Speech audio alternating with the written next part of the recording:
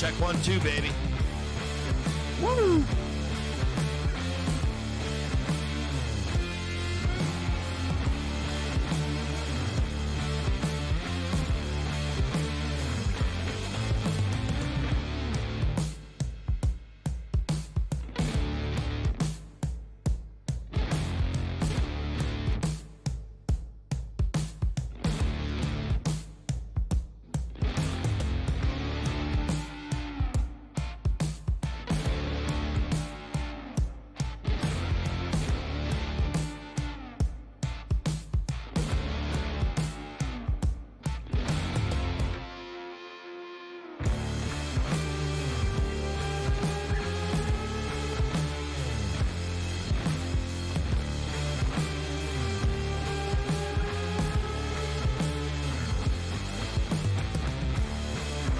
Good morning out there. If you're watching on YouTube this morning, we're going to leave the comments on for subscribers today due to the Senate hearings.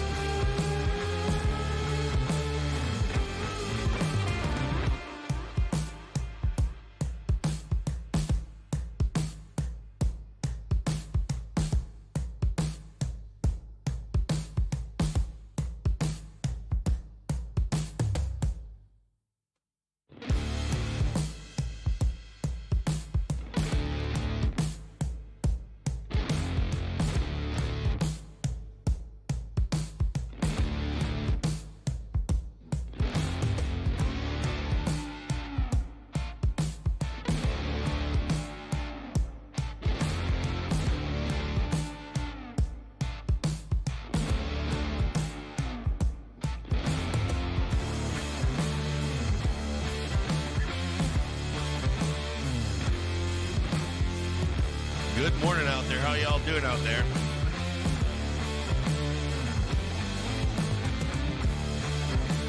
Good morning, good morning. How y'all doing out there? You guys all look handsome, great this morning. How y'all doing out there? Y'all ready for Jerome Powell this morning? In one quick second, I got to catch up here. Hold on one second here.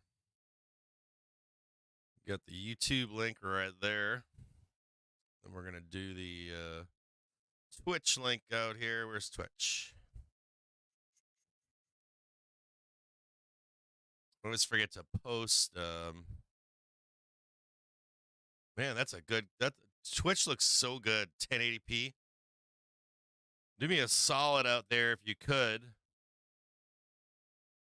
I'm going to leave on... let me see. I'm post this right now. I'm going to leave on the... I'm going to leave the chat on this morning on YouTube. And I'm going to try to figure out how to open the chat to anybody this morning. I'll ask Bork. But I'm going to leave the chat open on Twitch this morning as well. So if you're just joining us, I think at YouTube you have to just subscribe. It's free. Just like click the subscribe button or something like that. I think it's something similar on Twitch due to the Senate hearings this morning. And so you guys can have some open and free conversation, that kind of stuff. So if you can do me a solid this morning, I'd appreciate it if you could get on Twitter and repost the post I just made about the live stream. I would appreciate it. Maybe give it a thumbs up or something, or say, live stream coverage would be nice to have people here today for that stream and for the coverage that we're providing today. We're going to get right into it this morning with the market brief and start chatting about that. Wait a minute here. Woo! So we're going to start off with, we'll start with some doom this morning. Good morning, everybody. How y'all doing out there? If you all recall, Jerome Powell's testimony sent markets reeling. That may be a good thing. This is from Wednesday, March 8th of 2023. Fed Chair Jerome Powell on Tuesday cleared the way for larger interest rate hikes at this month's central bank policy meeting, sending markets into a tailspin. In his remarks to the Senate Committee on Banking, Powell said that economically painful interest rate hikes are likely to be higher than previously anticipated, and that as a result, the labor market is also very likely to weaken. Investors didn't take that news well, but some analysts think that's exactly what Powell wanted. So Powell wanted to talk the market down. We had high volatility during that day. Now, we don't expect that conversation from Powell today, even though Bostic yesterday made little Fed chair kind of wild-ass comments. And what's really most bizarre, we'll get into that in just a moment here, but you can see that hearing and some of the people that are there, senators that are there to, one, appeal to their constituency, and then use these Senate hearings as a whip for the markets, whip for the U.S. and the sound bites and all of that kind of stuff. Now, we've got a squeeze this morning. We had prepared statements released this morning. We'll go over those at some point. But I also want to point out here that this was just historically, if you want to take a look back at this same time period last year, this was Wednesday, March 8th, so right around the 6th, 7th, and 8th. And guess what day today is, right? March 6th. And funnily enough, I was reading yesterday Bostic's comments, and I was like, these aren't that bad. And then I read another article talking about how doom and gloom these were. You know, this is what I want to say about these guys. These guys, if you were to go back and find some of these guys' comments, these Fed chair presidents, I shouldn't be swearing. These guys, right? We should title a segment called Stupid Shit Fed, little Fed presidents. That's what I like to call them. Little Fed presidents like to say. And what's fascinating is these guys talk to price setters. These guys talk to the producers, and then they talk to the price setters for the things that you consume. We've had this conversation now twice this past week. 2 times about price setters. We even have quotes from these Fed chairs talking about how they know that these prices are going to be raised, that these prices are not coming down. This is permanent. Okay, this is not like you and I chat, and this is not how do I explain this better to you? This is not what's the Fed gonna do? If the Fed raises rates, is it gonna bring prices down? It's not gonna be, the betting behind what happens. These companies don't give a flying F about any of this noise that we consume. They only get so many opportunities to raise their prices. If you are older, you know that a price of a hamburger has never come back down permanently. It has only gone up. If you don't know that, you can easily check the price of a hamburger or a cheeseburger from McDonald's from 20 years ago, 30 years ago. It's very easy to see how far your dollar goes. And we have never permanently gone back. So you've got Bostic here. This is from Wolf Street here. Came up with a new risk to the inflation scenario. A new risk. And mind you, we're talking about bringing inflation down to year-over-year increases. Not below, not like turning inflation down, just slowing the rates of inflation. You get what I'm saying? Not reversing it. And he's got a new risk because it's been there and it's already happening. But a new phrase to describe that risk, a phrase that will resonate here. Pent-up exuberance. This is a market that's gone sideways. This is a market that's gone sideways for 2 years. While inflation has continued to go up and will always continue to go up. And this is basic shit. If inflation continues, which it will, no matter what, if the stock market goes sideways or down, what does that mean? It's undervalued over time. And then he says, ready to pounce, quote unquote, would unleash a torrent of new hiring and investments at the first hint of an interest rate cut. Do you know what would likely happen if we had an interest rate cut? You would have a mad rush to sell your house. That would happen. You would see people on the same street running outside to put for sale signs out. What happens when you dump that much stock on the market? Prices come down. They come down. So again, more bullshit out of these Fed chairs. It has already been happening. The rate cut mania has loosened financial conditions to pre-rate hike levels. I don't know why I'm getting phone calls right here. Employment has surged over the past few months. Hourly earnings have spiked. Spiked. You mean what? Trying to meet inflation? Employment has surged over the past few months as well. That's always bad too, right? I mean, just read this stuff. So this rate cut mania has already unleashed the first wave of this pent-up exuberance. And Bostic nodded in that direction. Is the Bostic trying to say that we should be sideways? How many years? Is he asking for that? And even if we do, what does it lead to? When we have sideways markets for years, we go straight vertical for a straight decade. There's a new upside risk in town. I kid you not. Pent-up exuberance. That's Wolf Street. Next up, we've got Powell reinforces position that the Fed is not ready to start cutting interest rates. I'm in agreement with this. We do not cut interest rates. In prepared remarks for appearances on Capitol Hill, Fed Chair Jerome Powell said policymakers remain attentive to the risks that inflation poses and doesn't want to ease up too quickly. You might take that as bad. You might take that as bad, but it's not. It means they have not broken anything.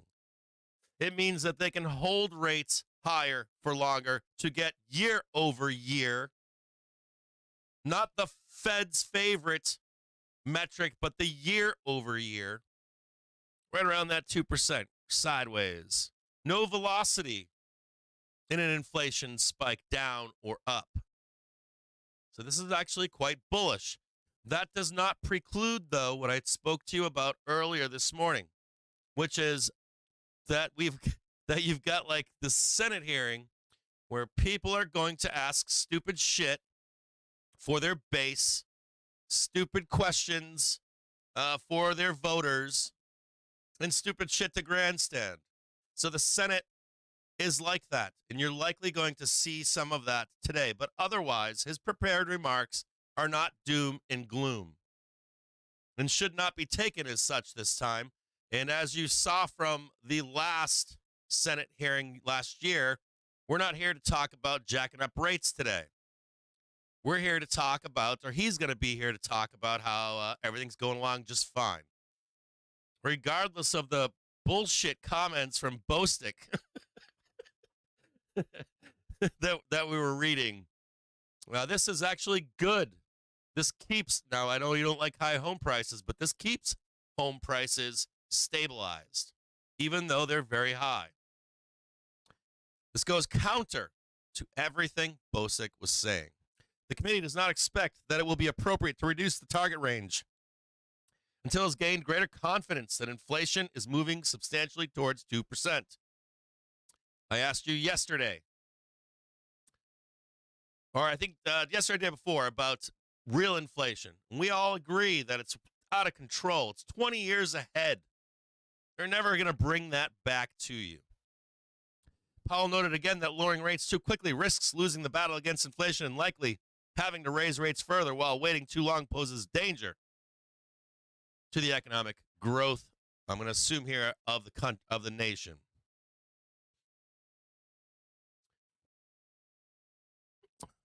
Also noted this morning that risks to both cutting rates too early and too fast, as well as too late or too little. This is the velocity of inflation that we discuss here in the show so frequently. Labor market remains relatively tight. This goes counter to what Bostic is saying. The Fed's restrictive policy stance putting downward pressure on economic activity and inflation. Labor demand still exceeds supply. Nominal wage growth has been easing.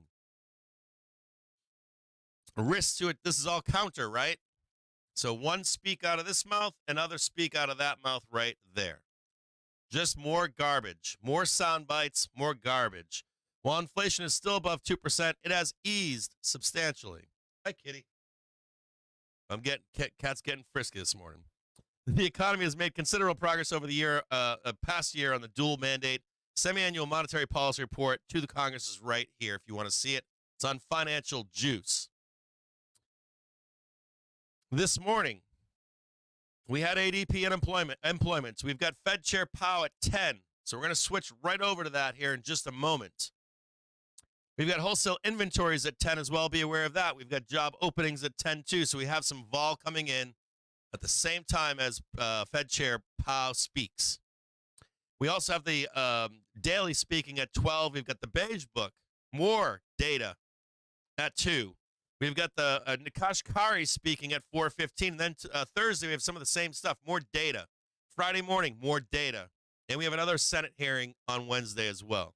Now, if this stuff gets too boring, we might turn it off in the background. We might just not look too closely at it. We'll start, of course, watching Powell today. But if it gets into the nitty-gritty, we'll just keep it on in the background and pay attention to any kind of volatility discussions that might arise, as they always do. Next up this morning, we're going to take a look at SPX Gamma. We've got SPX Gamma at 5109. The Gamma is actually 610.2. Yesterday, it dropped. This morning, more news came out. Not as bad this morning as it was yesterday. Gamma Flip is at 5080. So it has come down slightly. So the Gamma Flip has come down. It was at 5090, and that's at 5080. We also have a little bit more supportive environment to an extent that I'm going to show you here. I talked to you in your market brief last night about 4,900. If you look right down here, this is the new bottom of the market down here. This just showed up. So now this is a big giant air gap here, right? But we do have some kind of a floor lower, unlike in previous days. That floor was rising and rising and rising and rising. We now have some put development to the downside at 4,900. Anything less than 4,900, you should know that CTAs will begin to divest themselves from the market. There's a slow rolling going on right now with CTAs, but nothing violent yet, nothing showing that selling. Price hasn't shown that as well yet. And look at SPX, right? Climbing right back up into the Gamma Flip. If you want this in the morning, I post them on the website. I thought I didn't post yesterday's, but I guess it did get posted yesterday. So I was double wrong. I thought I hadn't, but I did do it. So we're going to get rid of that one next. And we're going to switch over to the opening bell and positioning.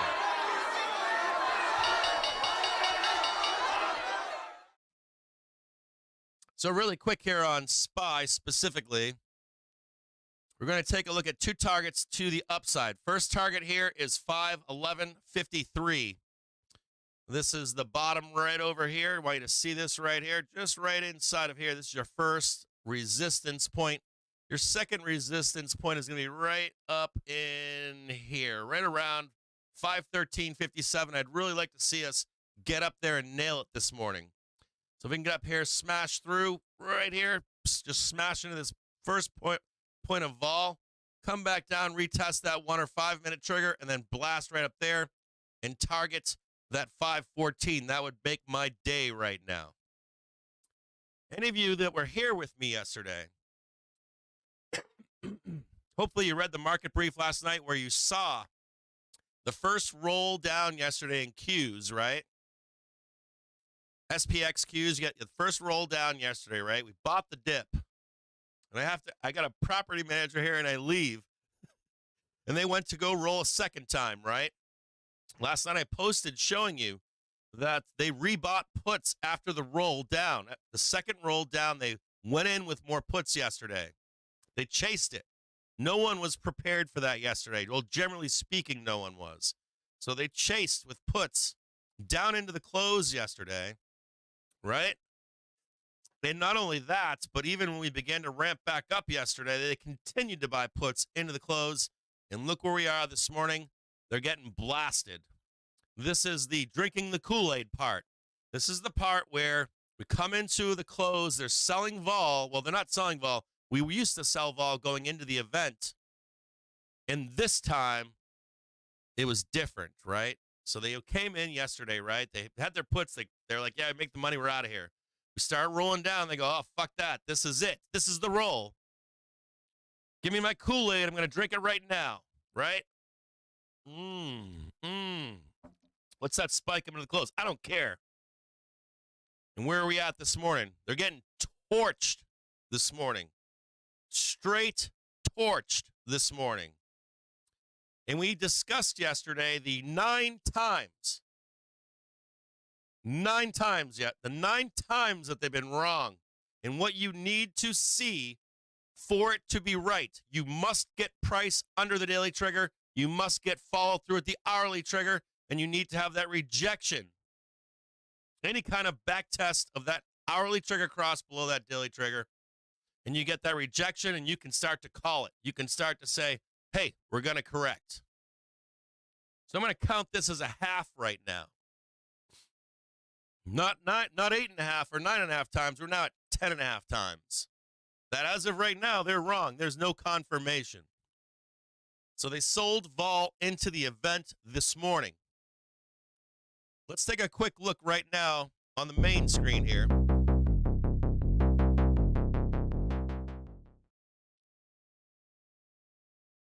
And we're going to take a look at the Qs. What did we buy yesterday morning at the bottom down here? Right down here, we bought this, didn't we? What did we buy yesterday? 440C on Qs. Where are we this morning with 1 minute left? Tell me in the chat. Tell me in the chat, where are we this morning?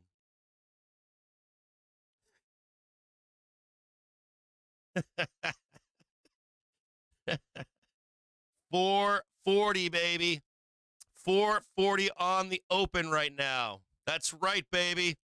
Give me a burr in the chat this morning, please. What did we not close? I was going to close at the closing bell yesterday. What did we not close? What did we leave on? What did we leave on, baby? We left the burr on, didn't we?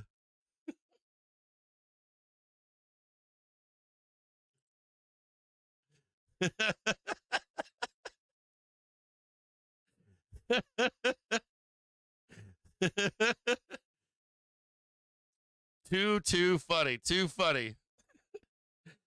Hold on here. Hold on here. Oh, yeah, baby. 440.61.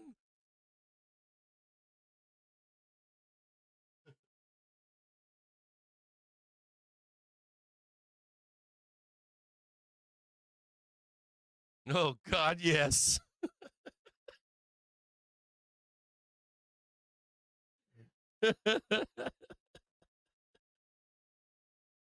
All right.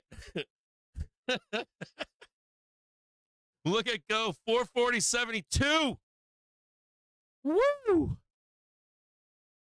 We are coming up into some resistance on Qs up here. First target, 441. We're almost there. We're right about there right now. I'm going to take the money and run here. I've got a sell order in, still trying to get it to close. Right up in here, we've got the, so down below here, just so you can see. Right up in there is your first point of resistance. Change that to yellow. If you want to stay in, you've got some more upside targets up here. I'm going to show you your second one. And by the way, any of you on that Tesla trade with me,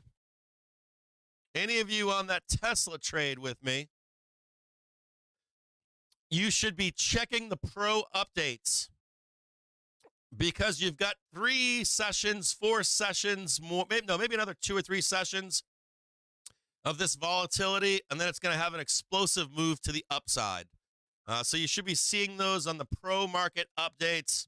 You shouldn't be concerned at this point. You're going to hear bullshit, and then it's going to rip faces to the upside. So if you are a Tesla trader, if you've got the March 18th Tesla calls, if you took the opportunity to buy some dips when they arrived, Congratulations. All that doom and gloom gone once again, at least for the moment. No rejection on the hourly trigger at the moment. Situation normal. Continue on at the moment. Volatility event. Oh, just starting, but we only got like 2 days, maybe an extra day of it left for a little bit. So unless we hear some real doom and gloom today, situation normal and carry on. Man, they really build it up, don't they? Look at that big old, look at NDX right now. Look at that beast mode. NDX trading 18,087.03 right now. Woo! Hello, ladies. Let's keep that one open right there. Yeah, you know, you can kind of weak all you want. You can buy the top whatever you want to be. You got to be a pro trader. If you're a pro trader, you already know exactly what we're talking about here. I already lay it all out for you. It's already all laid out. I'll just wait until it gets strong again, then buy it. It's like chasing holes. It's like buying tops and chasing holes. Or at least in my view, it is.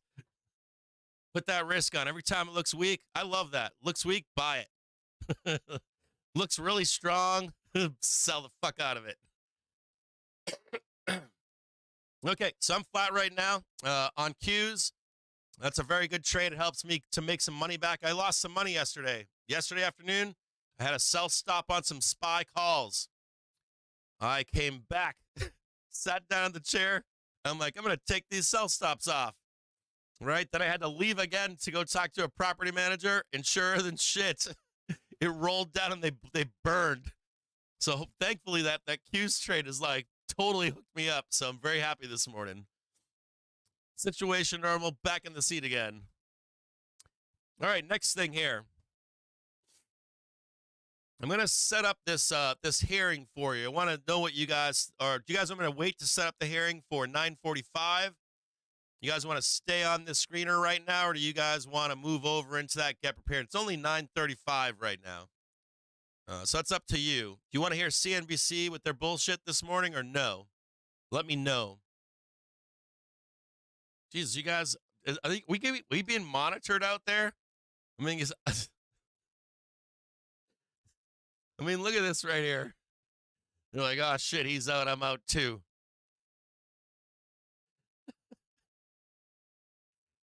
No, you don't want to hear the CNBC diarrhea? I know, it's so bad, isn't it? It's so bad. It's so bad. Sometimes it's all right. Sometimes not so bad, but sometimes I'm just like, I can't do it right now. I feel like it's a bunch of like rich old white, fat old white, greasy-handed guys, and they're like, I gotta go out and they're like, you know those poors out there? Why are they out there begging right now? They should get back to work, right? Fat old white guys, greasy hands in their pockets, like sweaty ass hands, like grubbing on their money, and they're like looking at the poors, and they're like, that poor guy and that poor. Why are those people out there complaining right now? They should get back to work. Stop eating their avocado toast and take on a third job. And then you go find that old white guy and you're like, what are you going to do this morning, buddy? And he's like, I'm going to go on CNBC. I'm going to pump my own. You're begging for money? Yeah. I'm going to keep the wealthy wealthy.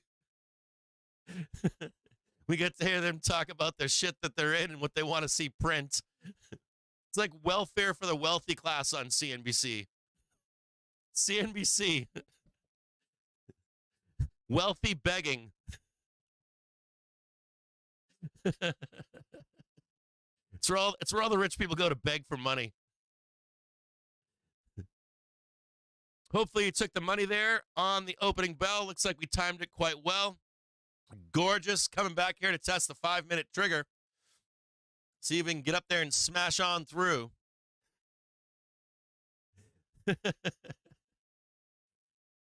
Oh, dude, the GME debacle. Oof, I don't even want to talk about that. I was there's a guy named a friend of mine, right? I got a friend on Twitter. I was never on Twitter, right? I was always on Wall Street Bets, right? I come on Twitter and I meet a guy named Suspected Saboteur. And it's funnily enough, right? Suspected Saboteur is a Tesla Q guy. And so we're like diametrically opposed, right? But we get along really well. We're like really good friends. And he's pragmatic. And I'm pragmatic. I'm like a realist, you know. I can see both sides. I can see part of what they say and I know that they're not saying another part of it. But he's a pretty pragmatic person, right? Cut your bullshit kind of stuff.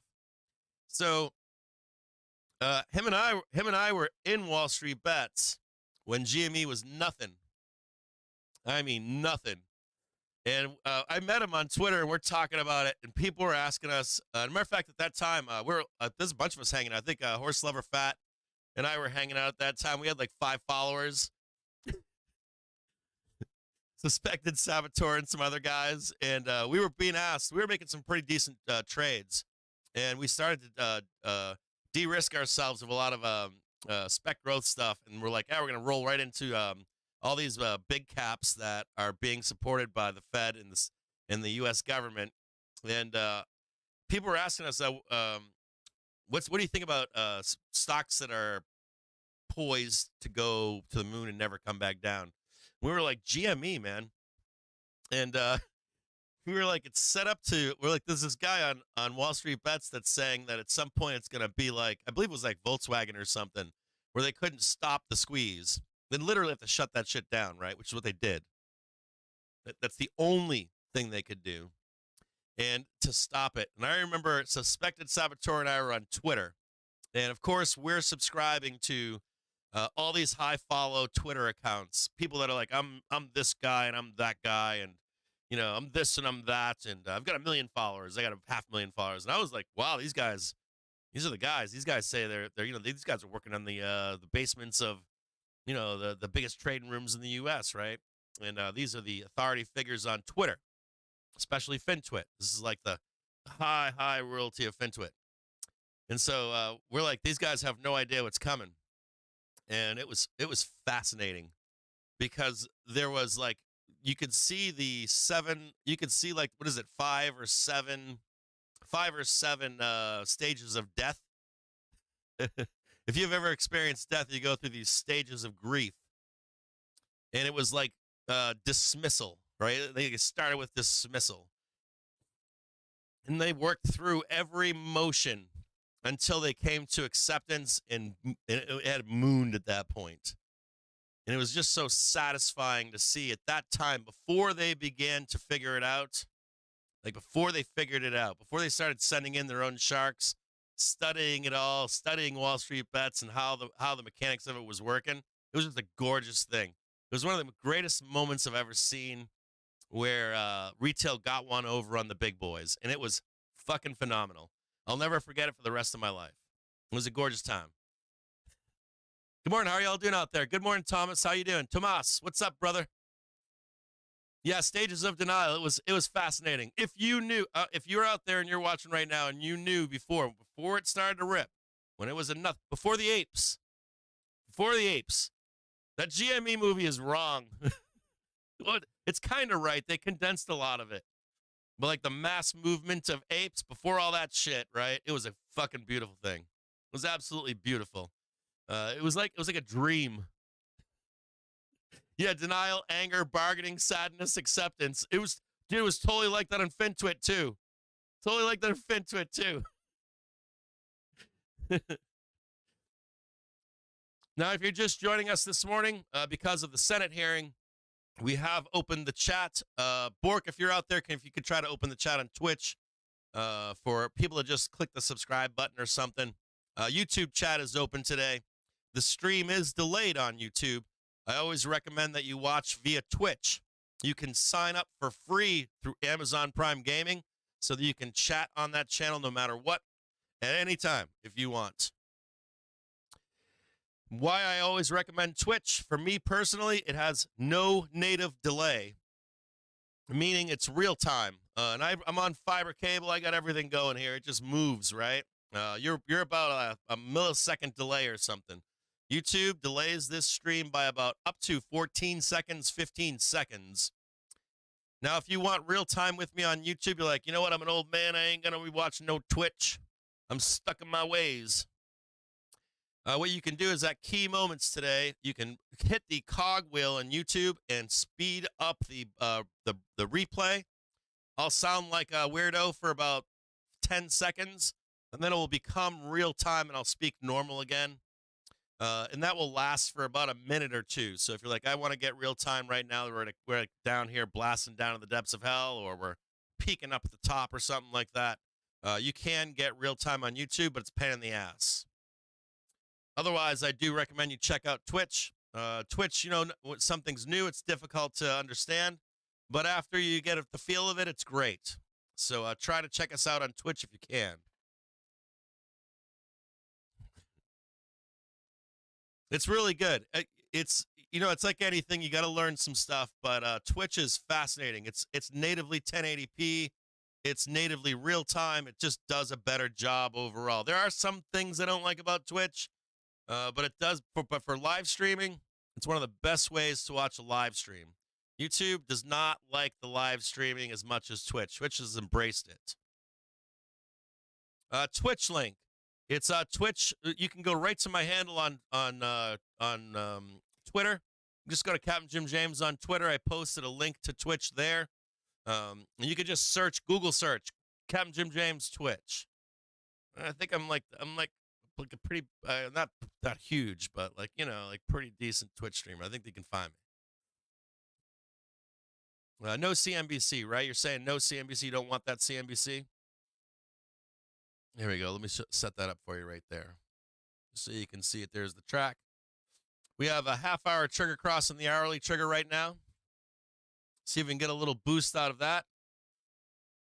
We already know about bear planes and bull planes. We don't have a bear plane here yet. You want to first see the rejection. You want to see the 1 minute cross the 5 minute before you start getting all bared up. And even then, even if it does roll, still have the potential here of bouncing just like that to the upside, okay? Be careful of being trapped as well. Again, it's 9:45. You could see a bunch of guys up here waiting to throw a hedge on once more on you. So just be aware of that. Don't get trapped. I also told people last night that this is probably a difficult time to trade. If you are not used to trading volatility, there's no shame right now, right? And just sitting on your hands. You don't have to do anything. There are so many easier moments to trade out there, and there's very small moments to give your money back, and this is one of them, right? When we run into these highly volatile events, if you had just sat on your hands, regardless of a big, huge squeeze or regardless of a big, huge drop, that tease to you, right? Whether you're a buyer or a seller natively or naturally, if you just bypass these things, you're usually much better off.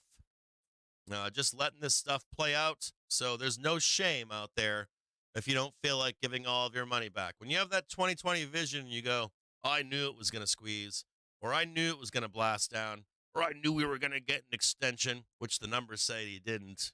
You kind of entered it late. Right around 1:30 in the afternoon, people started entering that trade. 2:30 in the afternoon, they were chasing it.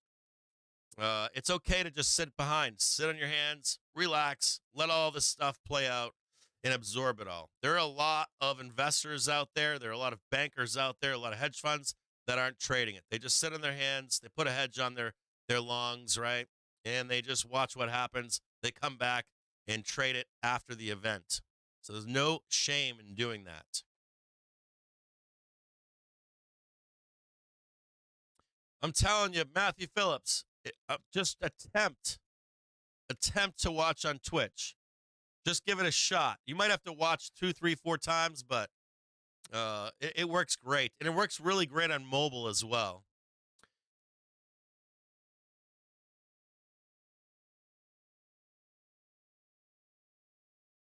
Yeah, these events are like these events are addictive. If you this is another problem too. I'm telling you, you sit out these events, right? But when you do, you look back on them and go, oh, dude, I had that right. So then you go into the next event and you go, I'm going to trade the fuck out of this, right? And then it goes against you. And you're like, God dang it. Now, there are so many easier setups, right? The day in, day out setups. When you're in like the regular days of the stock market, most of the normal setups tend to work better, right? When you go to an ER report, it's almost gambling, right? The lead up to, though, to an ER report is not, is it? We're either selling down into an ER report, we're buying up into an ER report, but the actual event itself, it's a lot of risk. It's a lot of guessing. A lot of the things and tools that you use go out the window to an extent. So any of these events like this, I don't need to be surprised. Yeah, test out Twitch. Just try it. If you don't like it, I understand, but Twitch is outstanding. Good morning, David AMS. I've been meaning to catch up with you, brother. I've been slammed. So yesterday I worked from 6 a.m. until midnight.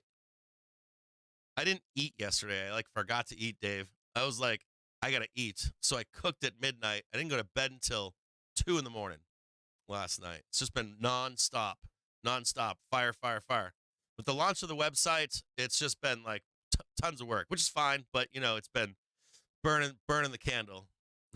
Joe Donut sent me a text last night at like 1 in the morning. And he's like, just sprinkle some crack on that toast. You'll be fine. I'm like, I need some Adderall or something. This reminds me of when I used to work, like really work. My real profession, we worked like 60, 70, 80 hours a week. We literally ate shit and slept work. It was like balls to the walls every day, nonstop. And this is what it feels like. Back at work. No pain, no gain, exactly.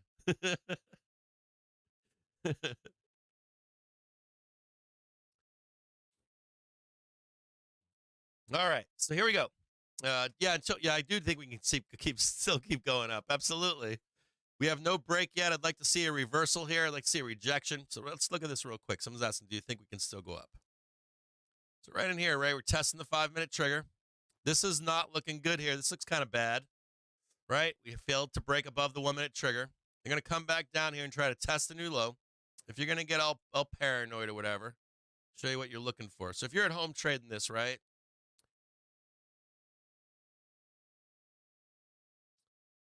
You got the recheck down below the 1-minute trigger, right? You get the failure by the bulls here. That's weakness by bulls. I'm not convinced here we're rolling though, right? You need to see the retest of the prior low. If you see the retest of the prior low right there, right? So watch all that, right? You'd be waiting for the exact cross of that white and red line. That's the 1-minute and the 5-minute trigger right in here. If you see that cross, right? So watch this right. They're going to try to get a new low. You're going to see a green bar. And you want to see that confirmation of failure right in here. Once you get this cross right here, you're Johnny on the spot. And you're a seller, right? And only on the cross, though, the confirmation, you see that bar right there, and you're like, bam, I'm bearish. Now, where's your first target? It's right down here, right there. Right in there. Take the money off, right? Wait for the next roll to the downside, re-enter again to go down. Do we have the cross yet, though? No. We don't have it yet, so you got to wait for it. If you're a seller, you're waiting.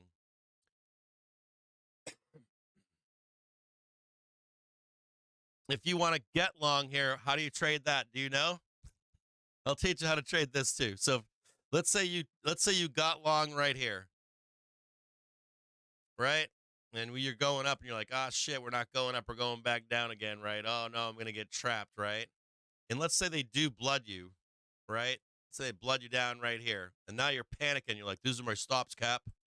You don't actually usually cut your longs there. You wait for it to come back up again where you initially bought right there. And that's where your stops actually are. When someone tells you their stops are lower, They can be lower, but you don't actually execute them until you come back up again. You get what I'm saying? Till you reach that failure point. Now, let's say you get out right, you go in right here, and you get out right here, and you say, well, I did this right. I managed my stops here, and then the market continues to go up. That's okay. You wait until we come back up here. If you see the new high, you're going to come right back down. Okay, you're going to see the turn right here in that 1 minute trigger. That's your entry point to get long again right there. That's managing your trades, managing your shorts, managing your long puts, managing your longs if it goes against you, and then picking them back up again when you need to. Make sense? I got something else for you here too this morning.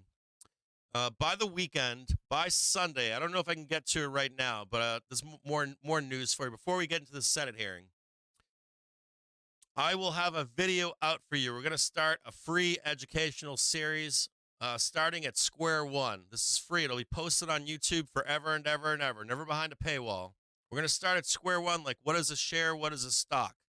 We're going to work our way through everything you need to know about investing, everything you need to know about options. But a key point in this video series is the first video is going to deal with everything that's on the Discord, everything that's on the website. What do those things mean? What do the posts mean? What are PMOs and PPOs? What's market breadth? Why does it matter?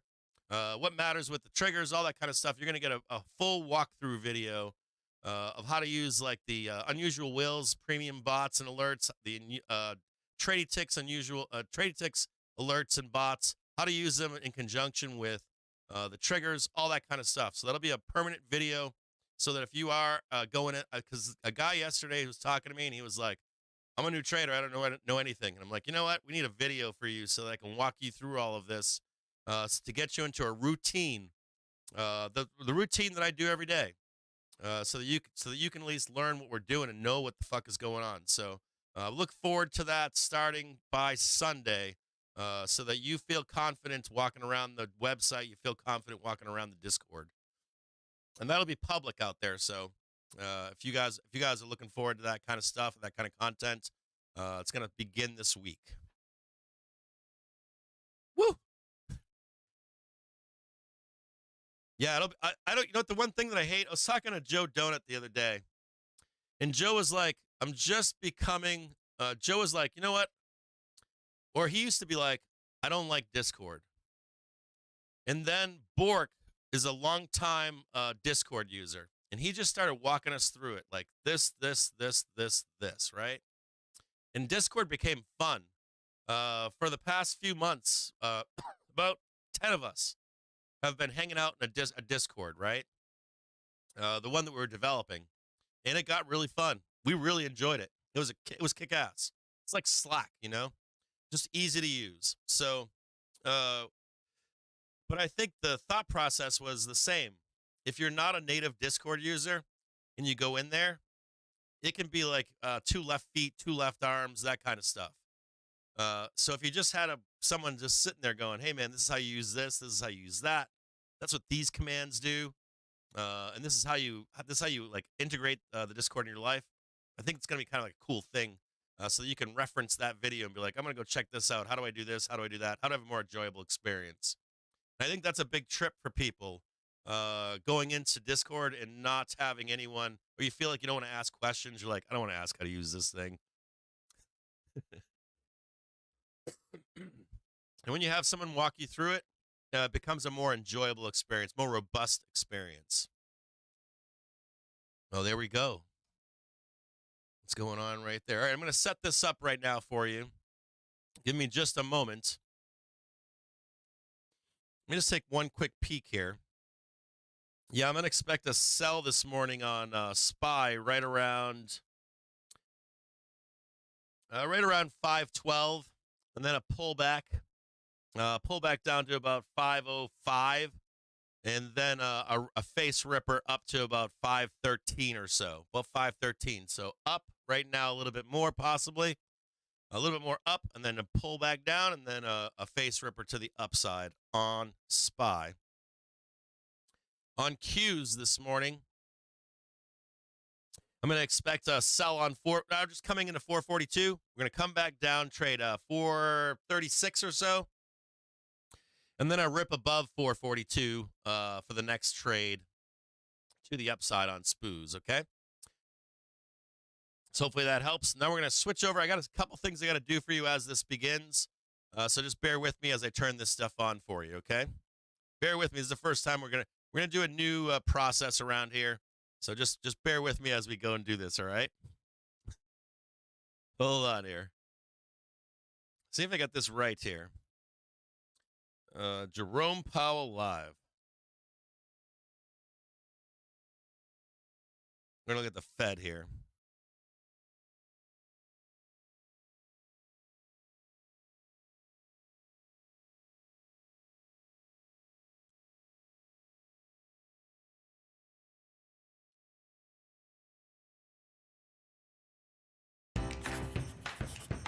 Oh, definitely going to get pinned on that one.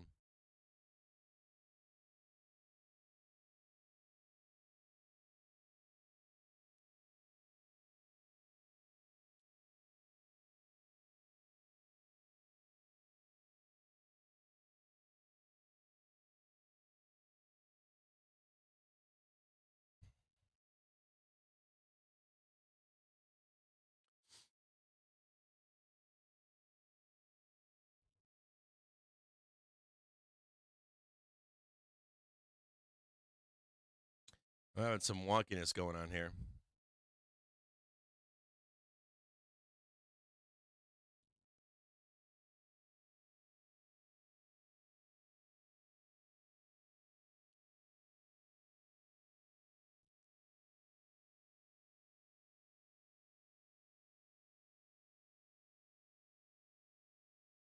Hang tight 1 second here, boys and girls.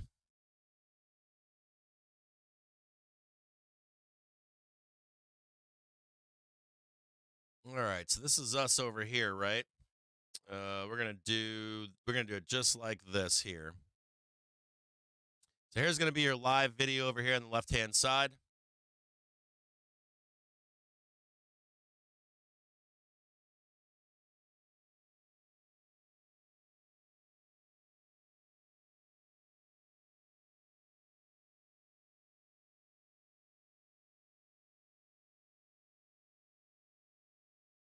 We're also going to bring up on the right-hand side here, we're going to bring up Financial Juice. This is the news squawker. So just over here, I'm going to draw your attention to some stuff this morning.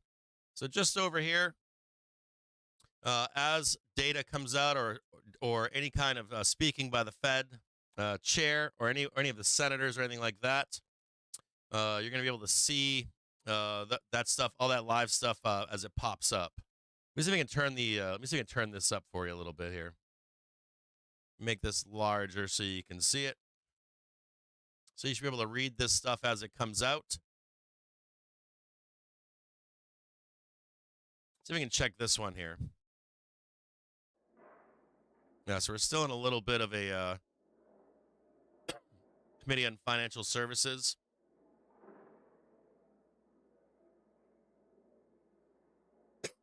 And let me know in the chat really quick. Let me know in the chat if you... What's going on with my hand over there? Whoa, man. Whoa. Let me know if, excuse me.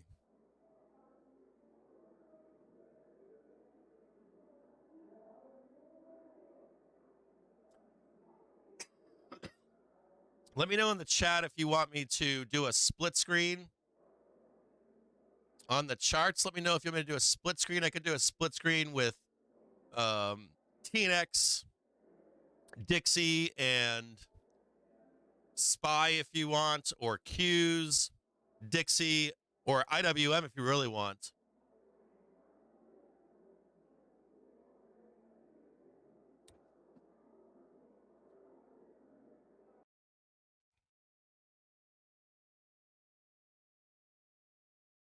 But just give me a heads up out there. Yeah, that Tom Lee paint's pretty good, right? It's weird, too. I flipped my camera around, and Barry looks kind of weird now with the lighting back there. I got to maybe lighten it up a little bit.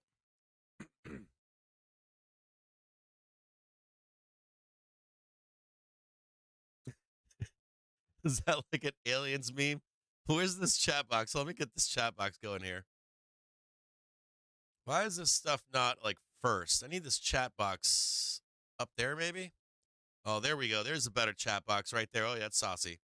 That's way better right there. Maybe we can make this bigger so you can see it. Right in there. Oh, that looks so much better right there, doesn't it? Right there. So much better. Why is gold going up so much? Do you want to talk? We can talk about gold. You can see the real rates on 10-year, right? You see the divergence going on? You want to put the real rates against, not against, but like a compared to gold, and that'll give you your answer. Back to YouTube for me, since I have no ads with premium on YouTube. David, you can get, I think you can get no ads if you sign up for Twitch, brother. I think you can get no ads on Twitch with the Prime sign up. If you sign up with Prime.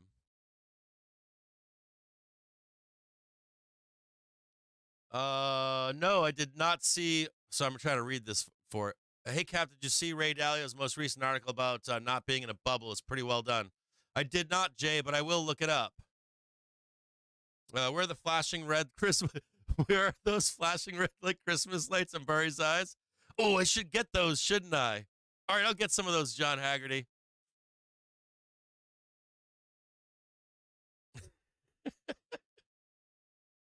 Yeah, David AMS, Poke the Jukebox is saying if you use the Amazon Prime subscription, which is free, it cuts out the ads. A little bit of weakness here as we begin. I'm not seeing much here right now.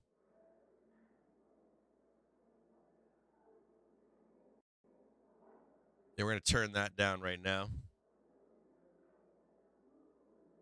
U.S. wholesale inventories for the January report. Here's JOLTS as well. JOLTS job openings actual 8.863 million, forecast 8.85. Previous 902, revised 8.889. Looking pretty good over here, right? Not too bad. U.S. wholesale inventories month over month. Revisions, actual minus 0.3, wink. Forecast minus 0.1% previously. U.S. wholesale sales month over month, negative 1.7. Forecast 0.3. Previous 0.7.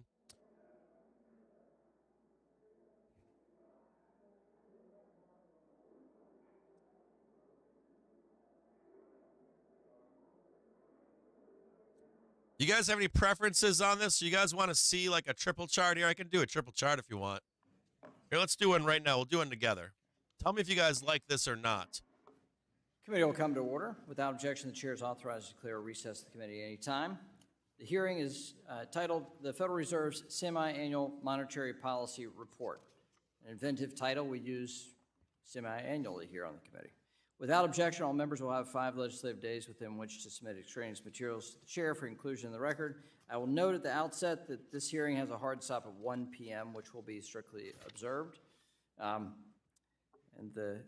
see Chairman Powell smile. Is Jimmy Berry here? Good morning, Jimmy. I'll now recognize myself for 4 minutes to give an opening statement, and welcome back, Chair Powell. Since you last appeared before the committee in June of 2023, the conversation in Washington surrounding inflation shifted significantly. To be clear, it's not because an inflationary fire has been extinguished. From the most recent data available, food costs are up 21% since President Biden took office. Energy costs are up nearly 32%. Shelter costs are up more than 19%. And you'll pay 37% more for a dozen eggs in America today. Oh. People are still paying more for the basics of life. And eggs. Sorry, I'm speeding up to get real time. The prices they're paying are still high. Families aren't happy about it, as you know, and as our colleagues know. But according to the Biden administration, many of my Democrat colleagues, they should be thrilled. In an attempt to score political points, many in Washington have decided the best strategy is to tell people what they're feeling isn't actually accurate. They claim Bidenomics has brought down costs and their partisan so-called American Rescue Plan put our economy back on the right track. Of course, we know the opposite is true, since inflation skyrocketed soon after the American Rescue Plan was enacted, which was predicted by several former Obama administration economic officials. Instead of working to solve the underlying issues causing high prices, the administration has played the blame game, citing corporate greed and so-called shrinkflation. Some Democrats have even trained fire on you, Chair Powell, blaming interest rate hikes, which were necessitated by Democrat spending, for the high cost and brazenly calling you to make cuts prematurely. It's highly inappropriate for lawmakers to attempt to influence monetary policy. Chairman Powell, I have faith that you will not allow politics to cloud your judgment in the fight to tackle inflation. As I have always said, you're a steady hand, and I believe you are committed to the Federal Reserve's independence, as am I. Just as you have rejected the outside pressures of politically motivated agendas, I hope you will be just as attuned to the threats of politicization when the calling is coming from inside the House. Vice Chairman Michael Barr's so-called holistic review of capital requirements and the fatally flawed Basel III endgame proposal represent a concerning trend of partisan proposals taking priority over supervision. This has real-world impacts, as we saw 1 year ago this month when the supervision and regulation arm of the Fed was late catching up to the effects of the acceleration of interest rates on the banking system. Americans were understandably shaken by last year's banking turbulence. As we continue to monitor potential instability, including bank exposure to commercial real estate, it's critical that the Fed keep its eye on the ball. This does not include enacting new, far-reaching, and ultimately harmful regulatory policy, though. As you know, members on both sides of the aisle, on this committee and in Congress, have made clear that the Basel III endgame proposal would be catastrophic for families, communities, and small businesses. Regulators should withdraw it and start over. I think that's the proper course with something as deeply flawed as the current proposal. Additionally, given that other significant proposals would have to fit holistically together, regulators cannot simply proceed with them as separate modules or using a cut and paste approach. Most importantly, as the Basel III endgame proposal is discarded or altered, I strongly urge you and other regulators not to finalize the long-term debt proposal. Instead, Chairman Powell, I would encourage you to stick to the task at hand and follow the data. The stakes are way too high to put politics over sound policy. With that, I yield back, and I'll now recognize the ranking member of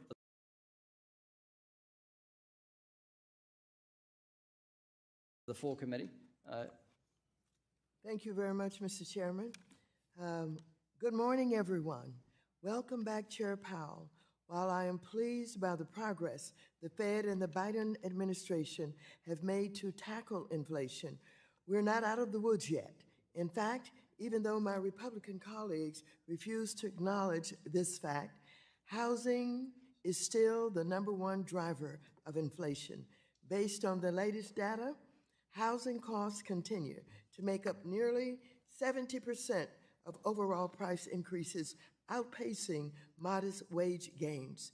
This means that until we address the underlying housing supply shortage, Americans will continue to pay an increasing share of their income on housing.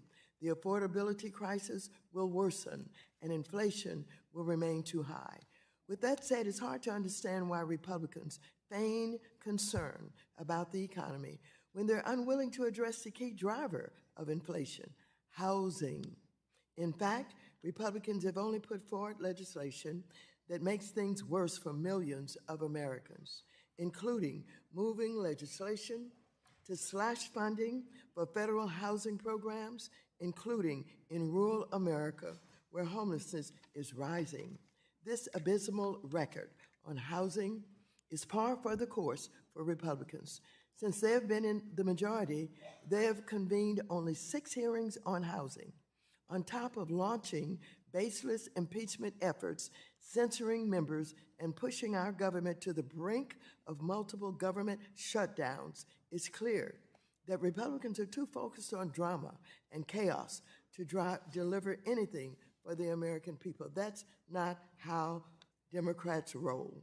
When I was chair of the committee during the 116th and 117th Congress, not only did we hold 55 hearings on housing, but I and my fellow Democrats enacted 12 critical housing bills into law in the last Congress alone that helped stymie a tsunami of evictions, foreclosures, and homelessness, keeping millions of people stably housed during and after the pandemic. Unlike Republicans, we don't just talk about the issue.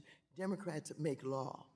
As House Republicans continue to disappoint, committee Democrats are offering evidence-based solutions to keep a fair and affordable housing agenda at the top priority in Congress.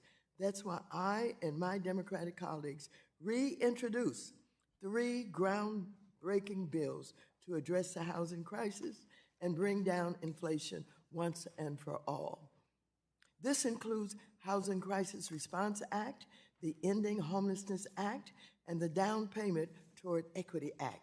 Together, these bills would create nearly 1.4 million affordable, accessible, and resilient homes, reduce housing costs in homelessness, and revive the American dream of home ownership for all. So, when my Republican colleagues are ready to get serious about our nation's economy and inflation, Democrats are ready to work with you to pass the bills into law. In fact, tomorrow— Good morning, Crazy Eddie. I, committee Democrats, and more than 30 housing advocates will join together at a press conference to share just how important ending the affordable housing crisis is to the state of our union. And so I invite all of my Republican colleagues who say they care about this issue to come on and join us. I look forward to discussing this critical issue with Chair Powell today. And, Mr. Chairman, I yield back my time. Chair recognizes IWM still holding up right now, looking pretty good. institutions of monetary policy for 1 minute. Welcome, Chairman Powell. Runaway inflation and increased interest rates still have Americans reeling. And while HYG looking good too. prices have come down thanks to monetary tightening, the overall level of prices remain high. The toothpaste is out of the tube. Reeling. And while the rate of price increases have come down thanks to monetary tightening, the overall level of prices remain high. The toothpaste is out of the tube, and Americans, the average American family, still is paying about $15,000 more for the same goods and services that they were purchasing just 3 years ago before the Biden administration. So Americans have suffered years of eroding purchasing power in their paychecks. And while I'm pleased the Fed is resolved in getting inflation back under control, I'm not pleased by the numerous recent unjustified, politicized, and underanalyzed regulatory proposals. The Fed needs to withdraw and repropose the irredeemably flawed Basel III Endgame proposal, especially given that 97% of public comments across Trying to speed this up, get it more real time. This is that native delay I was talking about with YouTube. expressed disapproval of the proposal. Chair Powell, I urge you to listen to the American people, withdraw the Basel III Endgame proposal, and tell us today what the Fed's plans are moving forward. I yield. The chair now recognizes the ranking member of the Subcommittee on Financial Institutions and Monetary Policy, Mr. Foster, for 1 minute. Thank you, Chair Powell, for being here today. And I had a chance to actually read the monetary policy report from cover to cover thanks to an exceptionally long airport delay, again, going back home last weekend. And the feeling I got again and again is that things are fairly well recovered from COVID and getting back to normal, that we're in the range where ordinary monetary policy and fiscal policy will allow us to satisfy your dual mandate. Today, unemployment remains near historic lows. Core PCE inflation is down to 2.8% year over year compared to a peak of 5.6% in 2022. And the major stock indices are hovering around record highs. GDP growth continues to beat expectations, and the U.S. economy has added more than 14 million jobs since President Biden took office. The GDP itself is pretty much back on the trajectory that— Just a note for you, if you're joining us on YouTube, the chat is open. You just click the subscribe button. It's free, and you can chat there. Workers now than any point since 2008. And so my lesson from that is that the fiscal response that we engaged in was appropriately tailored, and the soft landing— Chat should also be open on Twitch today. Gentleman yields back. Today, we welcome the testimony of Jerome Powell, Chair of the Federal Reserve's Board of Governors. As you know, you'll be recognized for 5 minutes for a summary of an oral presentation of your testimony. Without objection, your written testimony will be made a part of the record. Chair Powell, we're now recognized for 5 minutes. Chairman McHenry, Ranking Member Waters, and other members of the committee, I appreciate the opportunity to present the Federal Reserve's semi-annual monetary policy report. The Federal Reserve remains squarely focused on our dual mandate to promote maximum employment and stable prices for the American people. The economy has made considerable progress toward these objectives over the past year. While inflation remains above the FOMC's objective of 2%, it has eased substantially, and the slowing in inflation has occurred without a significant increase in unemployment. As the labor market tightness has eased and progress on inflation has continued, the risks to achieving our employment and inflation goals have been moving into better balance. Even so, the committee remains highly attentive to inflation risks and is acutely aware that high inflation imposes Real risks to the economy. significant hardship, especially on those least able to meet Oh, yeah, that's what it costs is. of essentials like Significant food, hardship. housing, and transportation. The FOMC is strongly committed to returning inflation to its 2% objective. Restoring price stability is essential to achieve a sustained period of strong labor market conditions that benefit all. I will review the current economic situation before turning to monetary policy. Economic activity expanded at a strong pace over the past year. For 2023 as a whole, gross domestic product increased 3.1%, bolstered by solid consumer demand and improving supply conditions. Activity in the housing sector was subdued over the past year, largely reflecting high mortgage rates. High interest rates also appear to have been weighing on business fixed investment. The labor market remains relatively tight, but supply and demand conditions have continued to come into better balance. Nothing new here. Since the middle of last year, payroll job gains have averaged 239,000 jobs per month, and the unemployment rate has remained near historical lows at 3.7%. Strong job creation has been accompanied by an increase in the supply of workers, particularly among individuals aged 25 to 54, and a continued strong pace of immigration. Job vacancies have declined and nominal wage growth has been easing. Although the jobs to workers gap has narrowed, labor demand still exceeds the supply of available workers. The strong labor market over the past 2 years has also helped to narrow long-standing disparities in employment and earnings across demographic groups. Inflation has eased notably over the past year, but remains above the FOMC's. That's right, Trader Moxie. Trade Moxie just said price stability equals the highest possible amount consumers are willing to pay. Good point. Over the 12 months ending in January. Excluding the volatile food and energy categories, core PCE prices rose 2.8%, a notable slowing from 2022 that was widespread across both goods and services prices. Long-term inflation expectations appear to have remained well anchored, as reflected by a broad range of surveys of households, businesses, and forecasters, as well as measures from financial markets. After significantly tightening the stance of monetary policy since early 2022, the FOMC has maintained the target range for the federal funds rate at 5.25% to 5.5% since its meeting last July. We've also continued to shrink our balance sheet at a brisk pace and in a predictable manner. A restrictive stance of monetary policy is putting downward pressure. That's a key word, predictable manner. We believe that our policy rate is likely. A non-adversarial If the Fed. economy evolves broadly as expected, it will likely be appropriate to begin dialing back policy restraint at some point this year. Woo. But the economic outlook is uncertain, and ongoing progress toward our 2% objective for inflation is not assured. Reducing policy restraint too soon or too much could result in a reversal of progress we've seen in inflation and ultimately require even tighter policy to get inflation back to 2%. At the same time, reducing policy restraint too late or too little could unduly weaken economic activity and employment. In considering any adjustments to the target range for the policy rate, we will carefully assess the incoming data, the evolving outlook, and the balance of risks. The committee does not expect that it will be appropriate to reduce the target range until it has gained greater confidence that inflation is moving sustainably toward 2%. We remain committed to bringing inflation back down to our 2% goal and to keeping longer-run inflation expectations well anchored. Restoring price stability is essential to set the stage for achieving maximum employment and stable prices over the longer run. To conclude, we understand that our actions affect communities, families, and businesses across the country. Everything we do is in service to our public mission. We at the Federal Reserve will do everything we can to achieve our maximum employment and price stability goals. Thank you. Thank you, Chairman Powell. And I should have noted this at the outset, but this is your 25th testimony before the U.S. Congress as Chair of the Federal Reserve, and we thank you for your service. Someone was asking, what are we looking at here? Right now we're looking at going up, trading 511.70 and possibly even up to 514. Could be a roll down, then go up.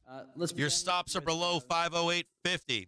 What's top? I drew it out like a crayon for you. Fed regulatory policy with the Barr proposal, the Michael Barr proposal on capital, and interest rates. If we begin to roll down, we talked about this earlier, right? If price rolls down here, all changes to white, right? If you roll down just like this, we get a new low. Should squeeze right back up. You'll get a chance to exit, and then we'll switch to a seller down here, okay? Currently, market is poised to go up, but we know on these events that some of these senators, man, they've got their own constituents, so they want to go back while they're running for office and say, I asked the hard questions of Jerome. So be careful of that volatility out there. Maximum employment and price stability, and and the incoming data as they affect the outlook, and those are the things we'll be looking at. I can go further if you'd like.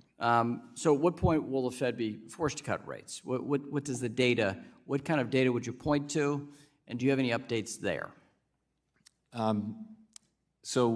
What we've said is that the committee would like to see more data that confirm and make us more confident that inflation is moving sustainably down to 2%.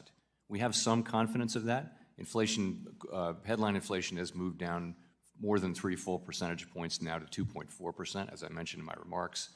We want to see a little bit more data so that we can become confident and so that we can take that step of beginning to reduce policy rates. It's a very important step.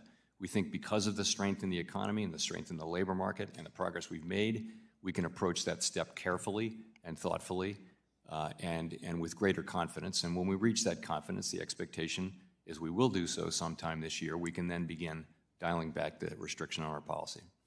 Well, let's pivot to regulatory policy. Chair Powell, as you know, there have been serious concerns expressed on both sides of the aisle and across America and across industries about the Basel III endgame proposal that Vice Chair Michael Barr has proposed and that the Fed is taking up. The concern is on both process, meaning how the proposed rule was developed, analyzed, and released for comment, the general concern of a lack of economic justification for these actions, but also on the substance. The proposal goes much further than the Basel III committee recommended on capital requirements, putting us at a great disadvantage internationally, potentially. So my first question is on substance. Is the Fed listening to these comments that have been nearly unanimous in opposition to this rule?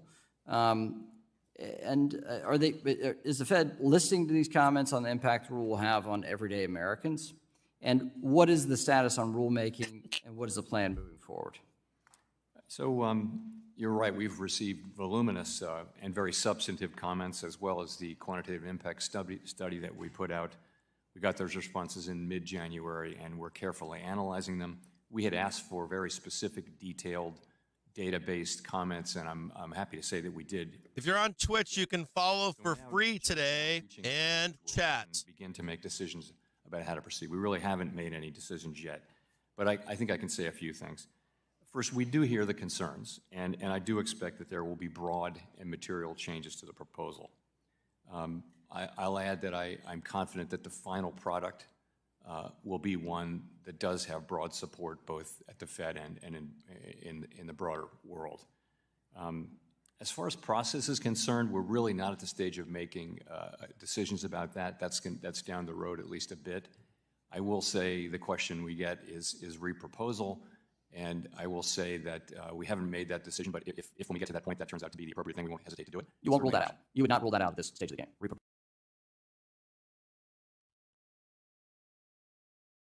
proposal? Not at all. No, I think it's a very plausible option. It will depend on how things lie at the time when we reach that point. Okay. And there's a lot of concern about the interplay between Things lie at the time when we reach that point. Okay. And there's a lot of concern about the interplay between different parts of the rule. And if you change one, what does economic analysis look like for the new proposal? So it's good to hear that you'll be methodical and the Fed will do its traditional role of building consensus around the substantive changes. And that is your intention. That is right. I said this will be a thoughtful, deliberative process. It's more important that we get this right than that we do it fast. We understand that. This is an important rulemaking, and it's going to have potential implications for the economy and the people we serve. We're going to take our time and do it right. Thank you, Chairman Powell. The ranking member, Ms. Waters, is recognized for 5 minutes. Thank you very much, Mr. Chairman. Chair Powell, I want to talk to you about housing, but before I get there, let me address the issue of mergers. Dude, how old is Maxine Waters? Anybody know how old Maxine Waters is? As well as DOJ, OCC, and You're like 90 or something? No offense. expressing my strong concern about the lack of progress you have made in updating your bank merger review procedures. This is You connect to connect on Prime. Just go to Google, type in Amazon Prime Gaming Twitch. which would create the 6th largest U.S. 105. commercial bank with a major role in the credit card market. For far too long, experts have raised alarm that there is a rubber stamping process of bank mergers where virtually all applications are approved. All the while, unbridled market consolidation. We need term limits for all these people. Like, you got to be kidding me. What is the status of your You got like Mitch McConnell being like 1,002. You got who's the other one? Dianne Feinstein. They rolled her basically gone out of the office, right? So I think They let her stay in office until she was gone. contact with the Justice Department on what's going on with their review of merger practices. We're looking. These people. I mean, even I'm a Democrat. Feinstein stayed in office like unintelligible. That you mentioned. Lost all of her vacancy. Didn't matter. Not much to say yet. It's early days. When we 10 do packs get of there, Camels per day. we're going to evaluate that merger as always under the factors laid out under the law, and that's our commitment. So you do believe that your bank merger procedures She's 85. All right. Yeah. What are these people doing at 85? necessary when you evaluate this possible merger? I do. And are you supportive of organizing community hearings on this merger? We haven't even. I haven't talked about that with anybody. I will say this: we've done that in many large mergers, but that's not a conversation we've had yet. We literally don't even have an application for the merger yet. Thank you. We'll stay in touch with you on that. So turning to the national affordable housing and homelessness crisis, where we've seen steady increases year after year in home prices and rent costs, which are a symptom of the chronic undersupply of affordable housing. Indeed, more renters I read that about Trump yesterday. They were saying that everybody was doing drugs in the White House. on housing costs. They had the doctors saying, they had the doctors in the White House. They'd get fired if they weren't just pumping out pills for everybody. I read that story. Emphasize the role that housing costs play in keeping us from your 2% inflation goal. Do you think it's reasonable to believe that monetary policy can accomplish this goal without a fiscal policy response? And if you do, how long will it take to get there? Housing services inflation is one of the three components that we look at that make. Yeah, Maxine and Mitch having a side thing. That's like Jerome and Yellen having a side thing too, right? I could just see like Yellen wearing the dominatrix stuff and just whipping Jerome. The overall story is like after dinner one night, has turned. Jaime is sitting in the other room wondering where the both of them are. They're out back just doing BDSM shit. You can see from currently entered into leases that Jaime Diamond turnover the Timon are going to be smaller. So in our forecast and in everyone's forecast, housing services inflation comes down. It's been reported that the methodology used to assess housing costs as an indicator of inflation is imperfect, namely because it considers costs based on both new and old rent, including for owner-occupied housing on a month-to-month basis. This results in stale data since families Housing costs typically do not change unless they move or their lease is up for renewal. So we had a conversation. I'm going to interject here. We had a conversation yesterday, if you weren't here yesterday, about housing costs and the fact that the U.S. government, as a which is referred to forcing or not letting people take on too much risk or bad risk, has created better investors in housing. This new indicator into its economic assessments. If not, why not? And so, what changes has it had on the level of housing inflation observed by the Fed? So we're well aware of that, and we do incorporate it into our thinking. As I was starting to mention, that is the reason. The fact that market rents are moving up at a much slower pace is the reason why forecasts are for housing services inflation to come down, and that absolutely plays a role in our thinking. Thank you, and I yield back. Gentlelady yields back. The Vice Chair, Mr. Barr, is, I'm sorry. Wrong Vice Chair. Wrong Vice Chair. The gentleman from Arkansas, the Vice Chair of the full committee, Mr. Hill, is recognized for 5 minutes. Thank you, Chairman. I want to welcome you, Chairman Powell, to the committee. We're glad to have you back and your expertise. And I want to pick up where Chairman McHenry left off on his conversation about Basel III Endgame. You made a good point saying you're not taking the whole concept of reproposal off the table as you review the analytics. Yeah, Jaime Dimon. We'll discuss the interactivity of that rule with other rules. Now, like him or not, right? If Jamie Dimon ran for president, he would win. Federal Reserve delay then A fair chance of him winning. proposal that's on. Do you think that Jamie Dimon would win if he ran for president? Should not finalize this long-term debt proposal for bank holding companies until banks have a better understanding of what their capital obligations under Basel III Endgame might be. So we haven't made the first decision yet, so it's hard, I couldn't say definitively. But yeah, that's a question we'd be asking ourselves: is what would be the implication for other rules, including the long-term debt? Well, and is the Fed considering changes to the requirement for regional banks to issue long-term debt? Right now, it's stated to be issued at 6% of risk-weighted assets, in abundance of caution in case there needs to be a resolution. Obviously, we know the logic for it. I'm not saying that I like Jamie. I'm asking you if he could run for president and win. Seems redundant to me. Are you aware of that? And have you considered changing that? Spoo's starting to squeeze a little bit right now. The comment period ended a little while back, and so once again, we're in the process of evaluating the comments. There will be a thoughtful, deliberative process around that. We welcome comments on these kinds of things. They're very important implications for the banks that are affected. Bill Ackman 2024? Make sure we understand them correctly so that we can evaluate, what a final rule should look like.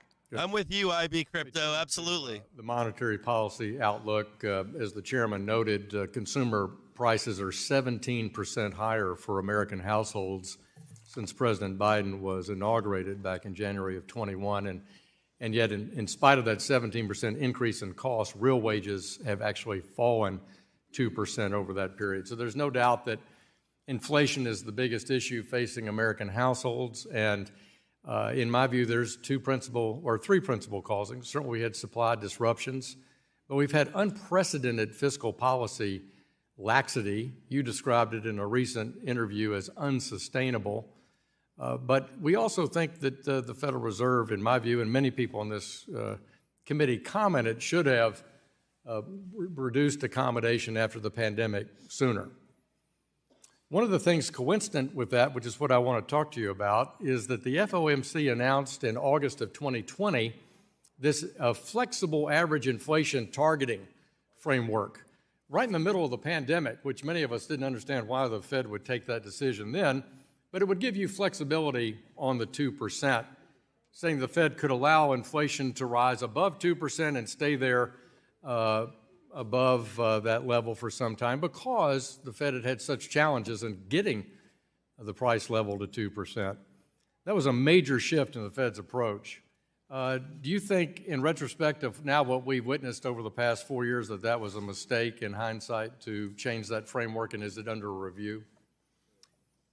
So we said we would do a review on a 5-year basis, and that means we'll be starting that review toward the end of this year. So we really haven't started. I do think that the question you raised will be one of the questions we look at, but the bigger question really is, That change in the approach was really based on the fact that we'd had very low interest rates and very low inflation for a long period of time, and policy was always very close to the effective lower bound, so there wasn't any firepower for central banks, and so it was a way to keep inflation expectations anchored at 2% and not have them slide down.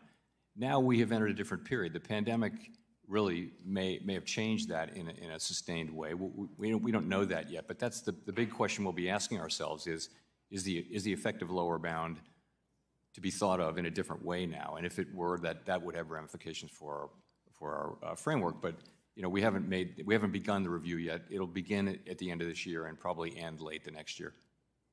Thank you. Yield back, Mr. Chairman. Gentleman yields back. We'll now go to the gentleman from New York, Mr. Meeks, for 5 minutes. Thank you, Mr. Chairman. Thank you, Chairman Powell, for being here. And I think I want to pick up a little bit right where we are.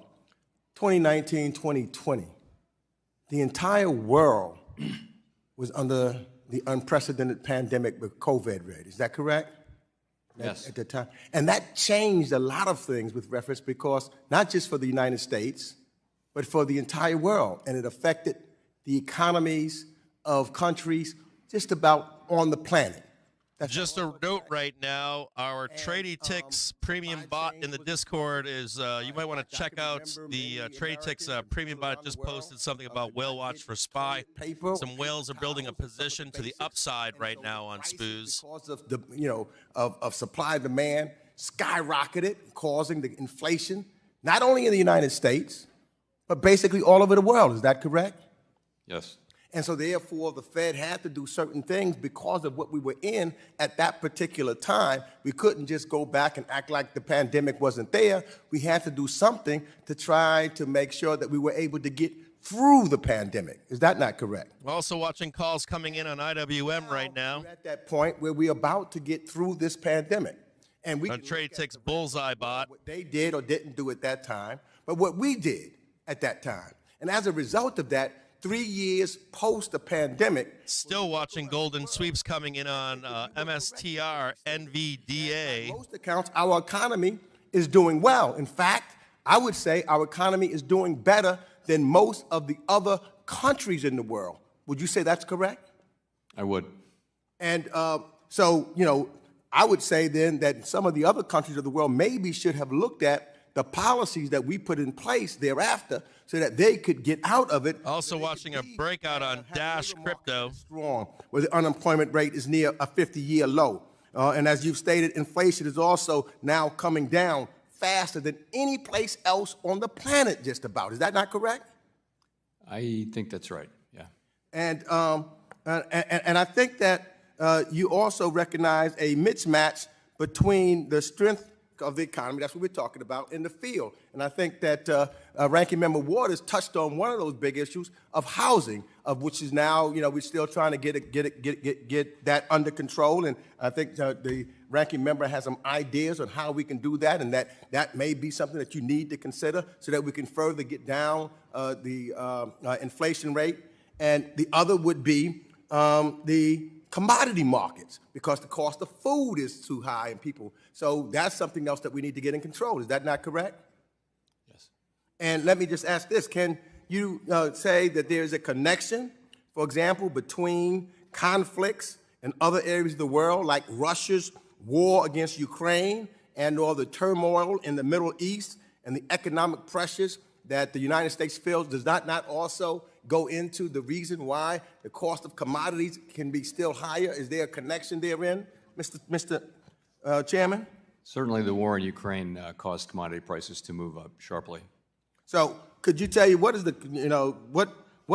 what would the connection lead you to believe that there is an urgent need for us, I would think, for, and we're running out of time, for us to do everything that is in our power in Congress to support Ukraine so that we can make sure that that and other strategic partners that we can help the commodities market, and that would help lower the cost of some of the commodities, bringing food prices down, if we would just be able to pass certain things that's going to help Ukraine. Inside the Discord, Pico0036 is saying this has been a wild ride for INTC, which usually trades pretty stable. It's up 6% Monday, down 6% yesterday, If we had up more 3% today. INTC. blocked by Russia, things of that nature, that generally just says that helps bring the cost down. Cost is higher because of the disruption in the Black Sea that's happened because of this war. So that would help bring the cost down. That is not necessarily the policies just here in the United States, but that's the policy because of what's going on in Russia, and we need to make sure that we do something to prevent that if we really are serious about bringing inflation down. Is that not correct? I think it's correct that a full supply of grain would help with commodity prices. And so, instead of us playing politics with this and acting like it is your fault or anyone else's fault that we had to go and do what we did because of the unprecedented pandemic, what we did was save the economy then, knowing we got some problems that we had now, and now we are recovering quicker and better than any other country on this planet as a result of your policies and the policies of Joe Biden. Expired. The gentleman from Oklahoma, Mr. Lucas, is now recognized for 5 minutes. Thank you, Mr. Chairman. And Chairman Powell, thank you for testifying today. When you were before this committee a year ago, I cautioned against raising capital requirements on commodity derivatives that our agricultural and energy producers use back home to keep prices of food and power stable for consumers. At the time, you said that was a very specific concern and you weren't sure the proposal would even address commodity derivatives. And in fairness, that was before the Boswell proposal was. I'm reading your chats out there. Unfortunately, we now. I'm reading the chats. The proposal does impact commodity derivatives, and in fact, they are among the most penalized. I have no idea what point he was making. And I would note for just a moment, I very much appreciate your comments. A lot of this stuff has to do for sound bites for later on when you're appealing to your constituency. Keep that in mind. Congress wanted end users to be able to secure their hedges without posting margin to keep the derivatives markets affordable. But now, I posted a link to this bill a few days ago on Twitter. If you want to read the entire bill, it's on. It looks like a small link. Chairman Powell, make me feel a little better. Ease my concerns here. Will you and the Fed work to fix this? Let me start by saying I want to echo the fact that our commodity markets and our capital markets are a huge national asset, and we need them to be functioning well and with as little friction as possible. I now understand that what you're referring to is the things that were done to increase capital requirements for various kinds of derivative activities. And I'll just say that's an area we're aware of the concerns, and it's an area. Steve M1N1 on Discord is saying to take a look at the stock ticker APP. That's Alpha. Bipartisan support to not disadvantage end users, farmers, ranchers, small businesses. This had broad bipartisan support then, and still. So the stock ticker symbol is Alpha or APP. So Alpha Papa Papa. Mind this long-standing work done by Congress. I'd like to enter a few letters into the record, Mr. Chairman, that discuss. Harushi also pointing out long PayPal. Agricultural Trade Association letter from the American Farm Bureau Federation, the National Cattlemen's Beef Association, among 7 others. Next, a joint Energy Trade Association letter from the American Gas Association and 4 others. And lastly, a letter from the American Public Power. What is that question? Papa Papa? That's actually Papa. That's the actual alphabetic of the military. Mr. Chairman. Chairman Powell, I'd now like to focus on how the proposal is set to significantly disincentivize banks from offering clearing services. In Dodd-Frank, Congress mandated central clearing as a way to reduce risk in the system. The number of banks that can clear derivatives for end users has reduced over time. Dude, that is Skeeter, isn't it? For end users to find a bank to offer this service. There are some estimates that the Fed's proposal will increase capital for this activity by 80%. I'm worried that this will make it harder for end users to find a bank to clear. True that, Turkey McNugget. This also comes at a time when the SEC, our friends at the Securities and Exchange Commission, has just finalized a rule in December. Spoo's right now in a 4-trigger bull cluster for an upside move. Markets. This will have a real impact on market access and liquidity, not just in commodities, but the $26 trillion treasury market that plays a critical role in the world economy. Will you work with the CFTC to address this problem? Man, IWM is grinding up right now, and it looks like a big old bear flag. I'm just watching it right now. They've been loving to blood it. Work with other agencies and also to make sure that our capital proposal. XOM ripping right now. XOM ripping to the upside. Of central clearing is entirely dependent on banks' willingness to participate, and problems with the Boswell endgame warrant a full reproposal to give us time to appreciate their consequences. And there are real consequences, as you and I both know, Mr. Chairman. Real consequences. And with that, Mr. Chairman, I yield back the balance of my time. Gentleman yields back. The gentleman from Texas, Mr. Green, is recognized for 5 minutes. Thank you, Mr. Chairman, and welcome again, Mr. Powell. It's an honor to have you before us today. Yeah, just heads up too, in that ticker APP, it's App Lovin' Corp. Check out their fundamentals. They've been cranking right now. And great consolidation, great turn above the triggers. It's looking really beautiful. And they are used in some circumstances to cast a Tesla, I'm long Tesla here. I am long on Tesla. Perhaps the Fed and if you're a pro trader, I've got it all charted out for you on the pro trader market updates. Still long Tesla here. Circumstances we're dealing with. I don't buy Tesla when it's mooning. I buy Tesla when it's in the dumpster. At a point where you believe that there will not be a recession, there was much talk about recession, and many people. I'm not your guy. If you guys like to buy shit that's already mooning, I don't do it. It's not me. I buy dips. I buy pullbacks, dips, blood, doom and gloom. Position currently on a recession. So U.S. growth last year was in excess of 3%. What we're seeing so far this year is continued solid growth. My expectation and that of other forecasters and of my colleagues is that we'll see continued growth at a solid pace. I will say, so there's no evidence or no reason to think that the U.S. economy is. Yeah, hey Amy, it's all on Trade the Trigger. It's all, we just launched we did a beta launch on our website. It's called TradeTheTrigger.com. We haven't really gone public about it, but we do have we have launched quietly. I don't think that possibility. Nothing. We are not trying to push it or anything like that, but because we're just trying to white glove service people, make sure that people are having a great experience. If we're running into any kind of issues with a soft launch, so we can white glove service you and help people through the process. Next point, the December FOMC projections showcase a slightly lower unemployment rate than last June's projections, and slightly higher GDP, suggesting a soft landing. Ooh. Means likely.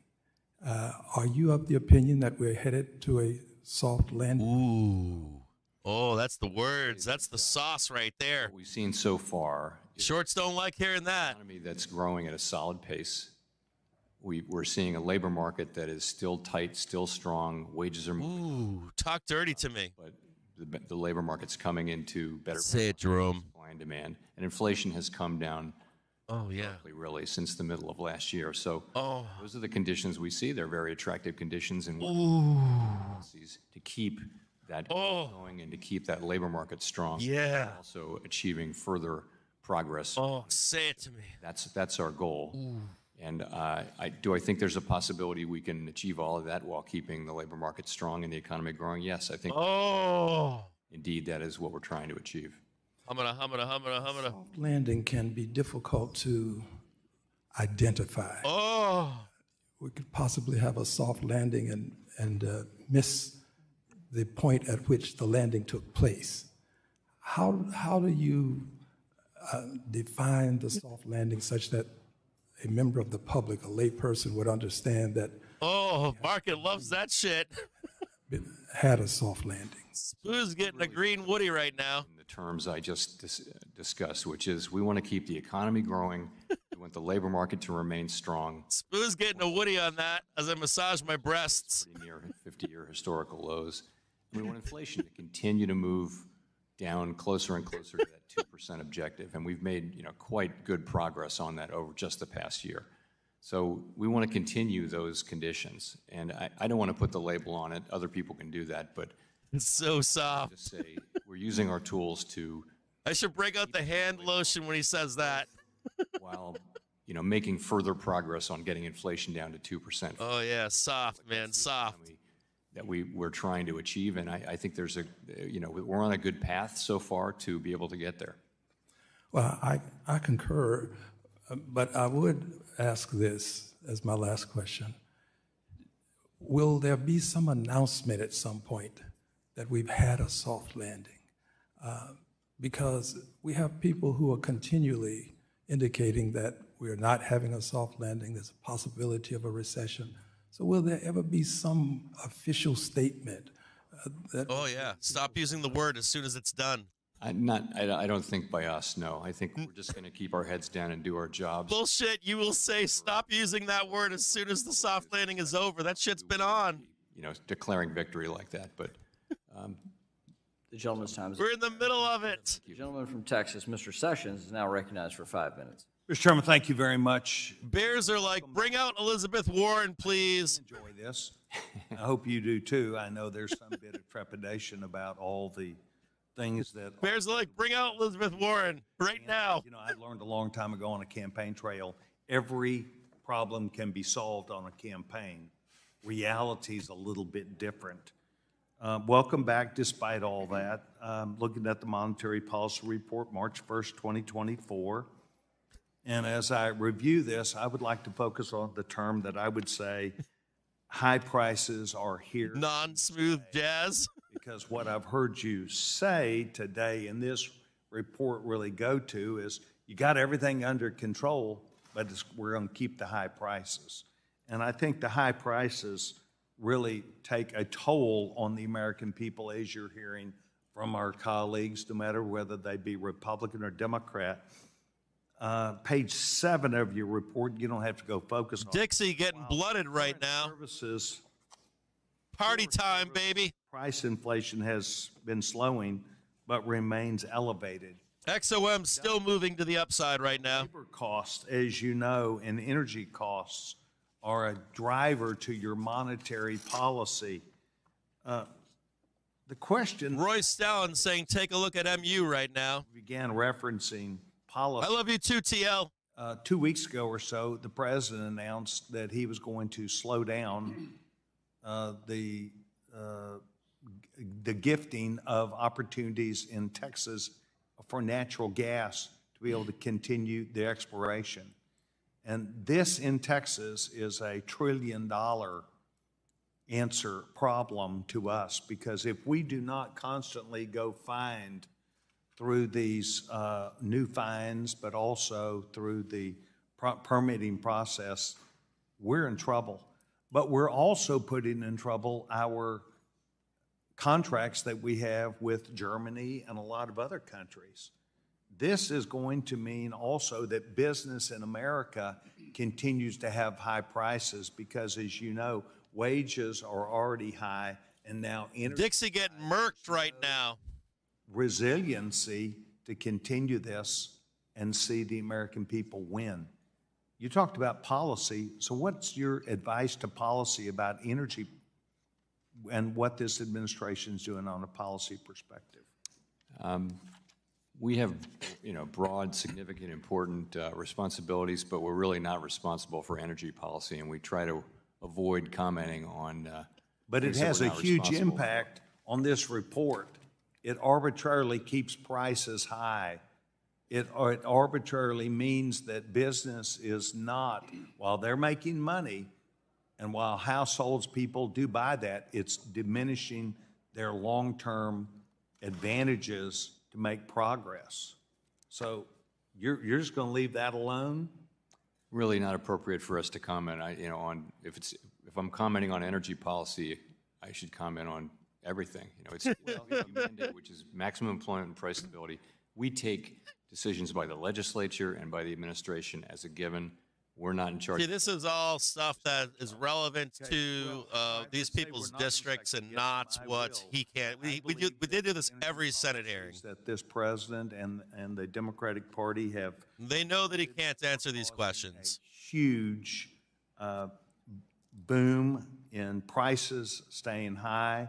They will not come down. A boom in attacking the energy industry, jobs that are associated with it, our foreign policy as it relates to contracts that we have signed with foreign countries, giving up the natural gas market almost entirely on a world market to Qatar. It has a huge impact on whether we are going to keep prices high or control these prices. It has a huge impact on, I think, your monetary report about how many houses get built, how many jobs get filled, whether we have jobs in place, whether we continue to have more jobs available than workers that are there. BOC's Government Macklem saying we have been surprised over the last couple quarters by the strength of the U.S. economy. This panel, but also by the American people. It would be my hope that you would pass some sort of a memo and tell them you have no opinion, but you want them to see what the impact is. I want to thank you for being here. Thank you, Mr. Chairman. I yield back my time. Gentleman yields back. The gentleman from Connecticut, Mr. Himes, is recognized for 5 minutes. Thank you, Mr. Chairman, and Chairman Powell, thanks for being with us today. I have a question, but I want to start by acknowledging, not celebrating, but acknowledging what has been a really remarkable soft landing in our economy. And I'm not celebrating because the American people, consumers, are still feeling the effects of high prices. Wages haven't caught up with prices in some instances. But I think that it would be fair to say that observers would never have predicted the conduct of this economy. You yourself said it in the final press conference of 2023 when you said a very high proportion of forecasters predicted very weak growth or a recession. Not only did that not happen, we actually had a very strong year. So I want to acknowledge that and acknowledge your commitment to independence. I thought he was going to get all bared up, but he didn't. Burdened with this idea that truth and facts matter, I want to point out, especially having listened to my good friend Mr. Sessions talk about the energy market, truth and facts matter. We are producing more oil and natural gas today than any other country on the planet. We are the world's #1 energy producer. I could spend my entire 5 minutes sort of pointing out facts. The fact I want to point out here, and this comes right out of the report, is that the premise that VIX rolling down right now as well. Is fiscal policy's fault. Just a note that VIX is starting to fall off. This hearing is a fiscal stimulus that occurred. Right now, there's a lot of, for lack of a better word, they're jerking off a lot. Even the negativity is not that negative. I quote from it: core goods prices have been declining as VIX declining. Bottlenecks ease and import price inflation falls. So, Mr. Chairman, I don't want you to comment on that because it gets a little bit political, but I do think it's important that we keep some foot on the plane of facts. I do want to ask you a question, though, Mr. Chairman, because I always worry about risks that we see and risks that we don't see. And I want to use the remainder of my time to talk about a risk you're very conscious of, which is the overhang in the commercial real estate market. As you know, the Financial Stability Oversight Council identified commercial real estate as perhaps the most salient risk to the financial system, $6 trillion roughly in loans, half of that on bank balance sheets. In a 60 Minutes interview a few weeks ago, you characterized distress in the commercial real estate market as sizable but manageable. Do you still feel like that risk is manageable? Do you feel like you've got the visibility and the transparency and the tools to address it? It makes me nervous because this has echoes of 2008, 2009, when vacancy rates were declined relatively rapidly. We're not seeing that right now. So how do you feel? Does that risk continue to be manageable, and do you have the tools to manage it? I would say yes to that. I think it is manageable, and we've been working hard to management for some time now, really. And what it really is it's a lot of downtown real estate where there's too much office supply because of work from home, and also the kind of downtown retail that is no longer as Fed's Powell saying commercial real estate risk is manageable. Take a look at KRE. Take a look at some of the other real estate ETFs right now. Concentrations. Fed's Jerome Powell. To deal with that, saying commercial real estate risk is manageable. The big banks, it's really medium and small size banks that have these higher concentrations. It's going to be with us. It's a problem we'll be working through, I think, for several years. And the idea is you've got to have enough capital, enough liquidity, and a plan to, take the losses that you're probably going to take. And so that's what we're doing. We're very active in this space with small. If you are a seller here, be very careful. We've got a forward trigger bull cluster on the 1 minute, 5 minutes, half hour, and hourly trigger. Egregious irresponsibility on the part of corporate treasurers who put so much on deposit. The Fed also had some self-examination. Jerome Powell also saying we are making sure banks with commercial real estate sector exposure can manage any losses. It will be a problem to work through for several years. But again, this is very much like people when we have bank runs, the Fed has been making everyone whole. No one has been left behind. The examiners will be on top of this. Reinforcing their commitment. But frankly, there's a risk that we would overreact to something as significant as that. It's not like we wouldn't have reacted very, very strongly to what happened with Silicon Valley Bank, and we have. So I know that our supervisors are out there, and we're hearing back from media reports that we have been engaged with medium and small-sized banks. A new high right now on SPY on a previous consolidation point. Just watch right here. You see that new high right there? A break above. It's bullish. I'll say so. Thank you. Thank you, Mr. Chairman. Yield back. The gentleman from Missouri, Mr. Lukemeyer, is recognized for 5 minutes. Thank you, Mr. Chairman. And thank you, Mr. Powell, for being here today. I'd like to associate my remarks, or myself, with Mr. Hill's remarks earlier with regards to the FDIC proposed long-term debt requirements that are based on the risk weighting of assets. I think it's an ill-thought-out proposal, and hopefully your position on FSOC, you'll be able to advise them and hopefully guide them that this is going to be held up until we actually get a Basel III rule. In October 2023, the board issued... Good job, iGame 101, saying I'm waiting, I'm out with $200 for the day. This is very concerning, given the data from both the GAO and Fed's own studies show that Reg II has significantly harmed access to free checking and other banking services for the country's poorest citizens. Yesterday, I introduced... What could go wrong? Travis 401 asking, what could go wrong with making everyone whole, right? So the fraud goes on. We already know that the moment they stop the fraud, that the market will blow up. We'll have Mad Max everywhere. So they just continue the fraud, man. Reports those findings. You got to go with the fraud until they can't do it anymore. We become Japan, right? But I urge the board to proceed. Princes of the yen, the U.S. The fraud goes on. Especially since the first iteration was so clearly harmful. I don't think anyone here disagrees there's a fraud, but it's happening, right? You can't go counter to it until they blow it up or they stop it. As you know, this rule is out for comment. We extended the comment period to May 12, so we don't have all the comments left out yet. We'll evaluate them carefully and make an assessment. I mean, the law does assign us a specific job, which is to assess whether an interchange fee received by a large debit issuer for processing a debit card transaction is reasonable and proportional to issuer costs. This is the obligation that Congress has bestowed upon us, not something we thought we sought, but that's our obligation under the law, and we don't know what else to do than to keep doing it for as long as that's our assignment. That's all we think we're doing, but I think that the concerns that have been raised will be things that we... Well, hopefully you'll study this and understand that from the previous types of rules along this line, they were very detrimental to a lot of low-income, middle-income folks.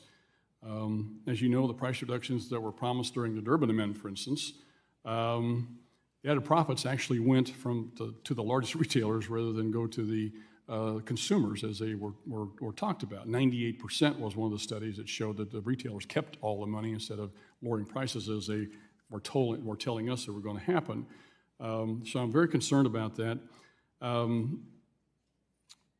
So what's the legal basis for updating your regulation? You've talked about it a little bit. You believe that there is something in the law that says that you need to be doing this updating all the time, or should you be studying it before you actually propose a rule and make all these things more appropriate? Well, again, I think our reading of the law is that it's not something you do once and leave it there. It's supposed to be reasonable and proportional to certain identified issue or costs. The implication being there, if those costs change, then this should change. So that's our reading. you know, I think we do a lot of work. We waited a long time to change it. It's been many years since we did change it, but we do quite a bit of work to make this assessment, and we'll review the comments and the data that we get. One of the things I hope that you consider is the fact that even though it's supposed to be on $10 billion and up, stuff all rolls downhill, and as the last study showed, the smaller banks, the community banks, are also feeling effects of this. So be sure and consider that when you start talking and thinking about this. I appreciate that. You know, one of the things, yesterday I had two different foreign banker CEOs in my office, and one of them brought up the subject to me, which is very concerning with regards to artificial intelligence being able to impact financial institutions in this country and our banking system. And I tell people, I said, you know, think about this for a second. You know, you find some individual who is a well-known individual, perhaps Larry Kudlow, Dave Ramsey, Bloomberg, somebody who has got credibility, and suddenly you see an artificially produced advertisement or Facebook post, and this person says, look here, we've got 100 banks that have got a problem today. Now, that individual didn't do this. It's artificially produced. I've seen a commercial already with individual. You couldn't tell the difference between that individual and the real thing. We have just come through the Silicon Valley situation. And if you have real-time payments, FedNow, where you can instantaneously transfer money, and you have people scared to death by some well-known individual through an artificial intelligence situation, and I can tell you that China is watching this like a hawk. They are ready to pounce on this situation. To me, I've got some bills that actually would solve the problem. Do you think there's some issues here we need to be taking a look at? Yeah, I think we're very focused on AI, many government agencies and law enforcement agencies in particular. It's very challenging. You paint one picture, there are lots of pictures. Gentleman's time has expired. It's interesting because the foreign banks actually are watching this. Thank you. We'll now go to the gentlewoman from Texas, Ms. Garcia, for 5 minutes. Thank you, Mr. Chairman, and Chairman Powell, thank you for being with us this morning. It's always a delight to have you. NVDA not affected at all by that statement from Powell saying we are very focused on AI. It looks like it's being received as the government is aware and they're making plans to meet any kind of negativity that comes from AI. So they are aware and working on it. That's probably a positive. Immigration also increases demand for goods and services. I know you mentioned in your report that XOM, take a look at that ticker, please, out there. COVID was held down due to some restrictions in COVID and restrictions on immigration. Can you detail how immigrants have been fueling our national growth? And did you consider this report from the CBO in this current report? So I am very familiar with the CBO report. I've read the demographic projections and I've read the economic projections, so I do understand what they did. And so you do agree with a $7 trillion growth in the next decade? I have no judgment on that. I haven't tried to make a parallel assessment, but I'm familiar with the assessment. Be careful there. Dixie is beginning to turn around a little bit. Bigger. It might spike up to 103.37 here. It's trying to. It's just arithmetic. If you say that if you add a couple million people to an economy, and a percentage of them will work, then there will be more output, and that's what they're showing. I just want to be very, very clear, though, that we don't make immigration policy. We don't comment on immigration policy indirectly or directly. No, well, I'm not asking you to do that, but, Mr. Chairman, I'm simply asking if you agree that the immigration... HYG is getting slightly weak here. ...labor force... Not anything to be concerned about just yet, but just keep an eye on it. We expect a continued growth at a solid pace. So to be able to continue on a solid pace, then we need that labor force. Wouldn't you agree? Well, so last year we got a big increase in workers, and it came from two sources. One was participation increased from people who were already here, and in addition, we got a significant increase in immigration, and many of those people take part in the working economy, and so there was a big increase in labor supply. That will have increased output. It will have made more people. It will have all kinds of economic effects. I'm just reporting the facts there. Right. I'm not going to say anything is needed for the future or good policy, or indirectly or directly, but I mean I think it's just reporting the facts to say that immigration and labor force participation both contributed to the very strong economic output growth that we had last year. Right. Is it possible for the Fed to conduct a formal assessment into the positive impact immigrants have on our economy and report back to Congress? Not really, no. I think that's a job for the CBO. We don't, that's precisely what the Congressional Budget Office does, not what we do. All right, but the other question that you've not addressed is, did you consider the CBO's assessment that the growth in the next 10 years would be $7 trillion and about $1 trillion in added revenues? Was that considered in this report? Because that was the February report, and this, I believe, is through February 29th. So I think that the answer to your question is 10-year growth projections by CBO don't have big implications. They don't have any implications really for the current stance of monetary policy. But I will say that the immigration that we saw was a notable factor of the 2023 and 2024 economic outcomes. And of course, we're aware of that, and it plays a role in our thinking about appropriate policy and the path of the economy. Okay, well, thank you for that. And related to that, I know that the last time that you were here, you and I talked about diversity and diversity inclusion efforts, both at the Fed, and I applaud you. And SPY grinding up right now. Volatility weeding off the market right now. To visit with her this week. What other strategies and programs are you using in the Fed, not only XOM blasting right now, in all the branches to ensure that there is diversity and inclusion? So in terms of intake of people, when we go to hire when the reserve banks go to hire a new president, those processes are very focused on having a diverse applicant pool, and you see the results of that more and more over the years. That happens. We don't have any role in appointments of governors, so that's not our job. The administration does that. In terms of, I'll just say internally, we're very focused on having an open and inclusive place to work, and also in hiring, we work hard to have diverse. Gentlelady's time's expired. The gentleman from Michigan, Mr. Heising, is now recognized for 5 minutes. Chairman Powell, good to see you in person. Mr. Chairman, I've got to make a comment here. It's stunning to me that equating an underground economy, which is very different and not a healthy alternative to the regular economy, and basing that on an illegal workforce that's not legally able to work, ultimately will fail. That is not a strategy to my colleagues on the other side. So just ask any farmer who's going to then have a regulator come in and fine them for employing people who are not legally allowed to be here in the country. That is one of their greatest fears. So that's just a fallacy of growth within this economy that is not sustainable. Chair Powell, last fall I sent Vice Chairman Barr a letter expressing my concern over the cumulative impact pending rulemakings governing products and services will have on consumers. This morning, there's been a fair amount of time spent on Basel III, but among the agencies, and here I'm including Fed, FDIC, OCC, CFPB, and the number of pending or final rules is frankly just staggering. Regulators last year finalized new rules for the Community Reinvestment Act. The Fed is also looking at Reg II, which in my opinion would unintentionally undermine recent significant progress in bringing low and moderate income consumers into the mainstream banking system.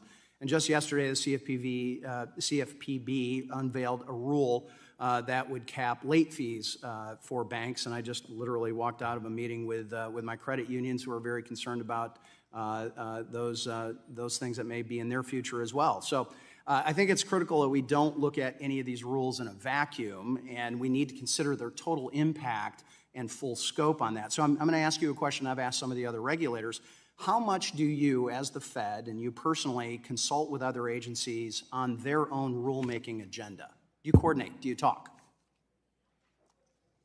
So I don't lead that area of our business, but I know there's a lot of talking. Coordination, I'm not sure there is coordination. We're in government. There's always a lot of talking. I'm concerned about the coordinating. All right, well, let me ask you this way. When a rule is finalized under another regulator, are you mandated or have any kind of policy to go back and look at your other pending rules under your purview and see if changes need to be made because of these other agencies' rulemakings? There's no mandate like that. I think where it made sense to do that, though, we would do it. But you genuinely have some sort of review of that. It's conscious. I don't think there is a formal review. Okay. No. I've heard repeatedly that elements of Basel III overlap with the Fed's annual stress tests. What are you going to do to address that overlap? So we're in the middle of just at the beginning, actually, of deciding what to do about Basel III. And part of that may be the interaction with the stress test. So I haven't got anything for you on that today, but that's certainly an issue that presents itself. We'd like to continue that conversation. I do want to touch on the bank failures of last year very quickly. Do you think that the banks that ultimately needed the government bailout lacked sufficient capital, or was it more of a management problem? So with Silicon Valley Bank, it wasn't really.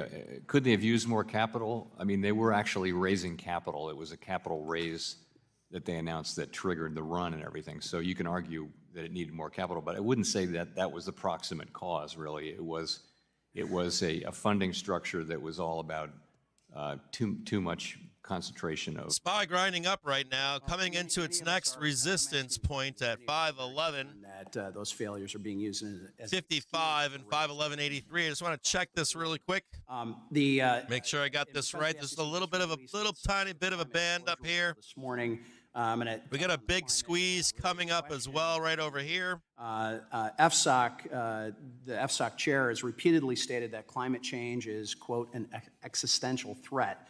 Presumably a threat that is existential affects banks and financial institutions of all sizes. Could possibly experience a slight pullback here. There might be one quick snap down. Just check that 5-minute trigger.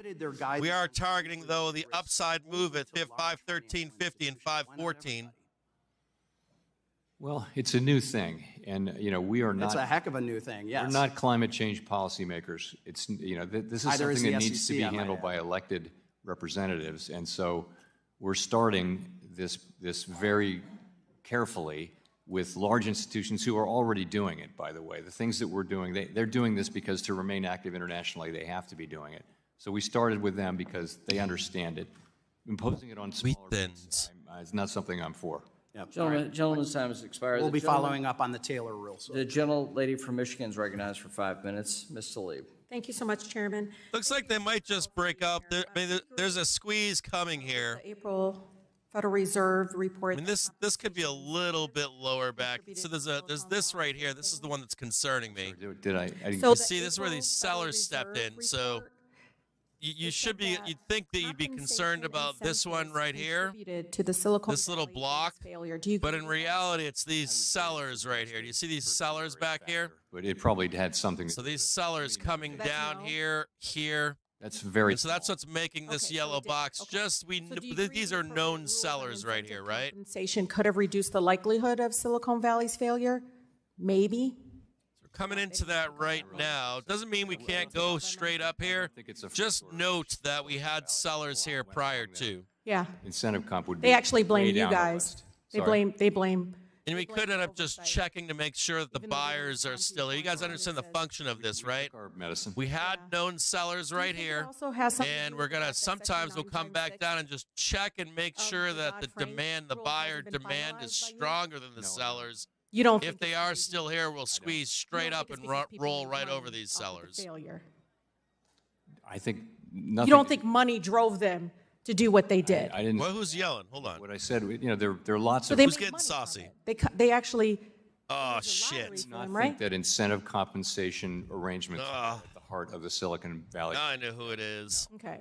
Do you support Democrat rulemaking for executive compensation? More grandstanding. I know that the. Oh, you don't? I'm sorry. Oh, do you support robust rulemaking for executive compensation? Do you believe in Section 956? Section 956 is the law. As I understand it, the agencies are looking at doing something. It's been 12 or 13 years, right? Yeah, multiple agencies. Has happened. Yeah. It's been hard to get it done. I lived through the last episodes of trying to get it done. So do you believe in a robust rulemaking process for executive compensation? I do, yeah. Oh, great. Oh, that's awesome. He's like, fuck. Will you commit to helping finalize the Dodd-Frank section of 956 this year? I wouldn't It's been say 12 years, Chairman. Yeah, no, I want. It played a role in bank failure, Chairman. If I can answer, what I would like to do is So you don't want to do it this year? I mean, I'm being serious. You're saying no?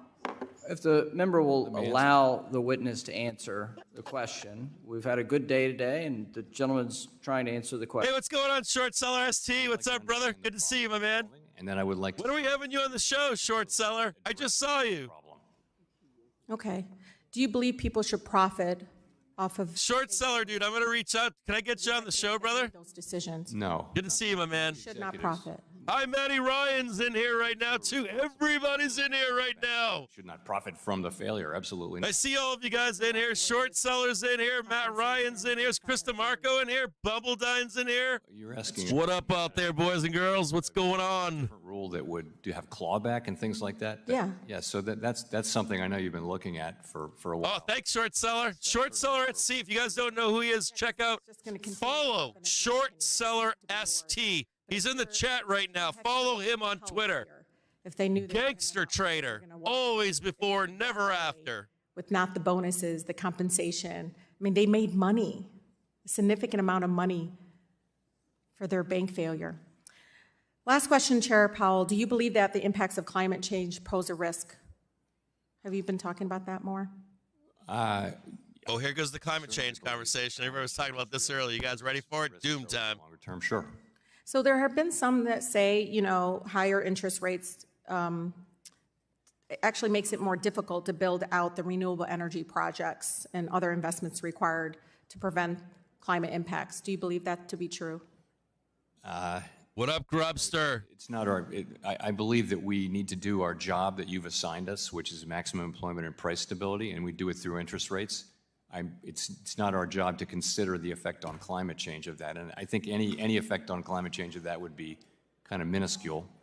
Yeah, Short Seller. It's like it's average. It's just you know Short Seller. It's just like I need sound bites for my constituency time. Age groups, basically, racial or other demographics. Doesn't matter if they're Republicans or Democrats. It's I gotta need a sound bite. Go back to my constituents. Inflation under control. The people who are hurt the most by inflation, as you know, Mm-hmm. are people who are on a fixed income, who right away are in trouble when the cost of transportation, food, energy, and when those things go up, Mhm. they don't have financial resources to deal with it. Have you And looked we're at the- accountable to provide price stability to the American people.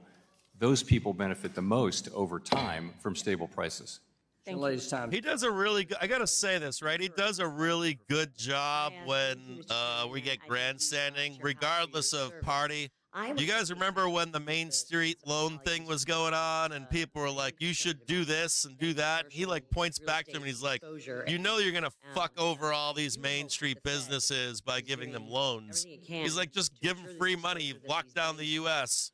Will continue to be, in your words, manageable, because this is a He knows they're grandstanding. out there, given the workplace changes and dynamics. Chair Powell, in remarks on Bloomberg, Larry Summers, former Treasury Secretary during the Obama administration, stated that, and I quote, "It would be much more productive for our central bank to be focused on the question of real estate portfolios in the banks they supervise than, quote, some of the more..." You know, the intern's like, should I ask that? Should you ask that question or not? They're just like, kinds of capital. Well, he can't comment on it. Fuck it, we're running with it anyways. That it would It's better that he can't answer that question. Give me 5 more of those. to keep their eye on the ball. In this case, commercial real estate and other real estate investments. I absolutely think we need to keep our eye on the ball on commercial real estate. And He already made that comment. I hope so. According to your semi-annual report, the median of members on your Monetary Policy Committee estimate that your target overnight interest rate will average 4.1% in 2024. Does that mean that the median number of members anticipate that you will be cutting interest rates sometime this year by as much or more than a full percentage point? no. XOM's still ripping right now. The summary of economic projections showed a median of, this is in the December FOMC. Take a note here. I want to take a quick note with you guys out there. We're going to switch over briefly to 0.75% book map and just want to show you guys the landscape above here. 2025, I believe. So just want to switch over and show you this quickly. That there would be more cuts so what you're coming? It's not, the way I would say it is, you know, we're making economic projections. Be really kind of, not so much, you know, wary or anything, but just be aware of this coming up into this squeeze point, and then you've got the top of the market at 5,175. They're going to try to reject this as we come up here. We don't always break through the first time, so a target price to the upside right now, 51.30. What will happen is actually what the economy needs. The economy will do something different from that, and that's what will actually happen. Chairman Powell, 15 members of Congress, including myself, Ranking Member Sherman. So I want to let you guys know one thing. So I got to interject a little bit here for just a moment, okay? So as we begin to squeeze here, right, there's not a lot of resistance as we come up here. Follow my cursor up here, right? So a lot of times we don't always squeeze the first time. They try to knock you down, right? Do a liquidation break, take your stops, and even if we are going to go up and just rip some faces off, you have to be, you know, just be tactful, be aware that we are coming up into the last resistance point that we can see on futures right now on ES. The deepest and most liquid in the world. Why would the Fed continue to pursue this flawed proposal instead of re-proposing a rule that would not have such a drastic impact on the U.S. economy? Well, in fact, the capital markets concerns you raised are among those that I raised myself in our open board meeting when we put this out for comment. You said you wanted broad support, and obviously there is dissent among some of your governors, the FDIC, others. So how are we coming on this, and how are we we're working our way through the comments, and we're coming to the point where it'll be appropriate for us to begin to evaluate what changes are appropriate.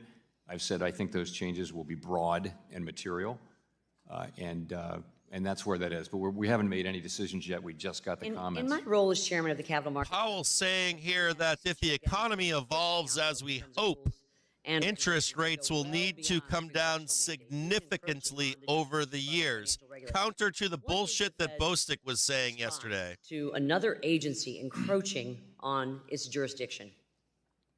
We do not comment on other agencies. Always like scaring the bears with negative rates.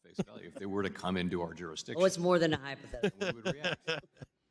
Good. Well, I hope you do. Look at that face on Powell. He's like, you want to do something afterwards together, honey? 5 minutes. Powell looks saucy there. Right here. Hi. Hi. Thank you for being here, Chairman Powell. Property insurance rates. He had that smile going. Expensive or inaccessible for homeowners and developers in my community. The FSOC's annual report identifies Dixie getting murked again. Insurance rates as an increasing risk, and I recently raised this issue with Secretary Yellen. Is the Fed monitoring the rising cost of insurance and its impact? Yeah, Mr. Talking Monkey, or who said that? This seems like a lot of talking without saying anything, just all nonsense. This is a stark difference than last March 8th or 7th and 8th of 2023.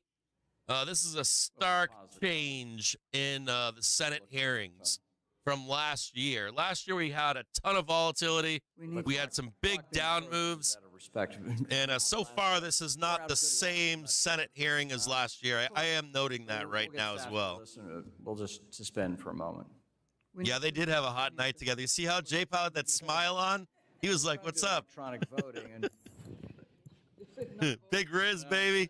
it's hard enough to just get the microphones to work. Madam Clerk, thank you. Thanks.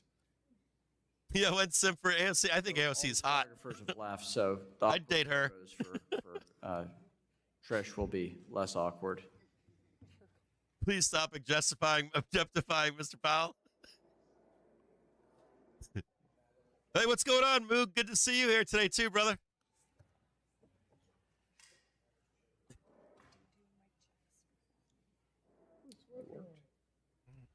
Good.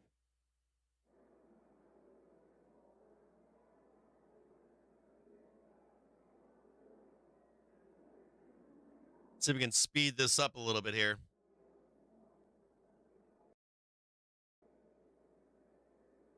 Was this it? Are they taking a break now?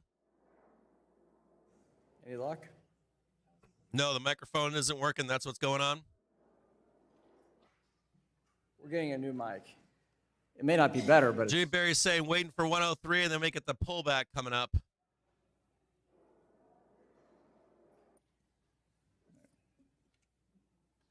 let's just restore our time. See this roll happening real quick here. Get a little bit of momentum shift here, just a little bit. Come back to check the 1 minute trigger. I would not be surprised to see a liquidation break. You guys like to call them liquidation breaks out there. They're going to come back down here, take your stops possibly. It's possible. There is another threat, though, below. So the one thing, key point here, would be to manage your trades, right? You can see this is where stops are. This is where we make a reversal to the downside. You also know that if that does happen, how to manage that trade. You don't actually get stopped out. If we blast down here, you would still wait for price to come back up again, and in an orderly fashion, we'll start manage your trade to the upside if we have more continuation to the upside. Don't just panic sell. For 5 minutes. So, Mr. Chairman, I was asking you about the property insurance rates are becoming prohibitively expensive or inaccessible for homeowners and developers in our community. The SOX annual report identifies property insurance rates as an increasing risk. Does someone call someone's grandson to come in there and fix the microphone? You mean like great-grandson? Great-great-grandson? The PvP Darwinism. That was a great comment, by the way. Aware of increases in insurance, including property insurance, and it's been adding meaningfully to inflation. It's not something we have any control or authority over. Same is true of auto insurance. They're just insurance generally prices have gone up a lot. So when we talk about the lack of affordability when it comes to housing, the insurance, the rising cost of insurance is an important factor that is affecting the availability of affordable housing in our communities. And I hope that there are some discussions among the Fed because it is an increasing risk and it's going to have a direct impact on our economy. Chairman Powell, I know you spoke with Chairman McHenry a little bit on inflation and interest rates. Can you explain what evidence you're looking for before inflation has returned to 2% and interest rates can be cut? Sure. So we're not looking for inflation to go all the way down to 2%. That's not what we're looking for. What we want is just more evidence that will give us more confidence that inflation is on a path down to 2% sustainably. So that will come in the form of good inflation readings, really. We want to see, just a bit more evidence so that we can be confident. We don't want to have a situation where it turns out that the 6 months of good inflation data we had last year, that didn't turn out to be an accurate signal of where underlying inflation is. So we're just being careful, and because the economy is so strong and the labor market's so strong, we think we can and should be careful as we approach that decision. And when you say evidence, what evidence? If there's anything? So just more, we'd like to see more good, relatively low inflation readings. We're not looking for better inflation readings than we've had. We're just looking for more of them. And what will happen is that as we go forward, the 12-month inflation will continue to drop because it'll be lower than early last year. Just say year over year. Just say it, Jerome. Just say it. Mr. Chairman, just torch CNBC and their bullshit, your favorite inflation indicator, and say year over year inflation, brother. Just say it for me. 956, This is an issue that I also raised with Vice Chair Barr, Chairman Grunberg, Acting Comptroller Sue, and I told them when they came before this committee that I will be asking for a status update on the rulemaking at every future hearing, because it's well past time, 12, 13, 14 years. If you are employed in a company and you are given a task, I will think. Give me a squeeze. If you don't get it done, and it has taken 12 long years. So you are the chairman of the Fed. How is the Fed working with other agencies to propose the rule? So there's a lot going on in regulation at the Fed right now. My understanding on 956 is that there have been discussions between the regulatory agencies, and I think it's not 3, I think it's more like 6 agencies that have to agree. I know. So let me read this to you right now. Fed Jerome Powell saying we are not looking for inflation to go all the way down to 2%, but we do need more evidence. Believe me, I'll be here. As we go forward, 12-month inflation will continue to drop. I am not looking for better inflation readings than we've had. I am looking for more of what we have seen. This is how you get the soft landing. You will see year-over-year inflation hover around 2%, drop lower slightly over time, and then one day you'll hear Jerome say, stop using that word soft landing. Requirements on banks. Would a reproposal that implemented Basel III in a capital neutral way, Jimmy Berry is awesome, zero-date hero, without jeopardizing financial stability? I agree with you. I mean, hypothetically, yeah. Okay. According to Latham and Watkins, 97% of the comment letters either opposed, called for a reproposal, or expressed substantial concerns about the Basel III endgame proposal. And those negative comments came from across the ideological spectrum and from various interests. Without objection, I would ask the chair to include that report into the record. Without objection, I'd ask the chair to include that report. Without objection. Thank you. And Mr. Chairman, did you see that report? I did. Does that concern you, that 97% of the comments were negative? So we didn't do our own count, so I can't make an assessment, but I would say it's unlike anything I've seen. The Basel III comment period ended on the same day as the Fed's data collection on the proposal, which is an odd process since the data should have been collected far earlier, analyzed. I'm withdrawing the email. What he means is we need to invent new ways to calculate inflation that lets us print more. Impact study during the comment period for the proposal. Someone should ask about the loans being made from the Federal Reserve banks to prime banks to loan to hedge funds to party in the stock market. And Vice Chair Barr did commit to putting the QIS out for comment. We will receive those comments, and those comments will be taken into consideration as we think about the path ahead. Well, speaking of process, you've got your excellent general counsel right behind you there.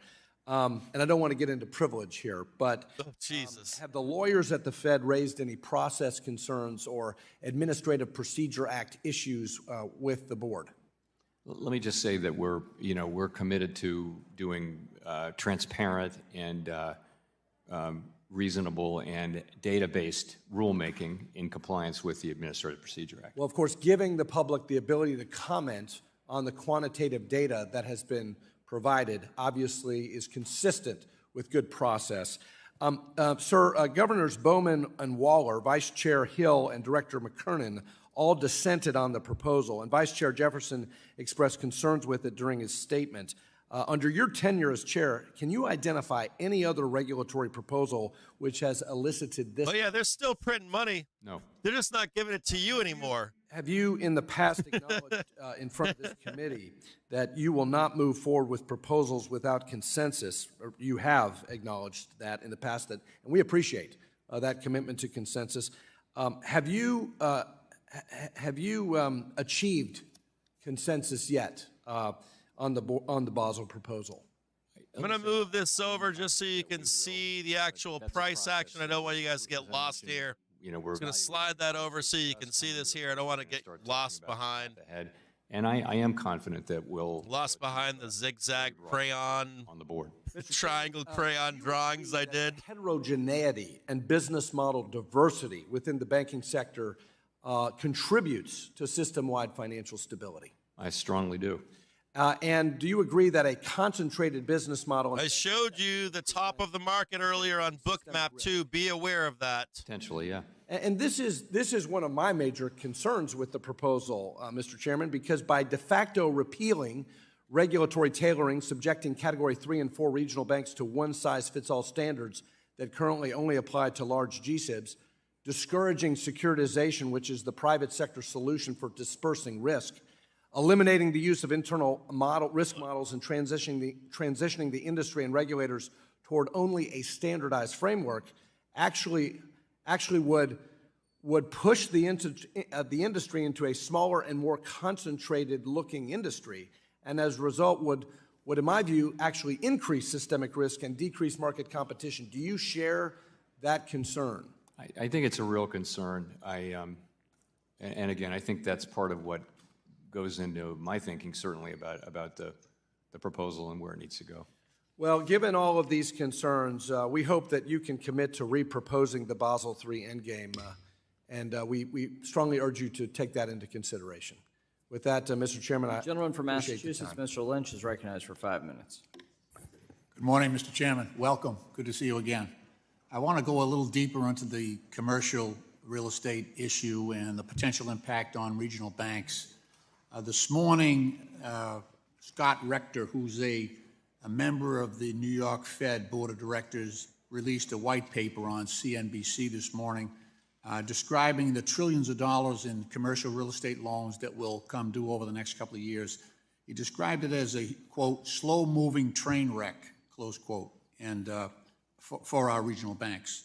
He went on to predict that it will force a little over 500 banks, thereabouts, to either fail or consolidate.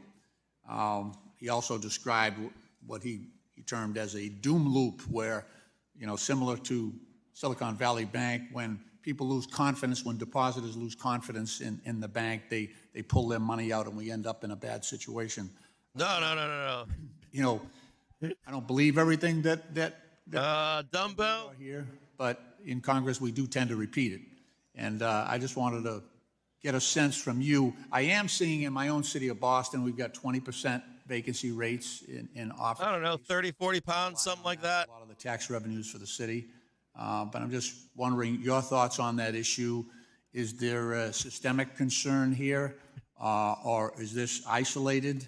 And might lowering the interest rates help some of those banks? Because I hear from my developers in our area that no one's lending. So, you crack at it? Sure. So I haven't seen that report, so I can't comment on it, but I can comment on commercial real estate. So HYG looking extremely bullish right now, extremely bullish on HYG. Office. VIX rising at the same time. Office buildings, the demand for them is significantly lower, at least temporarily. IWM climbing the wall of worry. So the same is true for downtown, in some places, downtown retail that's associated with office workers. So it's a shock to the system, and we've known this for some time. XOM with a big pullback right now. The commercial banks in the United States and Wells Fargo just saying the gradual rather than marked softening in the labor market will likely keep the FOMC comfortable and waiting a little while longer before beginning to cut rates. Dude, burpee, I can't do those anymore. How are they going to? I was in the Army, dudes. I can't, my body is destroyed. But I sit in a chair all day long, and I want to keep myself like the blood flowing and keep myself all up and going. I don't want to die sitting in a chair. Over a period of years. I've never been a chair sitter, so sitting in a chair for the first time in my life like this, I don't want to die young. You ask about 500 banks. I have no idea about that number. But certainly there would be some banks probably. I'm 6'1", 6'1.5". Concentrations. It's not the very large banks. It's really a manageable thing at the low. 6'1". I'm actually. I know people say they are and they're not. If you want, I'll take a picture one day. Problem. I'm 6'1.5". And more serious in some not quite 6'2". locations and jurisdictions and with some banks than others. But it's one we'll be working through, and I think that's how I would think about it. Does the Silicon Valley Bank situation, Signature, the money moves so quickly Hey, thanks, Carlos Cruz. It was instantaneous now. The velocity of money moving out of those banks really, I think. Oh, dude, right on, Carlos. To their failures. Are we looking at anything technologically that might be able to address some of that or mitigate it? Sure. So I look 5'3". So after Silicon Valley Bank, we you guys got in contact with and worked with. Yeah, that's pretty high right there. I see a long arm. Of uninsured deposits, and so and many of them have greatly improved their. I wear a size 13 shoe. That we're working on. Okay. As you probably know, we're also. You want to get my sneakers out for you? Some liquidity rules, which will. That's the one thing that sucks. I got big ass feet. Framework of liquidity rules. I look like a dork. That's something we haven't proposed yet. Let me ask you something off topic. So we know that Russia has about $300 billion in U.S. Yeah, thanks, Janitor Cavs. Frozen assets, Russian assets of about $300 billion. I do a lot of shit posting on Twitter. Banks. You want to comment on that?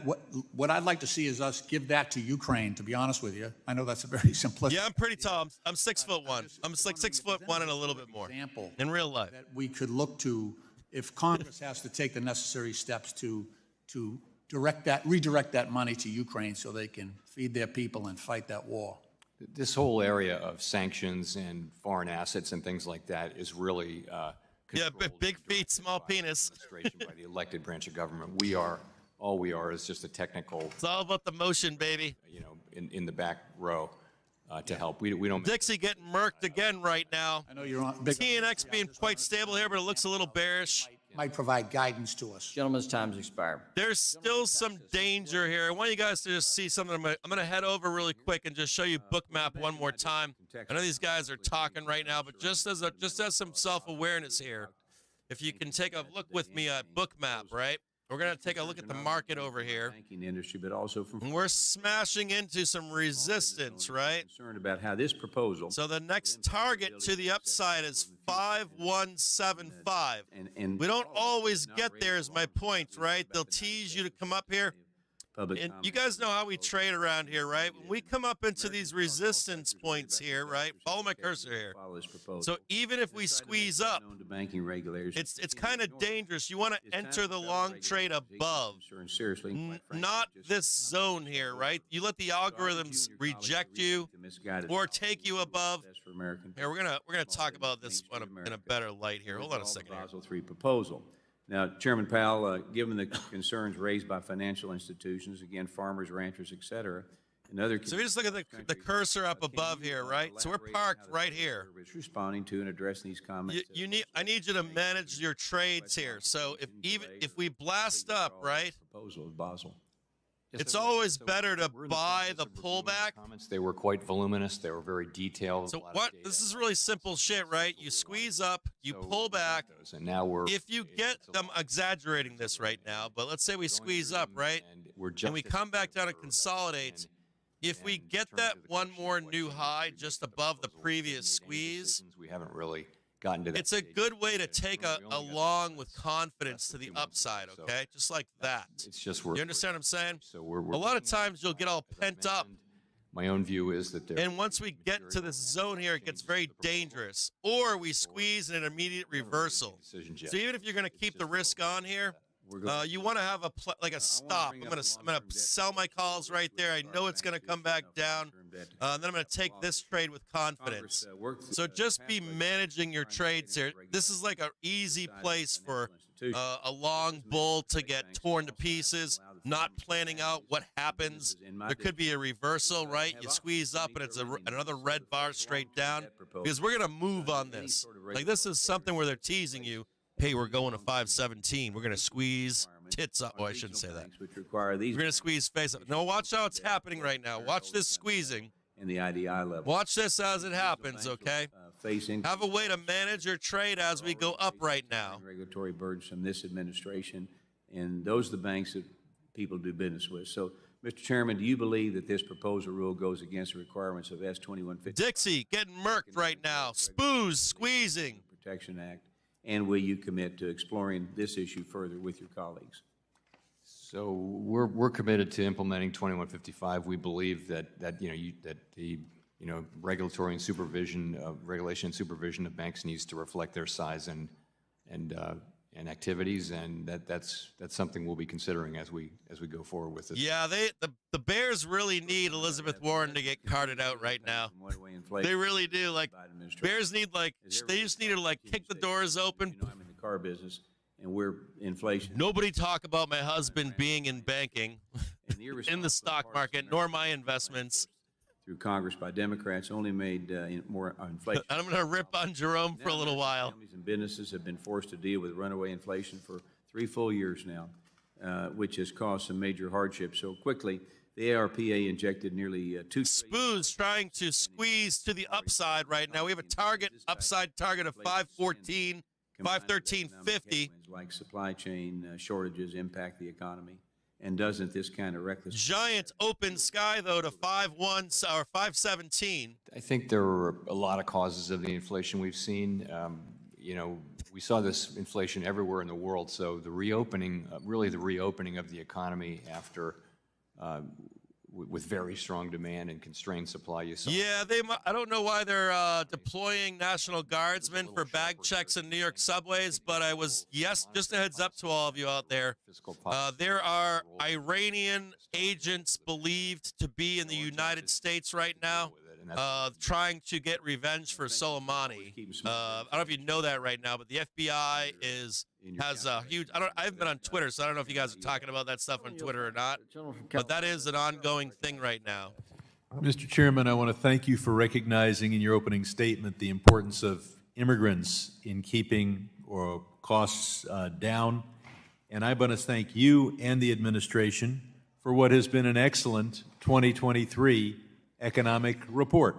Oh, they're really sucking each other off today, aren't they? Economic growth, by far the best in the developed world.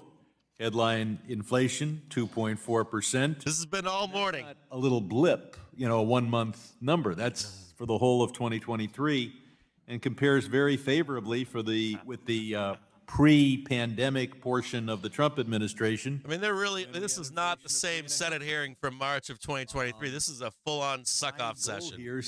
Even the detractors are like, yeah, I tried. And sooner. Tlaib was like, I'll yell a few more times, then I'm out of here. The first is that I know, if you ask a constituent, they want zero inflation and zero unemployment. You know that we can't have that. And have concluded that the economy works best with a 2% inflation rate target.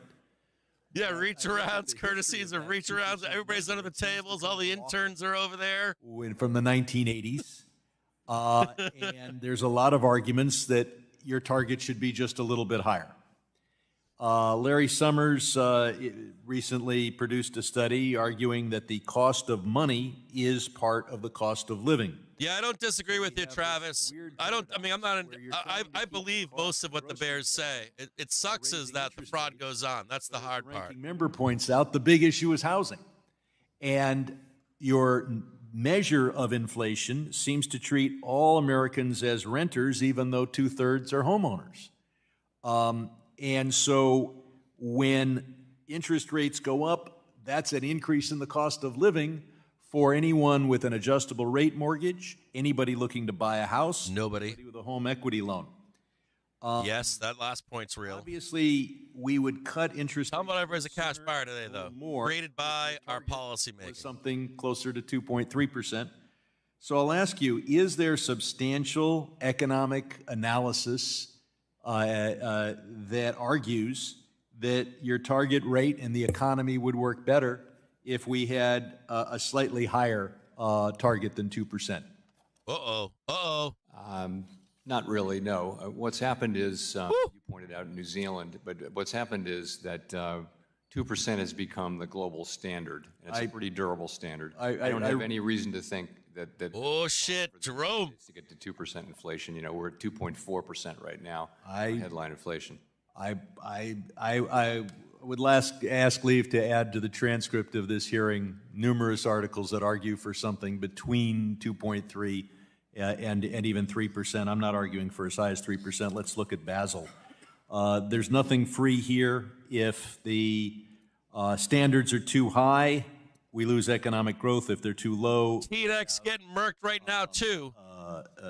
Bailouts and bankruptcies. But I think everybody... HYG just mooned.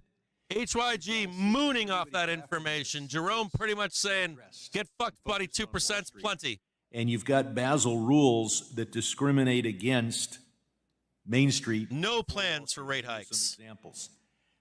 65 basis. It's 65% if you're a publicly traded company and make a loan to a publicly traded company. You make a loan to CalPERS, they're not publicly traded, without objection, like to put in their article into the record. And so they're, in effect, going to have a tougher time getting a loan. The local pizzeria is going to have a tougher time getting a loan. You've got, in Basel III, ignoring mortgage insurance, which obviously makes the loan more prudentially sound for the bank and is very necessary for first-time home buyers.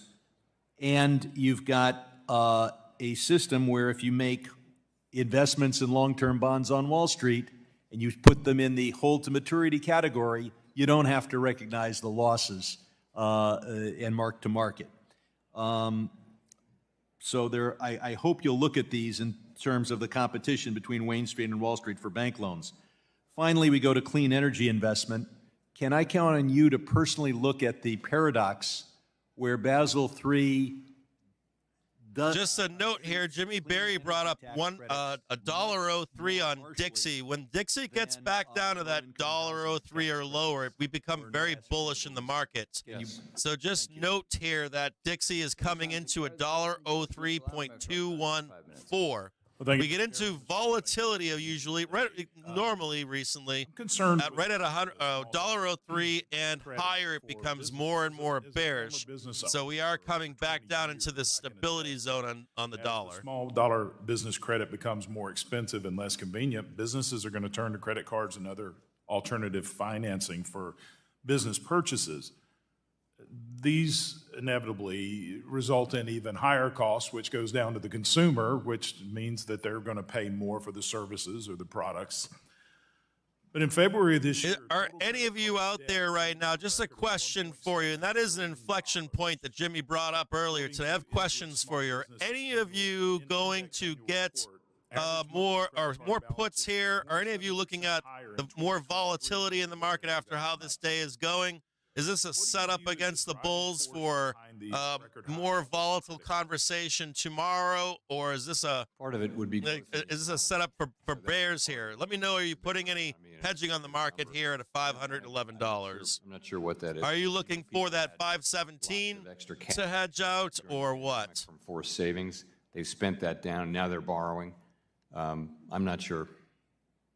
So, if there was a rule to force banks to tighten lending, do you think the rule would drive businesses and consumers to alternative forms of credit? I do. I think, if you raise lending costs for banks, then at the margin that will make non-bank lenders, they'll get some of that business. And if it becomes more complex or less convenient, then businesses will turn to these alternative forms like credit card. I can tell you that from experience. Yes. Well, I've called for the withdrawal of the Basel III endgame proposal entirely. Will you commit to an analysis of how bank capital proposals like Basel affect small business credit access and the small dollar lending before finalizing such proposals? I commit to that. Let me look into that. I don't want to make a commitment that I'll undertake some big study, but we'll look at the issue. Do you feel it's important that we do have an understanding the effect it's going to have on small businesses? The backbone. It's the bloodline of our economy. They create the jobs. That's right. I do agree. Yeah. Okay. The chairman asked you for your thoughts on withdrawing or reproposing the Basel III endgame proposal. Have you specifically discussed withdrawing the proposal with Vice Chairman Michael Barr or the other governors? So I don't want to get into our internal doings, but I will say that I understand it is a live option. Again, we're not at a stage of being able to even have that discussion yet because we're not really, we've got to decide first what changes do we think are appropriate, and that'll take a little time. And then the question will be reproposal. What I said is When we get to that point, if Fed's Daly speaking right now as Jerome speaks. He's saying we are committed to finishing the job on price stability. Higher interest rates do raise housing costs temporarily, but they are needed to bring down inflation. Rising housing costs have been a key driver of higher inflation. The Fed is focused and resolute in getting inflation down. Withdrawing that proposal. Can you explain the importance of broad consensus at the Fed on proposals like BTC? Yeah, I'm looking for this target up here and then a pullback. I'd like to see personally. I think my target is right here. Whoop, at the Fed, 513.50, and then a pullback down and recheck on that hourly trigger at 509. Common ground, and we've been able to do that in the regulatory space, and I expect we will be here as well. And I'm committed to that. Could it be that we're seeing this? Yeah, I don't think so. I think we're going to at least 514. Measures that are being taken. I'm going to put like a 70% chance of it. I mean, a total difference of not guaranteed, but pretty fair chance. You have to try to squeeze it. But my real fear here is that we roll up. Like, hold on here. My real fear is that you roll it straight up and down. Like you get the squeeze, but it's short-lived. The sellers are here for sure. The sellers are right where we are. We can see it on the book map. When they came in. I'd like to still see though a reversal candle, not this tweezer reversal. One quick squeeze, then straight back down here. Test that hourly trigger. But I'm not against you there, Chase. There's a if you think this is the top, we're close, dude. I mean, we're at what? 5. Our high right now was purchases 511.63, somewhere between there and 513.50. Reserve been instructed within the past. And then a pullback. We need more market development too. We got to check to see how many calls are coming out right now for the upside. Thank you. To keep heading higher. Foster's recognized for 5 minutes. Thank you, Mr. Chair, and thank you for being here. As Ben remarked, there's a near. Yeah, if bulls hold 509.47, they're good. In my book, they hold 509.47. They're good to go. For reconstruction assistance to Ukraine, which the World Bank estimates is somewhere north of $400 billion. Now, at the start of the Russian invasion, the free democracies of the world froze roughly 300. I'd like to see the squeeze. I'd like to see like the squeeze up, grab some puts, pull it back down. Back check that support at 509.43 and continue from there. My one fear here, if I had a fear, would be that yesterday, I'm going to pause this for a minute. My one fear yesterday was that a lot of puts came into the market at the end of the day while the market was ripping up, and they didn't close them. They were buying them all the way into the close. That makes our market volatile, bouncing up and down. So we could have some kind of a setup tomorrow or data coming out tomorrow or Friday that could make us just bounce a little bit. It's like it's just volatility. It's up instead of this like slow grind up with positive gamma. Just this like violent moves, still going higher, but pullback, major push. Pullback, major push. Downside from the act of freezing. So I'm still looking for that volatility at this point. I can't point to any. I can't point to any. Okay, so that's it. I read that, Damon. When we think of taking the additional step of actually seizing them. This is normal for the VIX in the market to go up. So the vol market right now, should last until tomorrow. And then vol should come down into Friday. I showed this on our website. I showed you 2 days ago. I posted you a chart showing you how vol will go up even if price goes up until the vol comes off the event tomorrow, and then it'll roll over and come down. This is not unexpected, seeing VIX and price move higher together in tandem. By derivative end users of increased capital requirement. Directionally, it's clear. If you raise capital requirements, banks will withdraw from these markets to some extent. Other players will step in partly and take up part of the slack, and the spreads will increase and so on.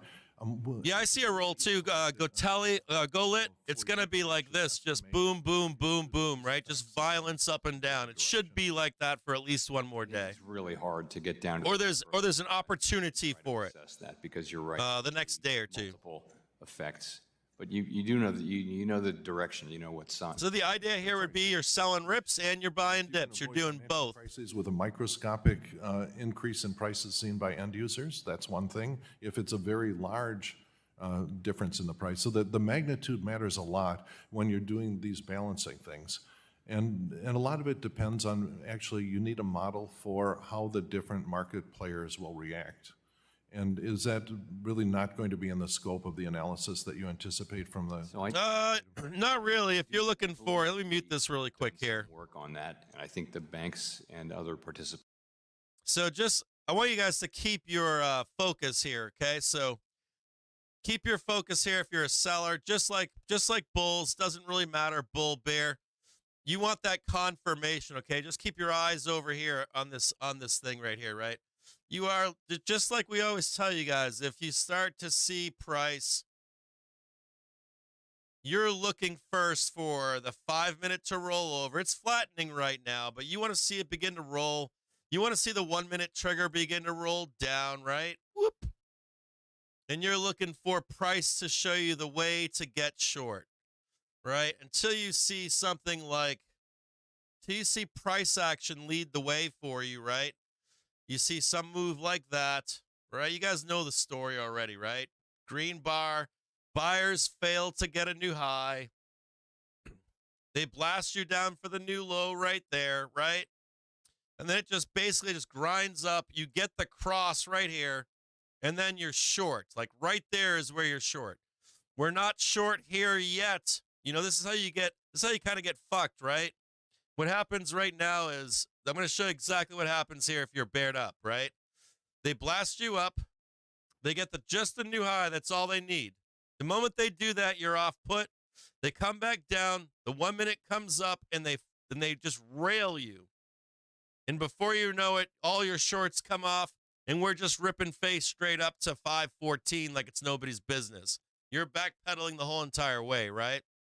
As a matter of fact, on the inverse, that happened yesterday afternoon, right? We buy a dip in the middle of the day. They roll it down a little bit. Underneath, you get the new low. They give you a chance to get out. And anybody that didn't, what happens? Blast it straight down into the close. Not the close, but, late afternoon or something like that. So just be conscious of this on the inverse of yesterday, today. Just be conscious of it, okay?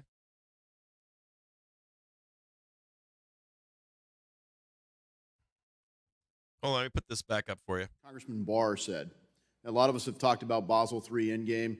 I think Congressman Barr kind of nailed the thought process. I do hope you'll kind of withdraw that and take the comments you've heard from here and from so many others about the hazards with the current approach.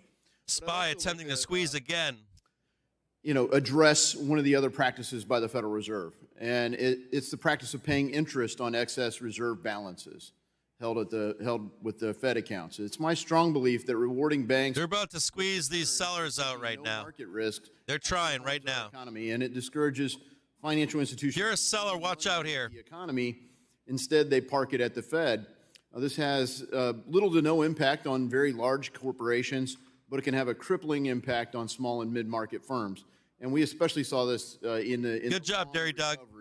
As Dodd-Frank. I understand not having risk on here as well. I get you. Years transition to the Trump years. We changed some of that mindset with a lot of other policies, but we saw a strong surging economy. So our countrymen pay a price for this market distortion by the Fed in two ways. First, they're unable to obtain loans at competitive rates because the money is sucked out of the market. Frankly, a lot of them don't even have access to lending except through bank capital. So it forces them into other forms of capital, equity capital, and others. Second, they ultimately pay higher rates whenever they have these alternative means of capital. And so today I've introduced a prohibition on the IOER Act, which would prohibit the Federal Reserve from paying interest on excess reserves. By eliminating IOER, we can begin to return our economy to the undistorted free market economy it's supposed to have. The alternative is you could simply raise requirements. We see some of those moral hazards when you do it across the board with approach like Basel. So what's your case for why you should keep paying interest on excess reserves?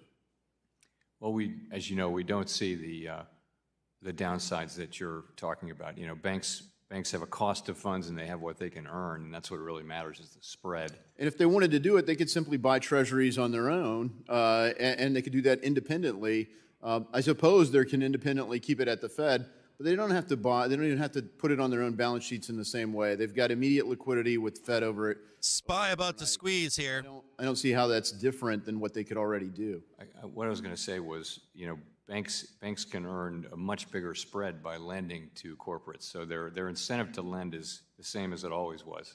This doesn't affect that. Really, it's they have a cost of funds and they have the ability to have reserves. But that's not going to. They're not earning a profit on that. So or big one, they can earn a much bigger profit by lending to small corporates. Well, speaking of profit, I mean, the Federal Reserve isn't officially supposed to be a for-profit corporation, but you are supposed to pay for your operating costs as a negative gap. So it's not entirely unrelated that the Federal Reserve operated at $114 billion loss in 2023 and currently carrying $133 billion loss on its balance sheet this year. So it's not the right approach, I think, to paying that much out in excess reserves holding capital in the Fed.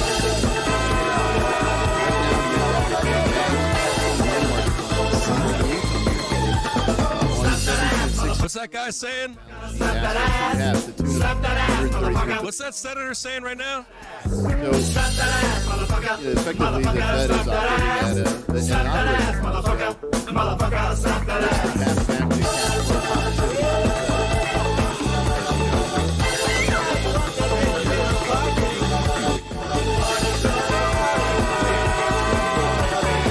Slap that ass, baby. Slap it.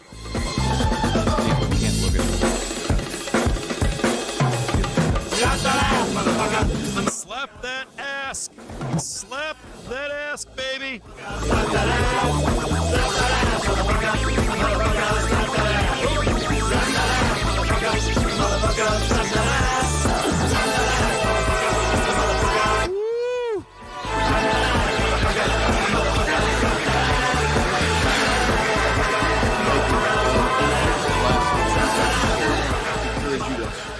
Any effort to develop a central bank digital currency. It doesn't need designed, developed, and it certainly doesn't need established. I yield.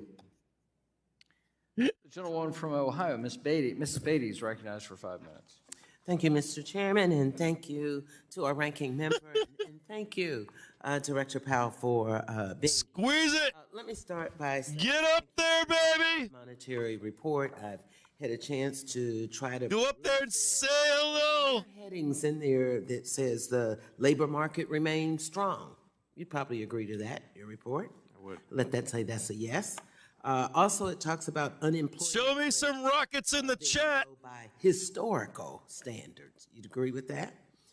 It also states that the global pandemic played a huge role with the inflation rate, and inflation rates are on the decline. It's reported in several charts in here, and also substantiated by the Federal Reserve of New York and Michigan surveys that I've read. It also talks about job gains and uses the word robust jobs. So I want to thank you for educating us on that. And Mr. Chairman, I'd like the record to show that all of this also resulted during the Biden-Harris administration of making sure. So often we hear in this committee and other committees about what the— What up, David AMS, dude? Do it! What our economy— Send it! Jobs, look like. Now let me move on to something that's very dear to me, and want to thank our ranking member for bringing it up, and that's the lack of affordable housing. Just a heads up here, David AMS, one of our pro traders, one of our coaches in the Discord saying, start to take a little bit off, a risk off here as we squeeze higher. You can leave a couple runners on if you like. Have good risk management as we squeeze. You could see a big squeeze and then the reversal candle. Have successfully brought down the inflation, rising rate. Oh, yeah, baby. Oh, yeah, baby. In the pace of housing construction and costs. Are you concerned about the effects that interest rate hikes are having on the cost of Oh, yeah, baby. Did anybody buy that NQ bottom yesterday with me?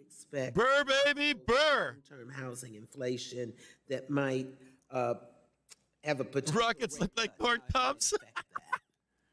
So our policy to bring inflation down is to raise interest rates, and that works. Corn to the moon. One of them is probably the most important is interest-sensitive spending. Bitcoin, baby. Housing and durable goods and things like that. So, you know, during the early days of the pandemic, the housing industry was about to all go bankrupt, and all of the facilities that we did really supported that industry through their critical time.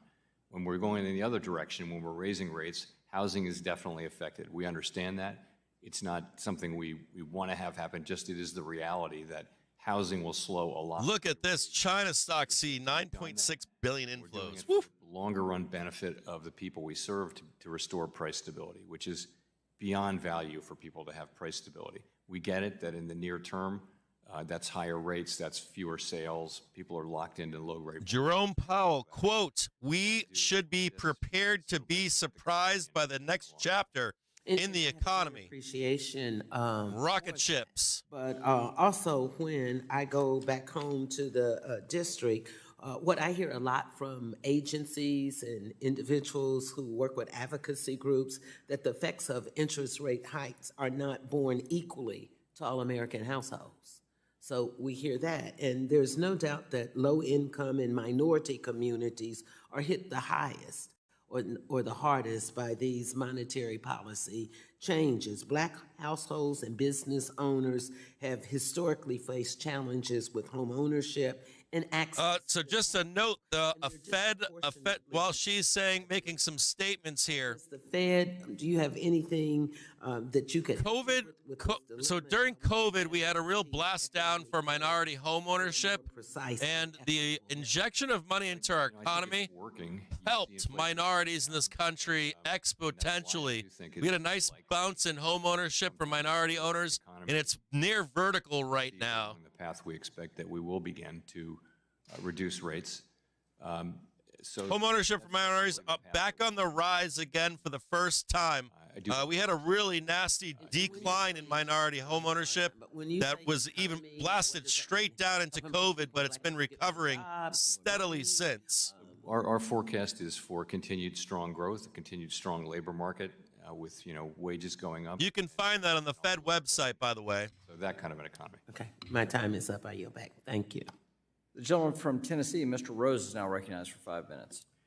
Thank you, Chairman McHenry and Ranking Member Waters for holding this hearing, and thank you, Chair Powell, for being with us today. I'd like to start by discussing the independent automated teller machine owners or operators section of the Bank Secrecy Act examination manual.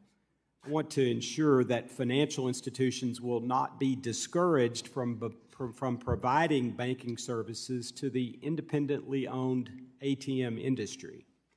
In 2021, you made it clear that the industry does not automatically present a higher risk for... Yeah, I'll try to find it for you right now. Let me see if I can pull it up for you guys right now. Give me just a second. I'll look for it. ...to fully communicate that position to financial institutions across the country. I will have to get back to you on that one. All right. Thank you. Well, and so I might just add, listening to independent ATM operators over the time that I've served in Congress, I've come to understand that unfortunately, and it was in the Bank Examiner's Manual up until just about a couple years ago, these operators were identified as being extraordinarily risky, and that was causing them to be debanked in many cases. So I do hope that you'll take a look at that and make sure that we're communicating that to financial institutions and, most importantly, to the regulators. Chair Powell, Tennessee is home to over 1,000 foreign-based businesses that have chosen to invest in our state and create more than 160,000 jobs. These jobs are reliant upon cross-border financing provided by global banks, including foreign banking organizations.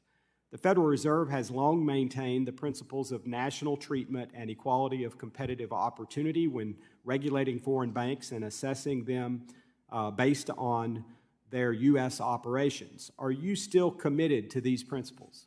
Yes. And how will these principles be reflected as you move to finalize the Basel Endgame proposal?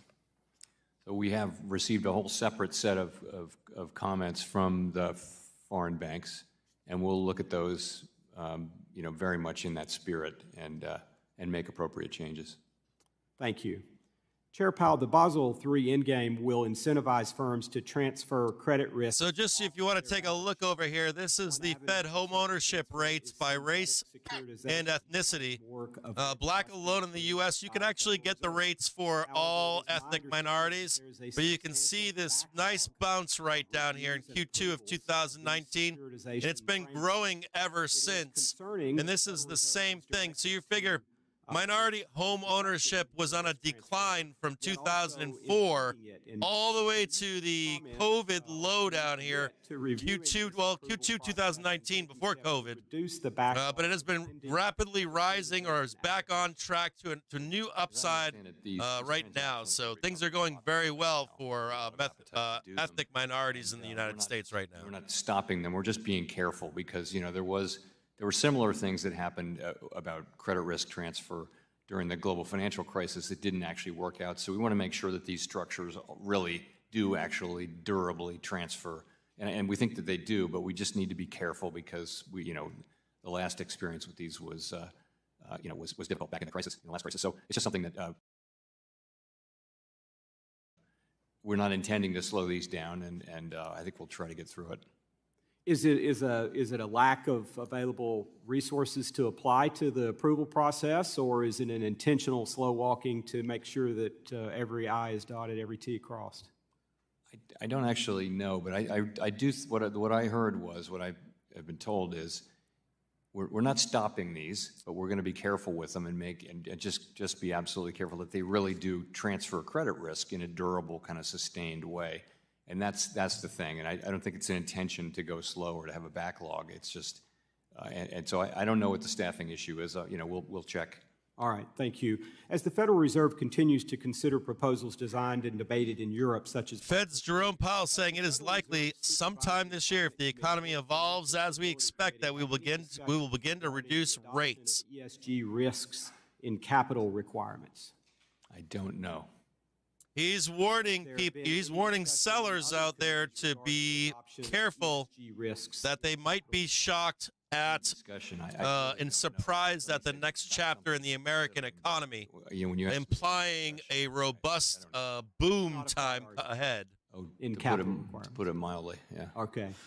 Thank you. I see my time is running out. I appreciate you. We can see that right now in the S&P 500 forward PE ratio. We are cresting right now the 1987 Black Swan event crash. Just with following up. We're now leading into the 1995 to 1999 moment in the markets, and at least in PE ratios. I wonder if I could. And they have some kind of an expectation that we're going to have a monster run. Look at that before the rule is finalized and potentially issue some. Now there are some people out there that are claiming that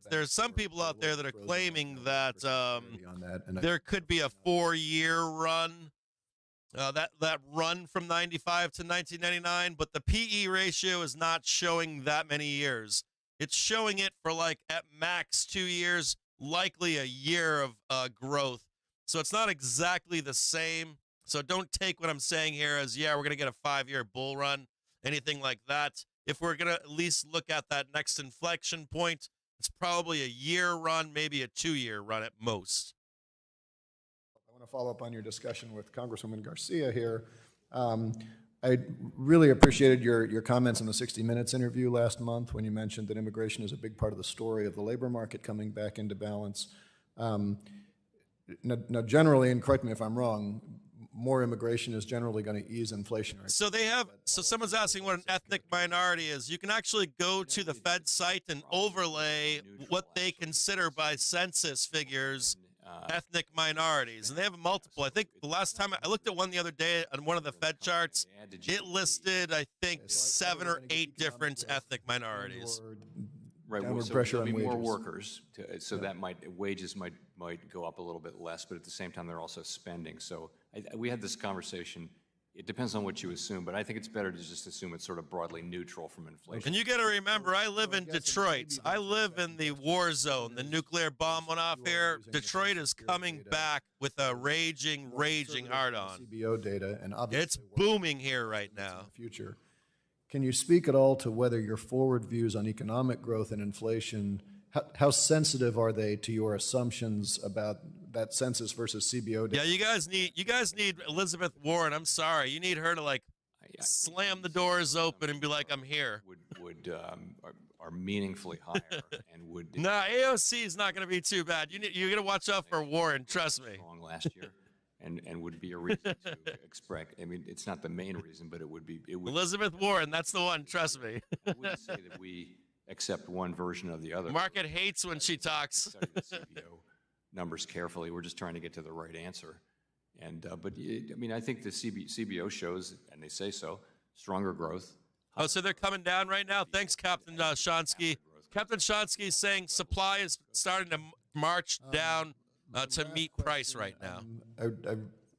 I think there's a lot of good news in the monetary report that you all just issued around wage growth. Thanks for that update, Captain Shonsky. The lower quartile of earners starting to close some of those historic gaps. We've seen minority groups and women start to close some of those gaps. What I didn't see, and I don't know if this is because you all haven't done it or I just didn't read closely enough, have you seen any gaps regionally within the U.S.? Are there parts of the country that are seeing stronger wage growth than others? There are. I don't have that off the top of my head. I want to go back and if I can just, when I talked about immigration, I think that the immigration story for last year was part of the positive supply shock and was part of the reason why inflation came down. I was really asking the question over the longer run. Fair enough. And there, I think it's more of be neutral. I appreciate that. I want to just close on this regional piece because the Atlanta Fed, which is the best I could find that looks to do at least some of by census regions, that as I look through, there's and you look at which regions are consistently running above. I think that New England and the West are consistently. Elizabeth Warren's name is mentioned on TV. Tesla sells 5 handles. Arkansas, Louisiana are consistently, I think going back to like July of 2022, consistently seeing wage growth below average. And I appreciate you're not going to wade into a political question here, but those are all right to work states where it's harder to unionize, where it's harder to organize. And what I'm wondering is, without asking you to opine on policy, have you all at the Fed done any analysis that says, as we look at when there are gains in labor productivity, does that gain in labor productivity, is it more likely to accrue to workers in those states where there's a stronger union presence, easier to organize, and more bargaining power for so this is a good question asking. My guess is there's plenty of research around that area, not necessarily at the Fed, but we'll take a look and come back to you. Okay. That's a good way to ask a question. That's a good way to ask a question. From South Carolina, Mr. Timmons for 5 minutes. Thank you, Mr. Chairman, and thank you, Chairman Powell, for being here today. We continue to appreciate your work and the work of the Federal Reserve on behalf of the American people. In August of 2023, the Federal Reserve, FDIC, and OCC released the NPR requiring the issuance of long-term debt for Category 2, 3, and 4 banks. As you may know, I don't. You can kind of tell when people are serious and when they're just. It's about constituents, right? The party does not matter. You can just see it, right? Will negatively impact. It's like I have a base I have to get. They're listening to me. I want to record this and rile them up in a meeting. You got to remember these senators have private donor meetings. They need money, right? So they replay these clips. They have got people that say, I want you to ask these questions of these people. Here's some money. So there's like 2 sides to this. You can actually see people that are really interested in getting an answer, people that are combative intentionally, people that are asking questions that constituencies want to ask. So some of this is political show, or not a lot, like a lot of it, but So we're you got to get the information, that the statement that you need to get out there, and then there's a lot of showboating. Okay, thank you. And politics going on. The long-term debt proposal's lack of tailoring contradicts the statutory requirements of the Economic Growth, Regulatory Relief, and Consumer Protection Act. Instead of applying tailored... Now, if you're looking for a sell chase, I'd be looking to set that up more towards 1:32 p.m. ...purposes of long-term debt issuances. Additionally, the proposal unduly burdens Category 2, 3, and 4 banks by requiring them to issue long-term debt at both the parent holding company and bank level, which actually could be viewed as reverse tailoring, considering GSIBs are only required to issue debt at the parent company level. What is the underlying rationale behind this dual requirement, particularly when such a mandate is not imposed on our largest banks? And do you believe that this represents a tailored approach as required by the statute? So that tailoring question is one of the questions we'll be asking ourselves as part of our review of the comments. Thank you. It's my understanding that Category 4 banks were SPY pushing higher now. Advance notice of proposed rulemaking for the long-term debt rule released in the fall of 2020. Ooh. Is that your understanding as well? I did. Ooh. Did the advance notice Ooh. released in the fall of 22 include? It's my understanding that it did not. I can't confirm that, to be honest. How's that feel? That's something that you should take into account because the Category 2 and 3 banks have had an additional year to foresee this challenge, and so Category 4 banks are really behind the 8 ball. And yeah, so I guess my next question is, do you believe regulatory... Mr. Timmons is listening to us too. Smaller regional banks longer than the 3-year phase-in period to meet any final long-term debt requirements? It's a good question. That's one of the comments we've gotten, and we'll be looking at that. I just think if we're going to impose these new regulations, giving everyone the same opportunity to comply with them is something worth considering. I guess one final question. If these proposed regulatory changes... I like this guy too. He's not so bad. ...to the fall of SVB and Signature, do you believe the outcome would have been different? Because honestly, I don't think anything would have changed. You know, it's a hypothetical. I'm tempted to say that if there were more... Oh, yeah. There you go. Long-term debt, they're ready to... Remember, who is out there talking about a correction yesterday? We're nowhere near being... Who was saying we were correcting yesterday? Should take into account if these proposed... SPOOs, now trading 5.12. Would have actually SVB and Signature to have a different outcome. There we go. Again, get it all hot saucy up there. My colleagues across the aisle let no crisis go to waste, and these are changes that would not have, in fact, prevented the calamity that they are justifying the changes based on. Thank you for being here today, and with that, Mr. Chairman, I yield back. Gentleman yields back. Looks like we're trying to, are we probing all-time highs once again on SPY? I thought we were correcting yesterday. Thank you. Due to the Fed's aggressive... What happened to the correction? Mortgage rates have surpassed 7%. Tell me in the chat, I thought that the market was crashing yesterday. Home buyers... That was yesterday, right? Home ownership. This is a problem for everyone. It's an urban issue. It's a suburban issue. It's a rural issue. Remember that, right? Yes, just yesterday, right? Fed deposit rates at the end of last year. But for families in my district and across the country, that is not enough. We need the Fed to start cutting. Because like the rent, interest rates are too damn high. Chairman Powell, you've previously indicated that the But not today. What would you expect the impact of lowering interest rates to be on the housing markets? Market doom, baby. Rental purchase and construction market. Yeah, I like her voice. I like her voice. Higher rates, of course, have slowed down the rate of activity. So if at such time as we start to lower interest rates, housing market will pick up broadly across new home construction and new home sales. The number, as you know, many households are in very low rate mortgages, and they really can't sell because they'd have to refinance into a high rate mortgage. That'll go away over time. Joshua Villegas, I agree, brother. I'm with you, though, Joshua, even though I agree. I mean, I agree with you, Josh. I'm with you. Inflation in the broader economy.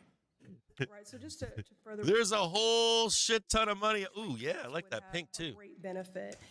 Just yesterday, actually, I met with a number... Well, maybe she's got cancer. ...from state housing finance... That's possible, right? ...the country, and they were talking about the barriers... Was that cancer awareness colors, too? ...environment. Obviously, higher interest rates have raised costs for affordable housing developers, and many of them have chosen to slow down or halt construction entirely. So fewer homes are being built. Hey, try to be a little bit nice out there. ...are being housed. So given that we already, which you agree, so given that we already had a massive shortage of affordable housing supply prior to the pandemic, when interest rates were below 2%, yesterday we were in market crash, markets in turmoil. Today we're trading 511.77. We have remained stubbornly high. It's clear The current state of our housing pushing up, trying to get all-time highs. disproportionately hurting those who need stability the most. Does Double this top. concern you? That's what a bear's going to say, double top. So Could be. to do price stability and maximum employment, we don't target the housing market. And Sorry, just we're doing our jobs. That's what we're doing. It's not something we want to see, but does this is impact the on the path to housing market? restoring price stability. But does it concern you, Chairman Powell? Does it concern me? Yes. It would Fewer homes are being built, so fewer people are being housed. This is the job we've taken. That's not true either. Well, That's not true. Fewer homes are not being built. Sufficient in addressing housing inflation. Do you agree that we need a more robust fiscal response to increase the supply of affordable housing and to lower costs? Just a note here, I need to interject over what she's saying. Just a note here that the 1 in 5 minute trigger is beginning to flatten. Doesn't mean we roll down. Just note that the velocity to the upside is starting to flatten out a little bit, okay? With high interest rates, it's a short run problem. The longer run problem is lack of supply. Well, that's why it is critical that Congress pass legislation and appropriation bills that will make those necessary investments in housing for all. You know, given the way that Ranking Member Waters fought for a $150 billion investment. You know, I got to put this down here because you got to understand out there that we had this conversation yesterday. We had a housing shortage already heading into 07-08. 07-08 compounded that housing shortage. We have a tight housing market right now. We have huge rental homes being built, tracts of them as well, right? So there is a housing shortage, but it's been something that's been compounding for a long time. And even since the 2010 to 2015, there is still huge. I mean, there is a shortage, but it's amplified from the shortage from 2007-08. And then also the tightening of the housing market as well. And then if you ever want to, we're not going to talk about right now what these guys are doing their thing. We'll rehash it again later, but we'll discuss how a consequence of requiring better lending forced a lot of people into using cash to just outright buy homes, and people to gain enough wealth with better practices in buying homes to buy more homes in cash, or bigger and better homes in cash. It's a consequence of better policy. We're not going to discuss it now, but I will come back and rehash that one again with you on a slower day, maybe on Friday or something like that. Regulations on Regulation 2, which is has the guardrails for credit card fees. How do you answer and I know the caps are. Just notice this flattening right now. I'm going to go back really quick to a one-page chart here. Really. We're going to keep our eyes and start to monitor this. You're getting in the way of banks. So just up here, I want to show you something, okay? Something I'm always looking for here is particular Regulation 2. Is this the velocity of price, right? CFPB regulation. So if you're watching this white line, right, this is the 1 minute trigger, right? Whoop, right there. Finalize the routing and restrict. Kind of like a straight up line, right? When the white line's coming down, velocity and price, right? We're blasting down in price. It doesn't ring a bell. White line going down. I'm not familiar with Same when we're going up. You want to keep your eyes on that and just make sure that if we begin to turn sideways, that white line, the red line begins to turn sideways. CRA. It shows a consolidation period, not necessarily bad. The regulations. But just that we're parking sideways here for a decision. You don't want to get dropped inside of the consolidation zone, do you? Regulations. Because they'll cut you up. And you don't want to be a bear just yet either, because you can get ripped to the upside up here. So don't get trapped in here. Bulls and bears get trapped in here all the time. If you're a bear, you still want to be waiting. When are the regulations going to be out? For that confirmation of a roll to the downside, right? For CRA. You set up right here to take that trade to the downside. But you don't get caught in here. Does that make sense? This is what Mr. Yen loves to talk about. I think we're working on the follow-up regulations. I forget what he calls it now, but he's the no diddle in the middle zone, right? This is the consolidation zone that you can get trapped in and get eaten up. This is the most dangerous place for a bull or a bear to be in. If you actually break that new high, come right back down, boom, you're there, right? This is your big money trade. Does that make sense? Same thing as a bear. If you don't do that and you break down below, boom, right? You get as soon as you get your new low, this is your money trade right there. Right? Make sense? It was the same way with ACH, you may remember back in the day. Right. So we're at just watch this right now. Not necessarily bearish. We're working away at it. Just keep your eyes on this. It'll take some time, but be a tactful trader. It'll be beneficial. We had a lot of support from smaller banks to build it, as you know. Is the pricing below cost? I don't believe so. No, not longer on cost. And I'm going to switch from this screen setup, and I'm going to move back into our normal setup. I will leave Jerome Powell on speaking in the background. I'm going to go back to the normal setup that we normally run with here. Give me just 1 minute here, okay? Hearing, and to you, Chair Powell, for appearing before the committee to discuss the recently published. Looks like they're going to be wrapping this up as well. As we continue our work on behalf of the American people, we have to keep in mind that our mission here is to grow little kitty from the bottom up and the middle out. It seems as if there has been a constant series of shocks to the economy, both domestically and globally, and yet we can all see just how resilient the labor market has been as it has maintained. Another note here, too, would be you see the current cross of the half-hour trigger down here. Would not be shocked to see the Democrats in Congress delivered through historic investments in our just that test, putting people over, and then to the upside there. So just keep aware of this. Boom, boom, boom. See the current cross happening right now down here. To take stock of the holistic economic picture before you end up seeing this move right here, whoop, whoop, whoop, whoop. And to pay particular, and then bam, the moves to the upside. Whoa, whoa. That have been historically left behind during times of accelerated. Just keep an eye on that right there, okay? Add to the questions from my colleague, Congresswoman Presley, Chair Powell. At a time where it has become increasingly difficult for working people. I'm going to take a quick break here. I got to go potty. Purchase a home. I was like working out here with you all morning. I think I've been here since 9. It's 12:43. I've been here almost 4 hours. I got to get up, walk around, go potty, drink some water, shake it off. And I'm going to just take a quick break with you. I hope that you've had an enjoyable morning and afternoon. Stick around. We did beta launch our website. It's live right now. We haven't made a hard opening on it, so if you ever want to test that out or try it out and see what's going on there, it's been excellent. Everything's been awesome. We're doing white glove service, live support inside of our Discord, trying to help people out 24 hours a day. Anything that you need to get rolled into what we're doing. I also want to say I appreciate all of your support. And I also want you to know if if you were always a longtime free user, we have remained free as a group. We just offer more now that our supporters and community members want to pay for to help make this community more permanent.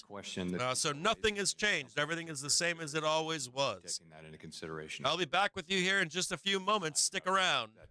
That recommended change. Could you discuss why you feel it is necessary to include new requirements around operational risk in Basel III in light of recent claims that it will significantly increase the cost of or prevent banks from offering altogether necessary services such as underwriting, investment advisory, or insurance? That is one of the concerns that's been articulated about the proposed changes to operating risk. We take those concerns seriously. As I mentioned, we're in the middle of looking at these things, and then we'll soon, in the process of turning to the question of what changes to make. Well, I just would underscore the sense of urgency, because the longer there's uncertainty in the market, it creates really negative effects to end users, which are all of our constituents who are looking to see these costs come down. Let me shift. This Congress, under the leadership of Ranking Member Waters and former CBC Chair Joyce Beatty, I've made it a focus of my efforts to educate my colleagues and the public at large on the far-reaching benefits of increased diversity in the workplace, in our boardrooms, and in society as a whole. Despite the efforts by some on the other side to take away the very tools of economic opportunity that create inclusive work environments and improve performance, there has been a really misguided assault on everything from diversity, equity, and inclusion to other programs following the aftermath of the Supreme Court's ruling on affirmative action. So Chairman Powell, as you know, your Office of Minority and Women Inclusion has a focus on this. So as we anticipate the upcoming release of your annual report on inclusion, would you be able to speak to the necessity of collecting this data that minority and women-owned businesses are included in the board's contracting and acquisition opportunities? I do believe we collect that data, and we monitor that very carefully. And why is it important? Well, I think diversity in the workplace is an important thing, and you won't know how you're doing unless you measure it. And just as the McKinsey Institute released in their Diversity Matters Even More report, companies that have more diverse management teams actually outperform companies that don't. That goes to the bottom line of our economy, and I wish my colleagues on the other side would stop their assault on diversity, equity, and inclusion and actually work with us to grow the economy. Gentleman's time for has everyone. expired. The gentleman from Wisconsin, Mr. Stiles, now recognized for 5 minutes. Side would stop their assault on diversity, equity, and inclusion and actually work with us to grow the economy. Gentleman's time for has expired. The gentleman from Wisconsin, Mr. Stiles, now recognized for 5 minutes. Thank you very much, Mr. Chair. Thank you for being here. Chairman Powell, appreciate it. You're navigating a difficult situation where we've had stimulative economic policies from the Biden administration in particular, excessive government spending, investment in infrastructure, specific tax credits. At the same time, we're seeing a regulatory environment from the administration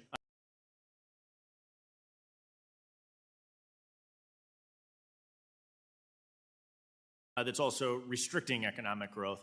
We've heard a lot about the Basel III endgame, which you have a chair of in your opening remarks. You noted that high interest rates are impacting business investment in a negative way. High interest rates are also negatively impacting the housing market. As we look at Basel III endgame, I've heard from a wide array of stakeholders, from those that are commenting on increase in bank capital standards, the negative impact that would have on the housing market, as well as from the business community, the impact that would have on their ability to invest in capital infrastructure and increase employment. Does the broad diversity of voices who hold concerns on the Basel III endgame concern you?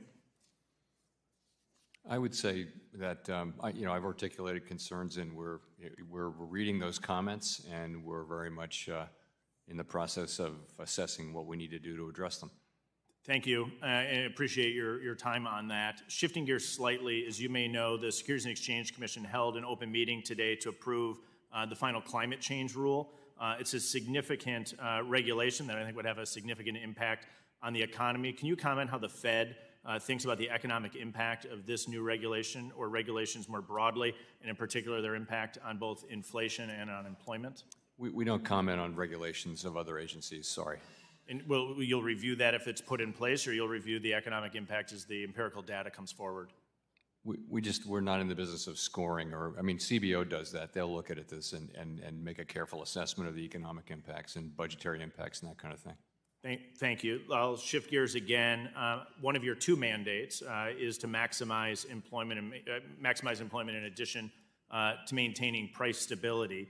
And as you know, government hiring has accounted for a large share of total job creation.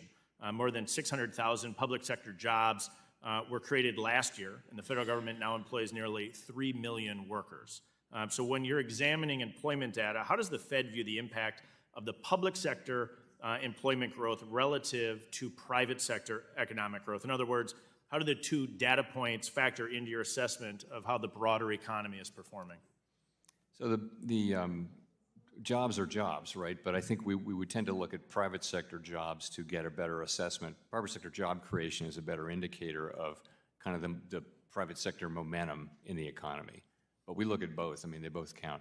And does the dramatic increase in the private sector number of jobs give you any pause or concern as it relates to? You mean in the public sector? In the public sector. Sorry if I misspoke. Yes, the public sector. The truth is the public sector was unable to hire at the beginning because wages went up a lot in the private sector at the beginning of the pandemic inflation, and public sector can't respond to that. So there's some catch-up hiring going on there now that things are settling down to normal. I think there's some catch-up hiring. I'm not sure it's an issue we're concerned about. Okay, I'll shift gears in my final minute just to talk a little bit to get your perspective on the macroeconomic developments that are having an impact on our monetary policy, specifically as we think about the potential for a productivity boom, from AI to work at home to other factors. The data is probably too early to tell whether or not we're having a true productivity view, but how does the Fed view the adoption of some of these new technologies, in particular AI, as it relates to labor productivity? So everyone's looking at AI for that question, and it's hard to say, actually. We've had really nice productivity in the last year or so, but it's probably still very much affected by the post-pandemic factors that we're seeing. I think we need to see more to understand whether there is a longer-term boom. AI certainly has the capacity to either augment labor or to replace labor, and that's a key question. We really don't know which of the two it will do. Tons of money being invested in it, and so it's likely to drive significant productivity. I would say right now technology, but also higher labor mobility. A lot of people quitting during the really tight labor market, and also the rise in startups. There were a lot of people started companies during the pandemic. Those are the kind of things that do add up to higher productivity over time. So there is hope that we'll see some productivity out of this. Thanks for your comments today, Mr. Chair. I yield back. Gentleman yields back. We'll go to the last questioner of the day, the gentleman from New York, Mr. Torres, for 5 minutes. Thank you, Mr. Chair. Mr. Chair, I have several questions about some of the most common complaints that I've heard about Basel III Endgame. I have an open mind on the subject, but I want to hear your response to some of the arguments that have been leveled against it. First, the Fed has repeatedly reassured the public that the banking system is well capitalized. Yet the Fed is advancing Basel III on the assumption that the banking system is undercapitalized. So the first question is, how do you reconcile the Fed's repeat assurances about a well-capitalized banking system with Basel III's assumption of an undercapitalized banking system? The second question, if the purpose of Basel III is to align U.S. banks with their banking peers elsewhere in the world, why is the Fed imposing requirements that are more stringent than those prescribed by Basel III? In other words, why is the Fed, quote unquote, gold plating? The third question is, how do you reconcile Basel III's recommendation for standardization with Congress's statutory requirement for tailoring? Standardization would seem to be in conflict or in tension with regulatory tailoring. And the fourth and final question, do you think that Basel III could have the unintended consequence of reinforcing the trend toward shadow banking, which would mean less regulation, not more? Is there a sense in which we are transferring risk from the regulated sector of the financial system to the deregulated sector? So I bombarded you with 4 questions, and I'll give you the time you need to answer them. I'm going to have a hard time reading my handwriting here, but I'll start with yes to the fourth one. I'll give you that one because that is clearly a risk. We've seen intermediation activity moving out of the regulated system, and this has the risk of doing more of that. So what was, in a word or two, what was the one again? Just you said, and you testified capital, yeah. Repeat reassurances about the capitalization of the banking system. So I addressed this in my remarks in the open board meeting. Higher capital is always going to add to safety and soundness, but there's a cost. Right. And so identifying the precise right level is very, very difficult. It's hard to do it objectively. I've said for years in these rooms that I thought that the level of capital in the U.S. banking system was about right. So I posed, and I voted for all these increases during Dodd-Frank. So I think it's a very fair question. We'll be looking at that. The second one was the concern about gold plating. About gold plating? Oh, gold plating. Yeah, no, it is, and I said this in my public remarks that we're exceeding the minimums with this proposal, and we also exceeded what the other big jurisdictions are doing, and so that's a question. That's a good question. I'll agree. Okay, great. And the third?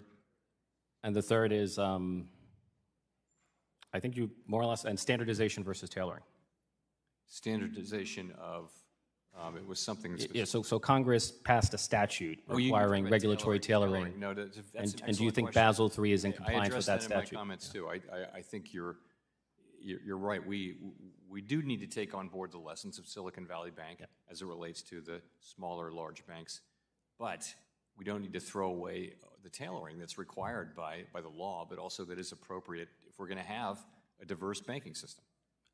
You know, the collapse of SVB was largely a story about liquidity risk and interest rate risk, yet the focal points of Basel III are credit risk, market rate risk, and operational risk.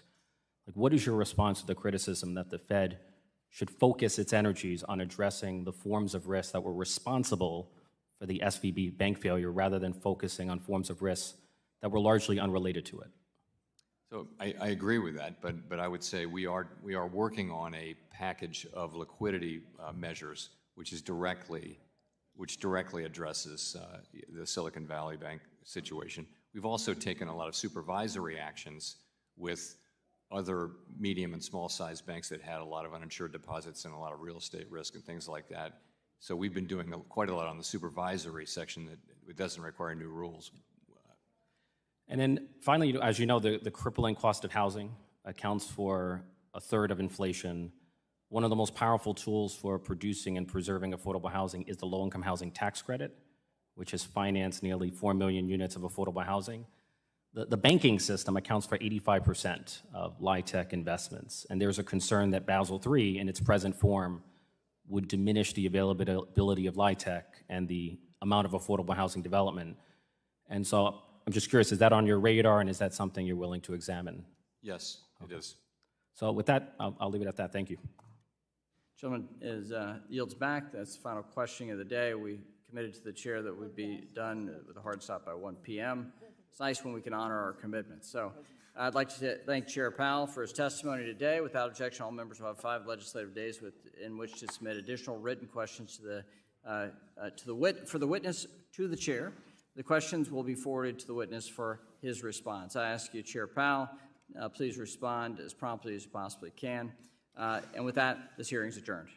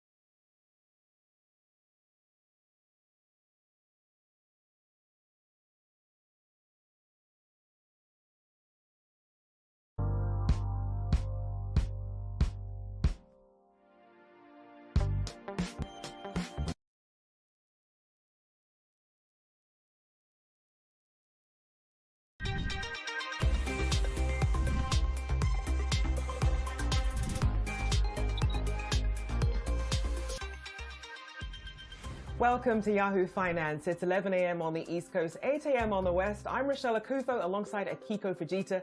Here's what I'm watching this morning. Fed Chair Jerome Powell faces House lawmakers today. Powell reaffirming the central bank will proceed cautiously as it evaluates whether inflation is cooling appropriately. We'll have more on the latest just ahead. Cryptocurrencies enduring a roller coaster ride this week. The moves come as Bitcoin retreats from its all-time high. We're going to dig into what this signals about investor sentiment. And checking in on your portfolio. Discount retailers getting a boost from cost-conscious consumers, but which names may be worth a closer look? We'll have more on this just ahead. First, though, let's take a look at where markets are trading. We are 90 minutes into the trading day, and the major indices here, green arrows across the board. All three major indices looking to claw back from that sell-off we saw yesterday.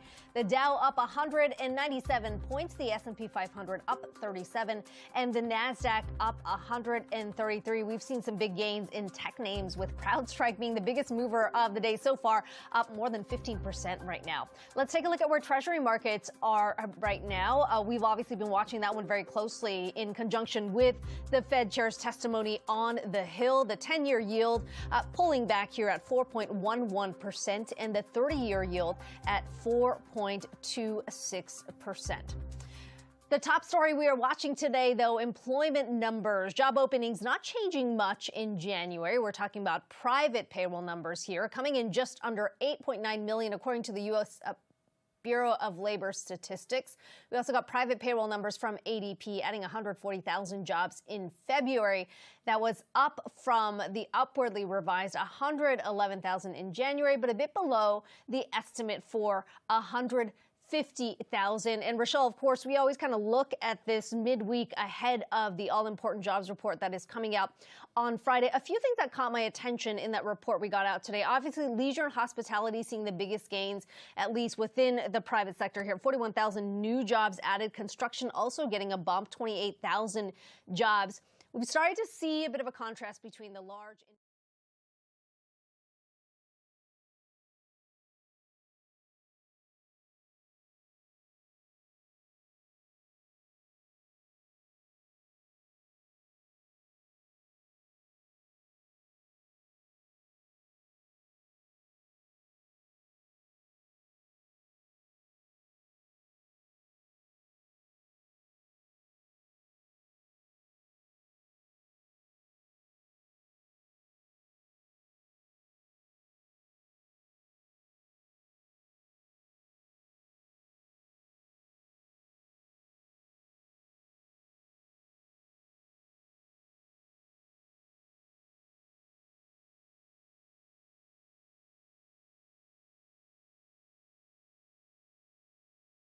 Thank you very much. We want to get to the other big market story so far right now, and that's Fed Chair Jay Powell wrapping up day one of his testimony before the House Financial Services Committee, reiterating that he expects interest rates to begin coming down this year, but isn't ready yet to say just when. Steve Leisman is here with more on those details. Day one of the testimony formerly known as Humphrey Hawkins. What did we learn headline-wise, Steve? I think the headline is the Federal Reserve is Federal Reserve Chair sees the economy continuing to remain strong, sees the labor market continuing to be strong as well, but also he sees inflation coming down. And in that context, he said that he believes that interest rates can come down significantly over the next several years, not just this year, but also next year. He also, I would say, Dom, put the bar not as high as maybe we thought it was before, where he said they're just looking for a bit more evidence that inflation is continuing to come down. And also in that context, we're looking for better inflation readings than we've had. We're not looking for better inflation readings we've had, just the same ones we've had. I don't know if we have that bite. If we can run it, guys, in the back, you could tell me. If not, I think pretty much just paraphrased it, Dom. Okay, we don't have a bite. Just paraphrase it for us here. No, just that. He said we're looking for a bit more evidence, looking for the same inflation numbers we've had, not better inflation numbers. And he went on to reiterate what he has said in his in his press conferences before that the Fed can begin cutting before the inflation rate gets to 2%, Dom. All right, so that's the remark that was kind of getting the most attention there, or one of them. Steve, stick with us here.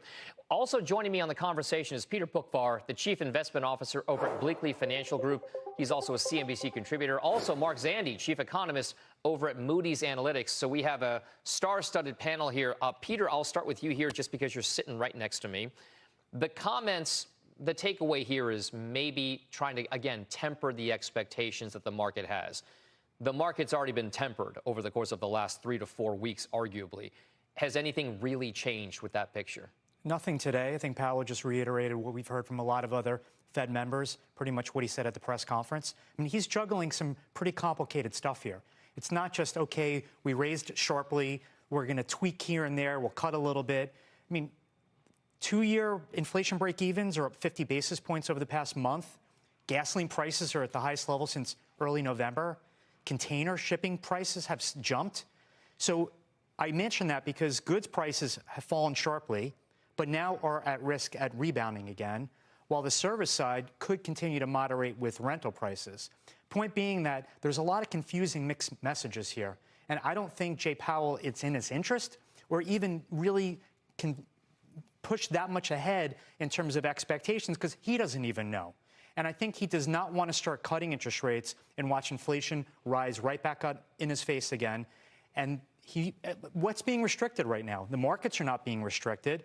If you have a commercial real estate loan, then yeah, you're being restricted. Or if you have credit card debt, yeah, you're being restricted. But this restrictive or not restrictive policy, it depends on who you are. Now, Mark, the central bankers in America and even Fed Chair Jay Powell today alluded to this, if not spoke directly to this idea, that the strength of the economy right now on a relative basis is what's leading to the ability to be a little bit more patient with regard to the ability to cut interest rates or have to cut interest rates.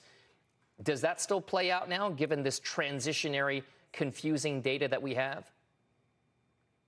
Well, in my view is the economy is resilient. It's fine. It's okay, but it feels soft to me and in some key places. The job market in particular, you look under the hood. So, for example, today we got data from JOLTS, the Job Opening Labor Turnover Survey. And you can see hiring rates are way down from where they were and across the board, across all industry. Hours worked have fallen sharply, it really back to levels you don't see except in recession. Temp help jobs are down.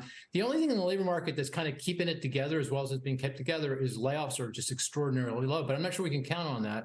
So it just feels very fragile to me. And then the financial system and all this discussion around NYCB, that's symptomatic of a broader set of stresses on the system that will remain as long as the yield curve is inverted, which goes right back to, what the Fed's doing. So, it's a balance of risks. It's a matter of judgment. But in my view, the risk is now higher that the Fed's going to keep rates too high, too long, undermine the economy and the financial system. And to what end? I mean, they, in my view, achieved or all but achieved their targets. We're at full employment, a 3.7% unemployment rate. We've been there for 2 years. Inflation's coming in very nicely.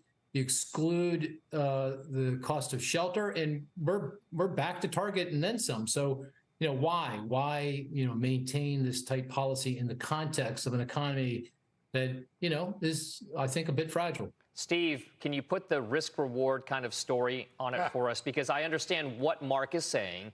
I also understand what Peter is saying. But there's a conversation that's being had right now among all of these central planners about where the greater risk lies. Is it the fact that we could send ourselves into a deeper recession, or is it that inflation rears its ugly head in a fairly significant way all over again? What's the balance of scales right now? Yeah, Dom, you're just like me. You're a reporter. You have two smart guys making good points on this, and you end up in the middle here on this. I think I like Peter's point, which is something I've been talking about for a bit, which is if it ain't broke, how much fixing should the Fed really do to the funds rate right now? I don't know that I see all the fragility that Mark sees. I think we may have had a bout of economic weakness in January that might have been more weather related and some other issues around it, and might have been one-offs than we had actual gathering weakness in the economy. And I also think that the Fed's litmus test for cutting rates is not that heavy right now. We talked about that just a second ago. The idea they want a bit more evidence and they want to see, I think they're going to cut, but I think they're going to cut relatively modestly, see how things go. I do think the bigger issue here becomes whether or not the Fed can do the monetary policy walk and do the regulatory chewing gum at the same time. By that, I mean, can they work with the banks, and I mean the Treasury and the Federal Reserve both, and other bank regulators, to get them to shore up their balance sheets to make sure this office real estate thing does not become systemic risk, while they take their time and do what just the economic fundamentals suggest they ought to do for interest rates. So I don't know if that's possible, but if they are indeed working, as the chair says, behind the scenes with the banks, then we can maybe take that off the table and say, you know what, there's going to be losses, there's going to be risk, there may be some bank failures here, but that does not become a systemic issue that should drive the train when it comes to monetary policy. All right, let's add another layer to this. Everybody stick around, because where the rubber meets the road is in the bond market and interest rates. Let's bring in Rick Santelli for a closer look at the move that we are seeing in yields. Rick, and so far today, we are seeing a bit of a move higher in government bond prices and a move lower in those yields. Oh, absolutely, Dom. And, you know, we could all talk about the stronger economy, but the stronger economy at a period where we have so much debt would most likely have a larger effect on what's going on in rates, especially longer rates. But everything's been moving down. Say anecdotal evidence if you please, but some of the recent spat of weaker data is what many investors are hanging their hat on. They're making a bet that that's going to continue. And if you look at 2s and 10s on one chart today, definitely we were making our low yields of the session right around the weaker data, whether it was ADP or the fact that JOLTS had benchmark revisions. The one traders really paid attention to was last month went from over 9 million to under 9 million. Now, you can call that all anecdotal if you want, but there has been no moguls, a lot of weaker data, and we've just been cascading lower. Then, boom, right before noon, the New York Community Bank story hits the wires, and that's what moved the market. If you look at the timing of interest rates against that stock before it was halted, the timing matches up perfectly. And I agree with everybody today. The line that all of my sources found the most interesting is we don't need to see 2% to start easing. And you could say what you want about that comment, but when you put it all together with, oh, most likely the highest rates are here, most likely we're going to cut this year, it seems to me that if Steve Leifin deemed this dovish, it's pretty hard to argue with that. As tough talk as Powell has, he certainly seems like he's looking for any excuse to find that doorway to walk through on the easing front. And finally, if you look at the longer charts, 1 month on 2s and 10s, we're basically a little shy of a 1 month low yield close on 2s, a little longer term than 1 month on 10s, at least based on where they're set up now. And remember, we haven't had any big debt auctions. Debt auctions, when they start to show up again next week, you're going to start to see the influences, because a lot of the good news is already built in the market. This weaker data based on what we see Friday is going to be imperative to keep these yields down where they're at. All right, Rick Santelli with the rates picture out in Chicago. Thank you very much. Now, if that wasn't enough in terms of layers for you, we've got even more to lay on top of that, because weekly mortgage numbers came out this morning, and then demand shot up even as rates didn't move that much for mortgages. Dinah Olick is here to tell us the context around that story in housing and why people seem to be transacting a bit more. Yeah, and still, Dom, mortgage rates remain stubbornly high, above 7% last week, and they're still there now. The average on the 30-year fixed is 7.03%, according to Mortgage News Daily.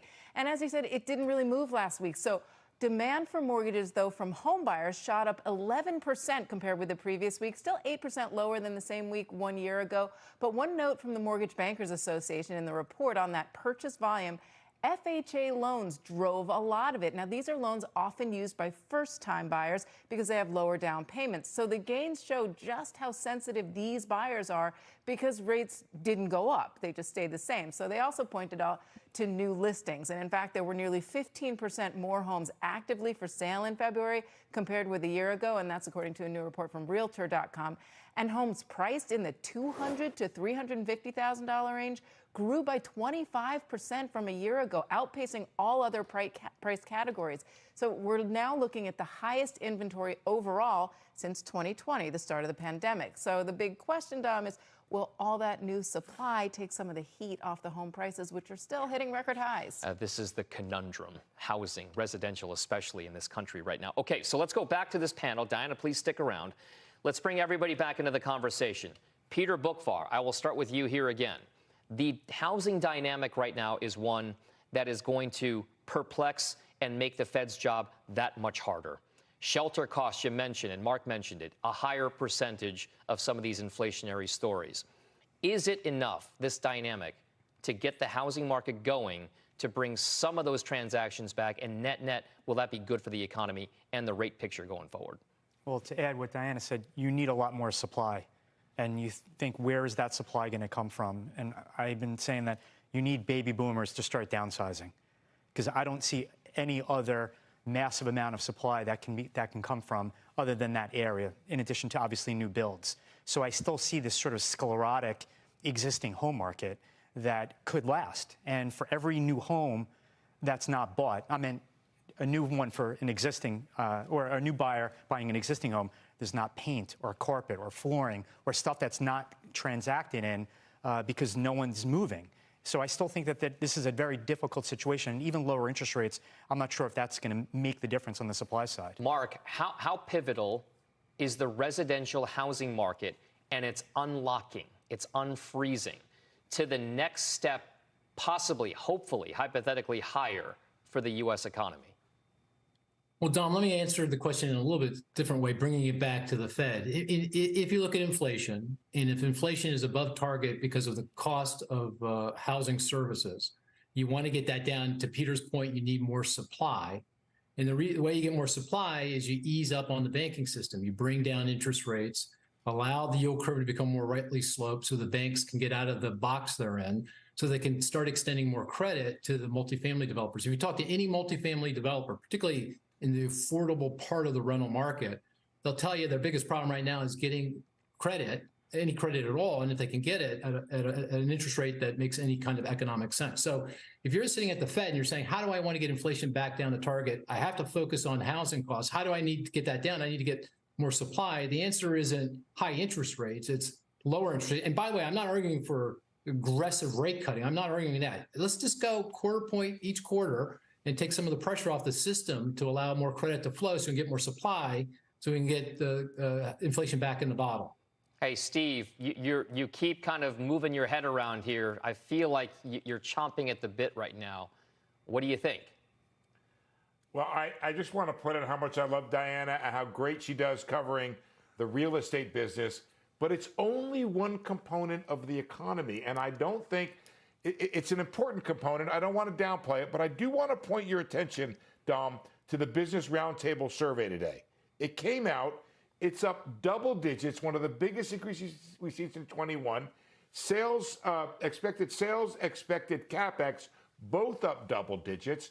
So when I look at the outlook for the economy, that plays another big factor for me in what's what the Fed ought to be doing and what the outlook ought to be. And there's this notion out there from Bostic, which is a little bit more hawkish here, which he said he's concerned about this pent-up exuberance that's out there.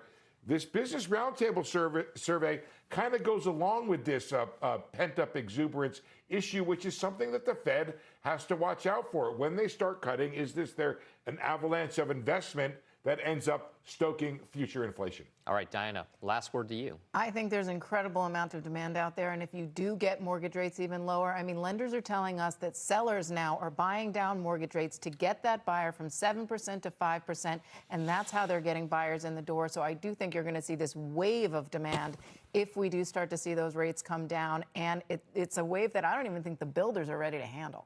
Interesting. All right, great conversation. We could go hours for this one. Peter Bookvar, Mark Zandi, Diana Olick, Steve Leisman, thank you all very much. We'll see you hopefully all again soon. All right, by the way, don't miss Steve's exclusive interview with Cleveland Fed President Loretta Mester right here on The Exchange tomorrow, 1 p.m. Eastern. Given everything we've talked about today, it's going to be a key interview. Must-watch TV there. Coming up on the show, OpenAI is firing back at Elon Musk's lawsuit, releasing some explosive emails contradicting what he has said about some of the inner workings over at OpenAI. We're going to break it all down and look at Microsoft's latest AI headwinds coming up next. Plus, we're in the midst of the biggest biotech rally in nearly a decade. That's according to Jefferies. We'll look at the FOMO, or fear of missing out trade. It's taking place in that industry and where we might see more M&A in the near term. The Exchange is back with that story after this. This is The Exchange on CNBC.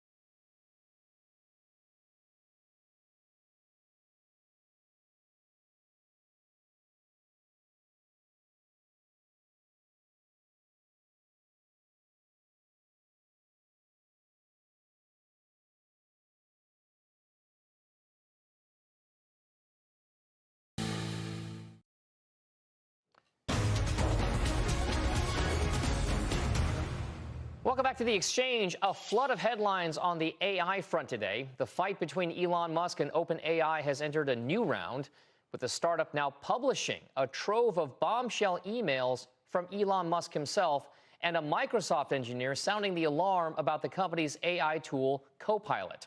So let's tackle all of it with our Deirdre Bosa, also Steve Kovac for today's Tech Check. Steve, we're going to start with you and the latest on these emails. Right. Just how important, significant, bombshell, if you will, are they? Very bombshelly, if that's a word, quite bombshelly, because what these emails showed, and these are internal emails between Elon Musk and OpenAI executives from 2016, 2017, basically showing Elon Musk contradicting many of the things he alleged in his lawsuit last week. That includes, in the lawsuit, Elon Musk says OpenAI needs to remain a nonprofit organization. In the emails years earlier, he says they need to be a for-profit organization, or let me take it over as CEO, absorb it into Tesla, which last I checked is also a for-profit organization, and also saying, you guys need to raise, $1 billion yesterday in order to achieve what you want to achieve. So all of it kind of flies right in the face of many of the most important allegations here. He believes that OpenAI should, go back to its original mission of being a nonprofit organization. But again, if you're an OpenAI lawyer, you're going to be giddy to ask him in court why he said exactly the opposite before he left the company. Exhibit A, B, C, or whatever, so to speak. We have all this is discovery before discovery happens. Okay, all right. So Deirdre, Musk is also mentioning, though, Alphabet/Google in some of these emails as well. Yes, so there's 4 emails. Within those 4 emails, he mentions Google 12 times. And what this really tells us is back then, and he says when Google was worth $800 billion in market cap, they seemed uncatchable. What Elon Musk says in these emails is that Google is so far ahead that it would be nearly impossible for OpenAI to catch up with Google if it doesn't have the right tools, the right funding, et cetera. And he points out, he says, Tesla's the only path that could even hope to hold a candle to Google. Even then, the probability of being a counterweight to Google is small. It just isn't zero. So we've talked a lot about how Google has pioneered generative artificial intelligence technology, but then more recently, how it's really botched the rollout of its key flagship product, which is Gemini. So how did we get here, right? It raises a lot of questions that investors, that onlookers have already been asking in recent months. Is the management the right management to lead Google in this incredibly important era?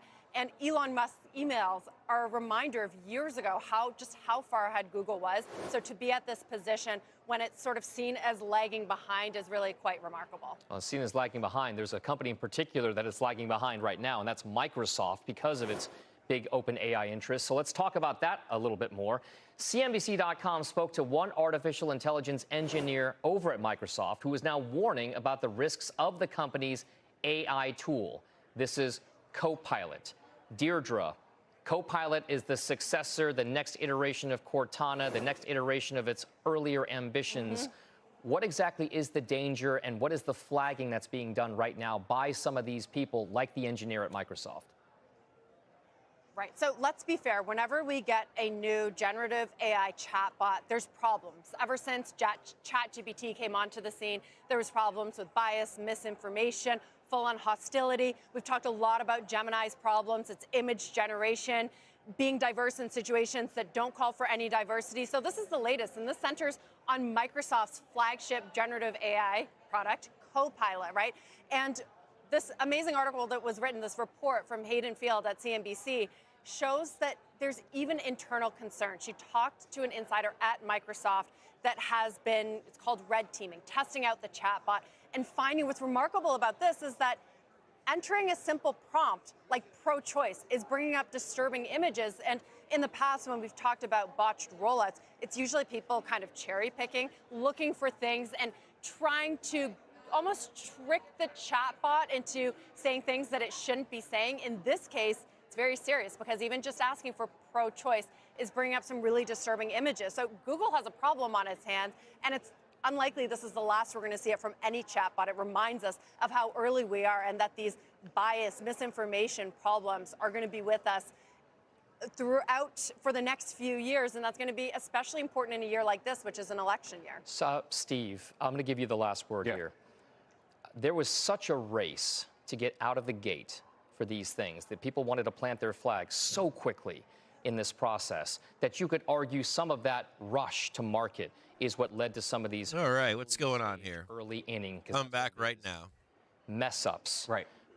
Is there a feeling right now that the artificial... What do we got going on here? What's going on with CNBC? Anybody want to get me up to date on CNBC here and tell me what the fuck they're talking about? Because of such public mishaps that have happened with the biggest players when it comes to rolling out artificial intelligence. Yes and no. It's not just about why is CNBC talking policy and artificial intelligence? Back, or maybe some people felt that Google's Gemini was too woke. What really you should be paying attention to here with this Microsoft case is this engineer has been flagging these issues internally through the proper channels. These are the wrong people to be talking about this. This is he wasn't. We need the politicians to not be so fucking stupid. Microsoft told him to take it down his LinkedIn post. He was reporting it internally. I realize that it's smart people making the statements, but the fact that this person felt he had to go to CNBC and tell them, the fact that he had to go to the FTC, bullshit, letter to Microsoft board tells you that when all this started a year ago,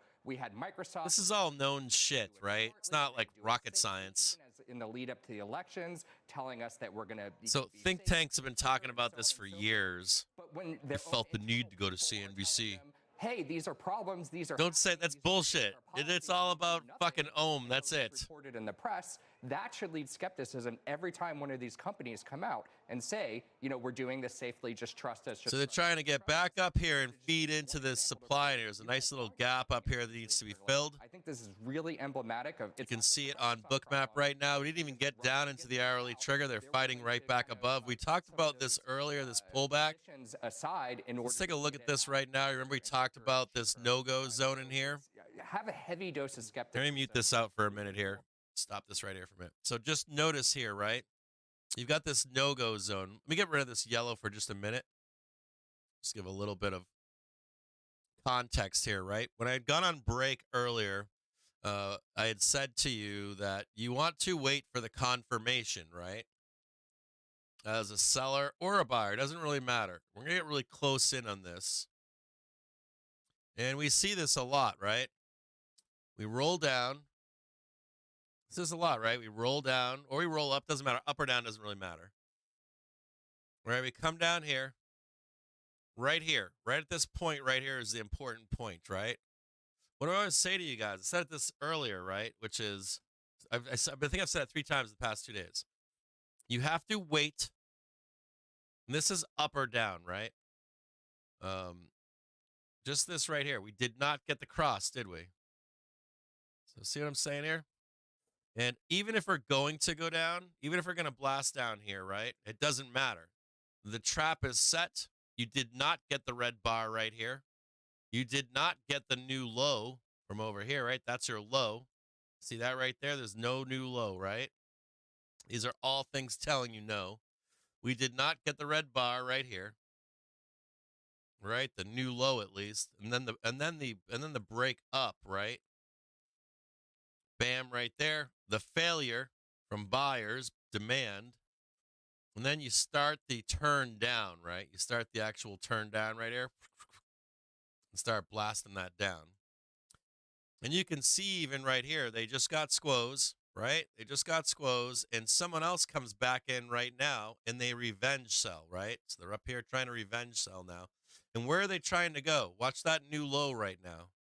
Trying to get that new low on the market, right? They're just throwing bombs. I always say, like, they're throwing rocks down on you, throwing rocks down on you.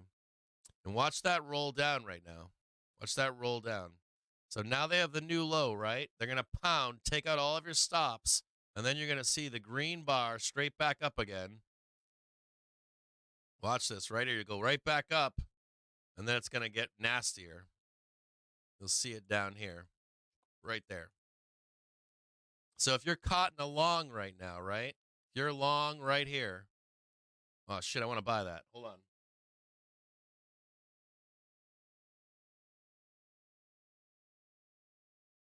Hold on. Don't. God damn it. Fucking turned off Tasty.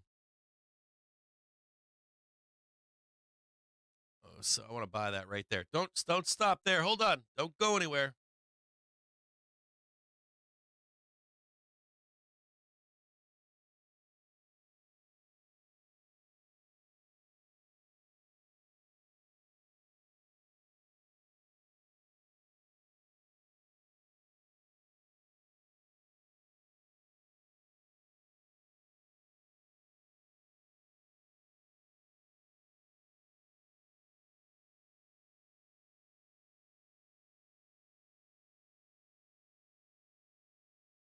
Yeah, I just bought that just now. Okay, so I just bought that just now. Now, this could roll back down a little bit more, do some consolidating. I just bought some calls for tomorrow. Do that and go back up there. I bought the fuck out of that. I bought some calls for tomorrow.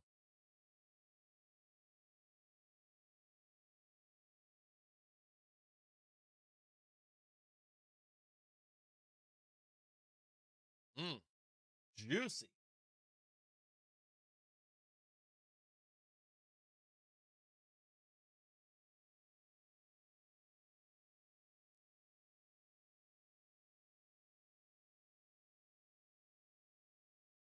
I got some 514s for tomorrow. Or not for tomorrow. I got them for the 7th. Is that tomorrow? It's tomorrow.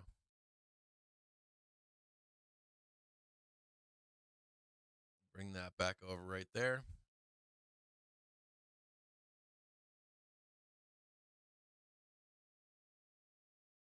Just bought the fuck out of that like it was nobody's business right there.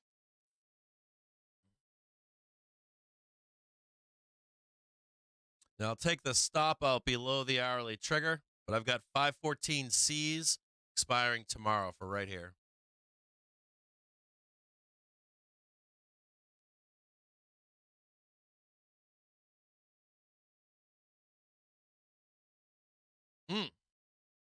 Was there an event that said anything out there that I'm missing?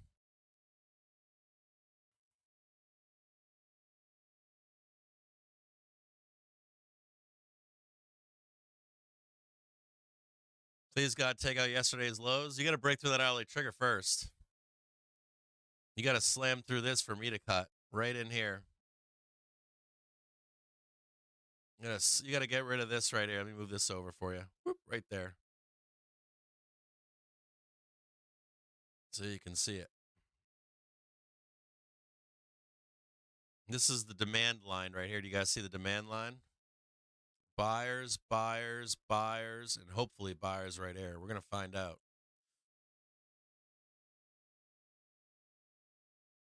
You can see that right there.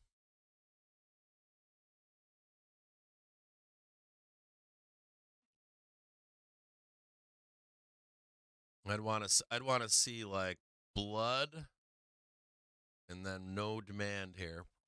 And I'd cut right there.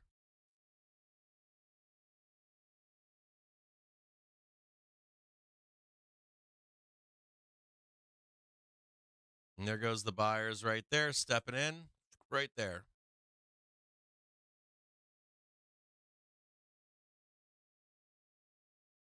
Just so you can see it.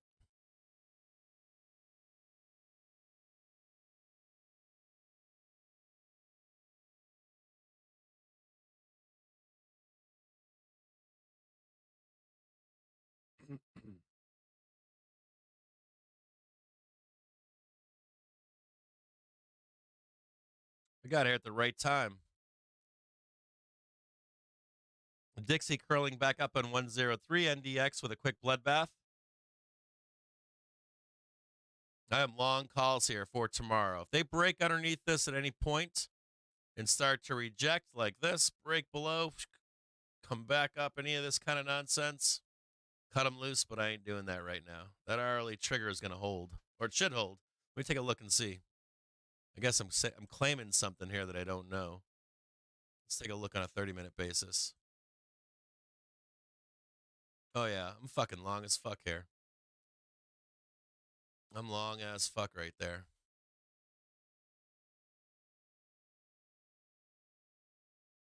You guys are savages out there.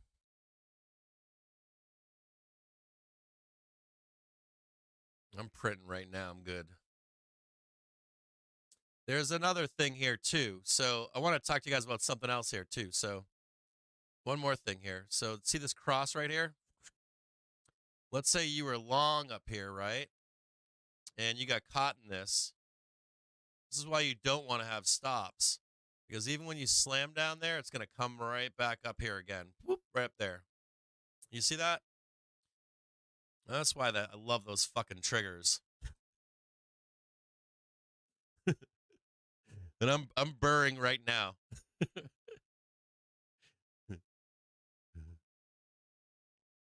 I'm green right now. I'm good.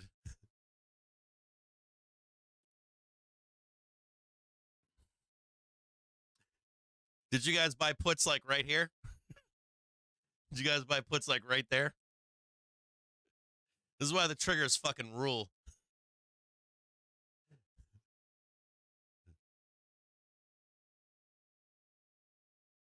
There we go. Get back up there, hot sauce.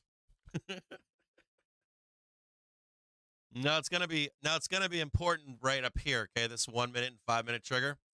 You're gonna find out right now if the buyers are real or fake. So right here, as we go up, right? Watch us go back up.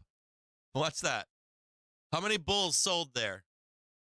How many bulls sold there? So I talked to you earlier about an orderly exit. I talked to you earlier about getting squeezed out.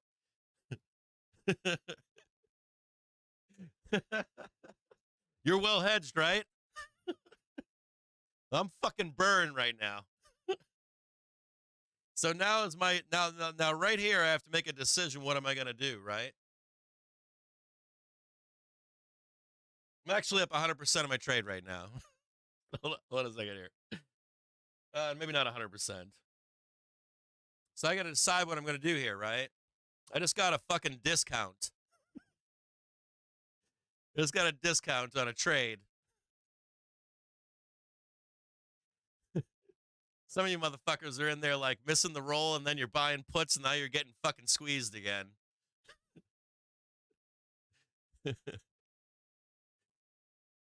Well, I'm going to stay in here unless buyers don't show up. So if I see a red bar of any kind, I'll take the money and run here. So this is important right here. I want to see if these sellers are real. I want to see if these buyers are real. You guys have a very important moment here for the market. So you're going to see throwing bombs down here, right? We know buyers are still here right now. We know they're down in the half hour and hour trigger. And we're going to find out if these buyers aren't fucking around or not. Now, if this does begin to reverse to the downside, I'll take my money, get out, and find out where the real buyers are. That would be below the 1 hour trigger. You see that right there? Johnny on the fucking spot, baby. Woo!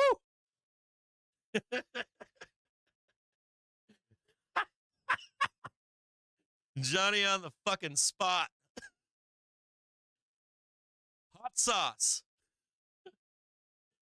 Now we got to find out if they're real or fake. We're going to find out real quick here. Situation back to normal.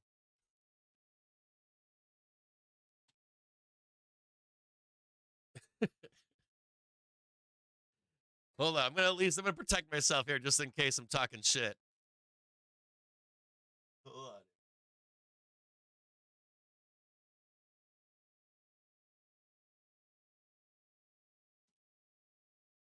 So we'll find out here if I'm going to make a bunch of fucking money or not.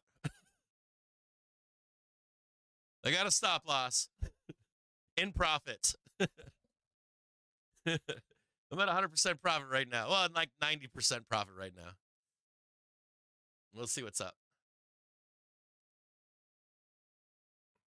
Think about what your mind is going through and what my mind is going through. Let me see your comments. Sorry, I can't see your comments right now.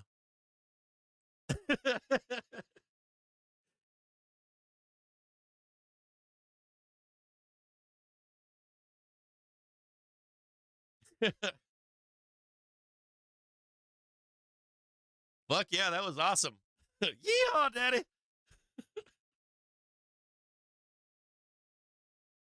I want to know if any of you were stopped out on that trade or not. I want to know if you had puts that got stopped out. I want to know if you were long and got stopped out.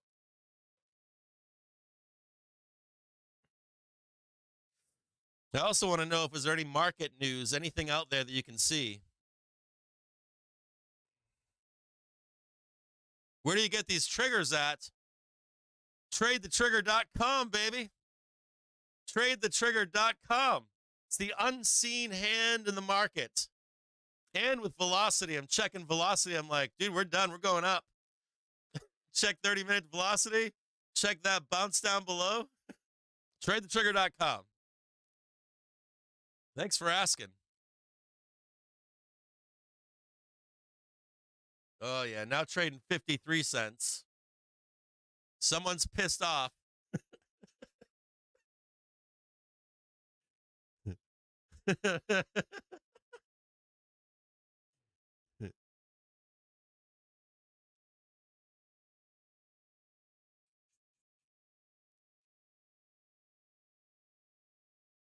Yeah, Bears can't get a fucking break, can they?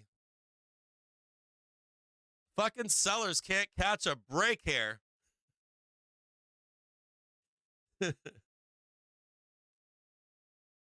Fucking buyers just there. Look at that. Just boom. Look at that gorgeous, like a hand just reached out and went, whoop. How's them apples doing for you? How's that? Whoop. What's that? Not yet. Even if you roll it down, not yet. We're going to stop it right there. Big ol' this. Fuck you.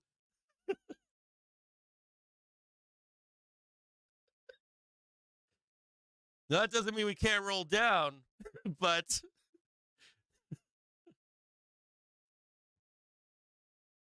nice to know where it's going to be stopped. It's nice to know where you think buyers are too. Right? No, they're going to try it again here. They're all saucy.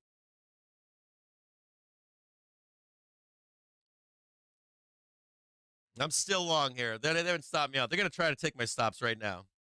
They got a little bit more to go. Not quite there yet. Nope, not yet. Sorry, you got to go more. And I'm still fucking green. I'm up 60% right now.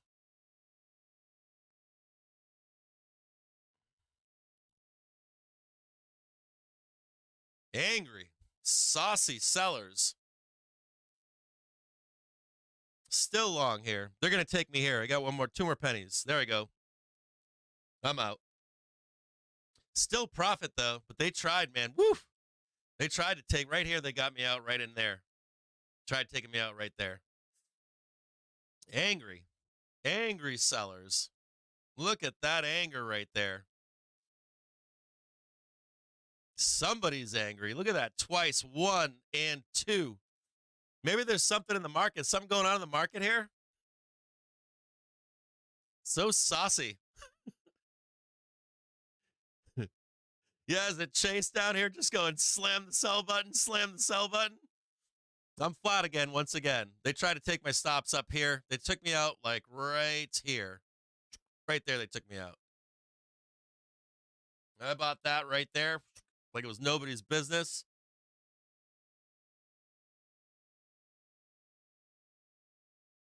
Dude, sauciness. Someone's pissed right now. So like Bob in the basement's trying to hit that sell button. Look at him. Woof. Angry sellers. Is this like JP Morgan or somebody? I paid to tell everybody that was the top. We're not going all-time highs today, boys. I don't know. Maybe it could be. I haven't checked to see if there's any news. Let me take a peek right now real quick and see. I just made some good money there. That was a good trade. Well, let's see what they're talking about. Let's see what doom came across the wire. I don't see anything here. Let me take a peek here and see if I see anything. 200%. I got to bring that back down. What do I got here? I don't see anything on the news here. I see U.S. non-farm payrolls prep. Let me check the. Hold on a second. I'll check right now. I've got some news here I can look up. Let me take a peek and see. U.S. unemployment needs to rise significantly to speed up. U.S. unemployment rate needs to rise significantly in Friday's jobs report to shift the current Fed's view that they need to see confirmation. Blah, blah, blah. That's just garbage. Democrats' Dean Phillips endorses Biden for president. Let me see here. Maybe there's news I just don't know about.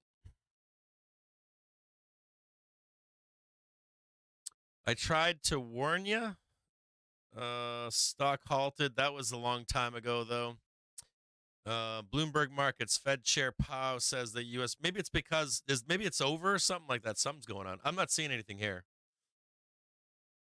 Oh, here we go. Hold on. I might have something. Breaking news. Swarming investors. Well, let me read this.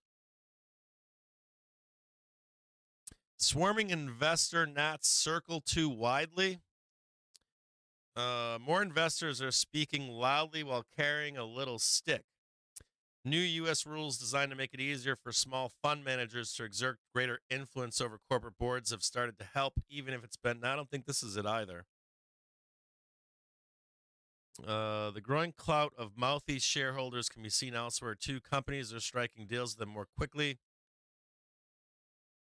No, I don't see this. This doesn't seem like it's anything. This is a wild shit I'm reading though. I'm reading some really wild shit here. This is wild. Who's writing this story?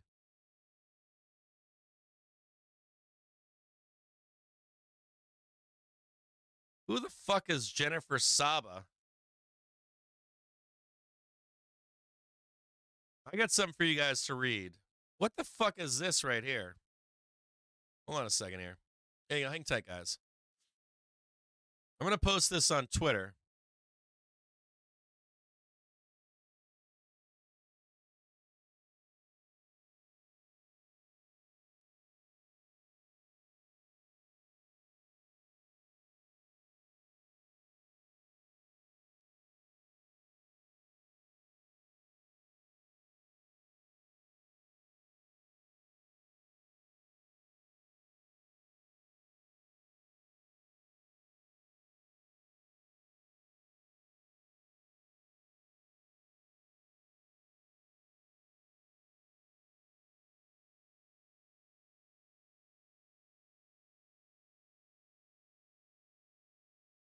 I posted it on Twitter just now. Let me see if I can. Let me see. I'll try to post it in the chat really quick.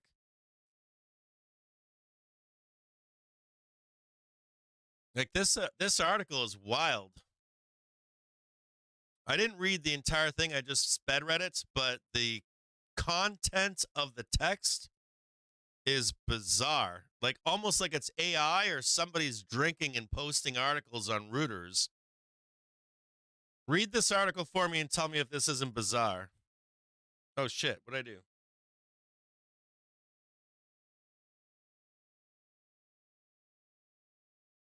Do me a solid. Why can't I do this? Why can't I post this?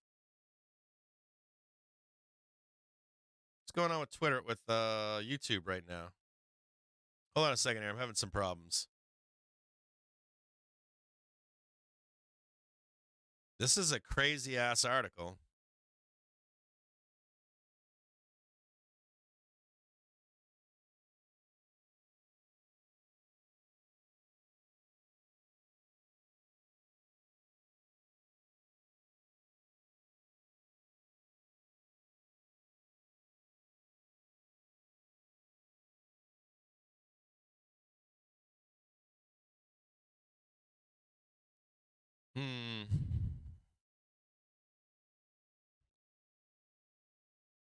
I'm having a hard time posting this. I don't know if they're I don't know why I can't post here.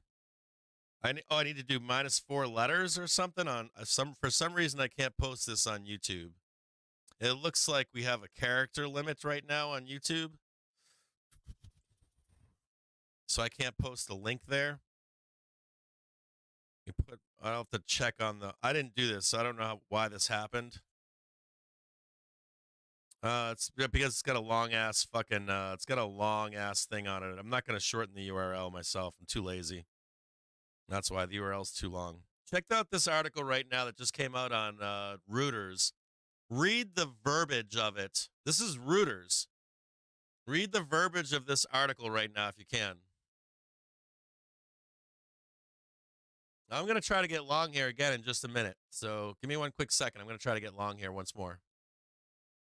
Or maybe they are expecting that doom. Let's take a look right here. Maybe they are expecting that doom for tomorrow. More volatility maybe for tomorrow. I want to take another long here in just a second. I want to see. All right, so what I'm trying to look for here is this. So I took the last long on that bounce. I'm going to get rid of this just so you can see it, okay? Whoop. Bring it up closer right here, okay? So I want to take another long here, okay? Watch me closely, okay? Watch my cursor. I'm not the GOAT, but I did learn a lot from the GOAT. And I'm going to show you this right here, okay? Don't get all doom and gloomy on me. Right there. That's all I want to see. Whoop, right there. I want to see that right there. Whoop. And I want to see this action right here. I want to make sure there's no news that we don't know about. They break higher here, come back down, and begin the trip back up this way, okay? So if I can see that happen right there, I'm going to take another long here in just a moment. But we're on good velocity here, and we're above the hourly trigger, so I'm pretty bullish here right now. Even with this turn down right here. So in my view, where are we closing? 517 now. Now 517 is where we're going. If you want to really know. I think we're going to 517 from right where we are right now. I would need to see a cross to the downside. So I'm bullish here. I'm not bearish. Unless there's some news that I don't know about. And I don't see any. I'm reading all the Twitter live squawk and all those people, and I don't see anything. I don't see anything here. An NVDA upgraded. Holding on too long with rates could create unforced error, hurt the economy. That was daily about an hour ago. I don't see anything here that's saying like we should crash or anything. Liquidation breaks like this happen, right? We know the market is not real. You should know that. You don't burn off like a fucking $100 billion in 30 seconds with no news.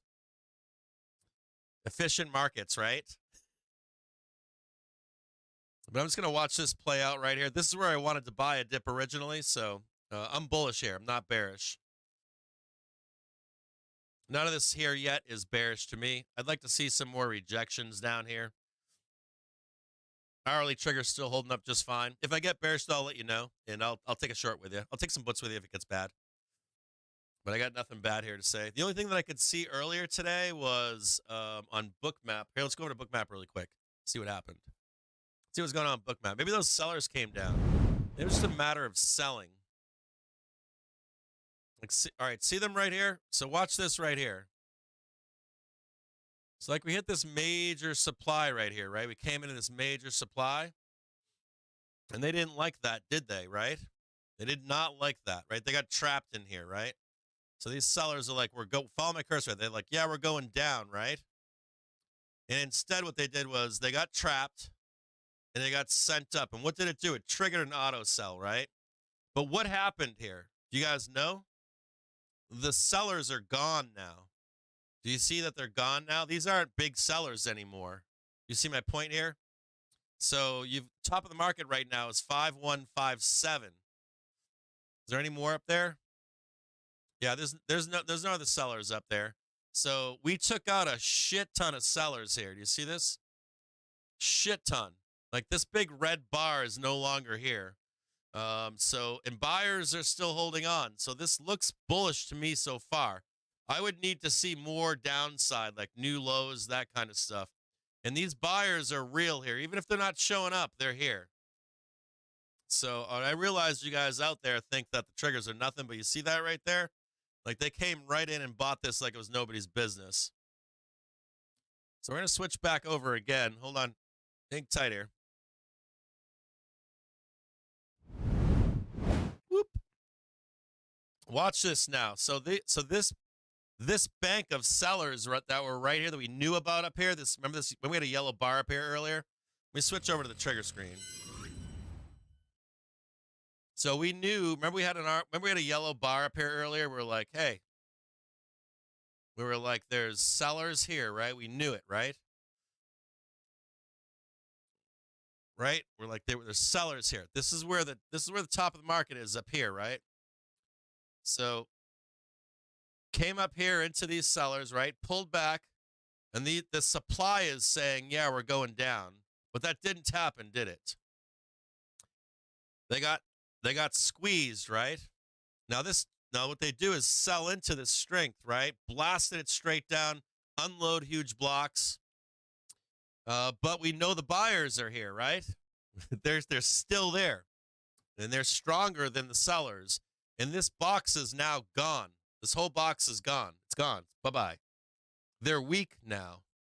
So this whole block here is gone. So now what do we have to deal with now? This block up here. Right? So now we know that the big sellers are up here. Big sellers are now there.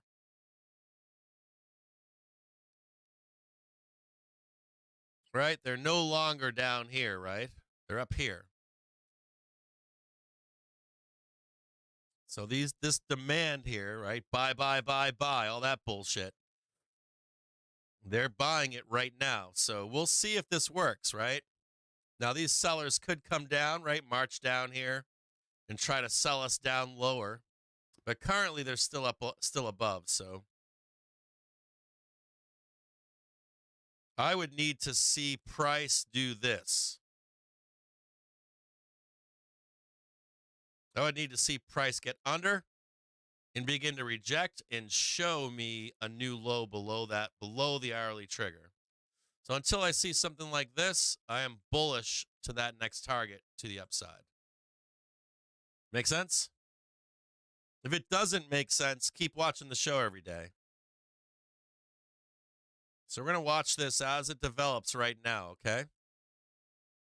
We're going to watch and see what happens here. Woo! I like those transitions. Woo! And there's no news. I would be more fearful here if there was more news.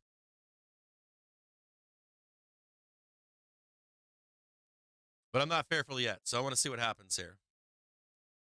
Unless there's is there some news that came out that I missed? Did you see that? Hold on, let's do the transitions. Hold on a second here. Can we do the transition scenes? Hello, ready? Oh yeah, there's one. Oh yeah, there's another one. Hold on. Oh, yeah, there's a different kind. There's another one. Oh, yeah. We got them all.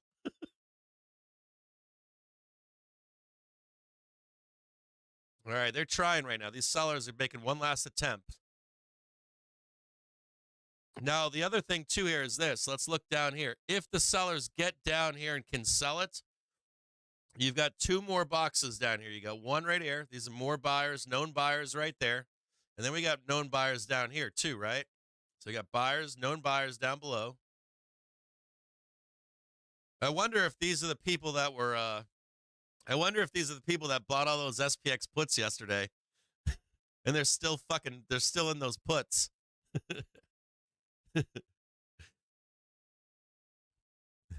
Hold on a second here. And they're like, God damn it. I need those puts to print. Did you guys ever see that shit yesterday? You want to see it? I'll show it to you right now. Hold on, I'll show it to you guys.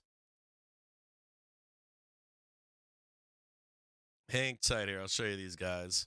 I don't know if it's still here, but like, you want to see some seller rage? I got some seller rage for you. Oh no, I'm on the wrong thing here. Hold on. Give me a second here.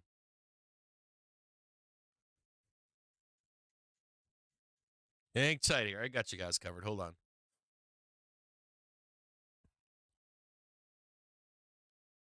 What am I looking for here? Show you guys something fun. Well, it's not fun. It's kind of mean. Hang tight here.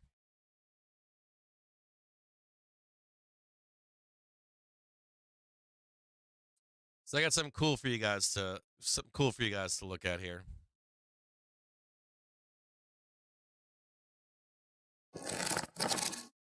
So yesterday, this will get what's his name all fired up. So this is 2:00 in the afternoon, right? Yesterday, right? This is 15:39 in the afternoon right here, right?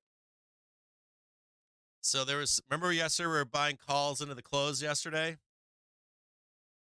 What else was taking place? The green line is calls. They just kept buying puts yesterday into the bell. Like, they didn't fucking stop.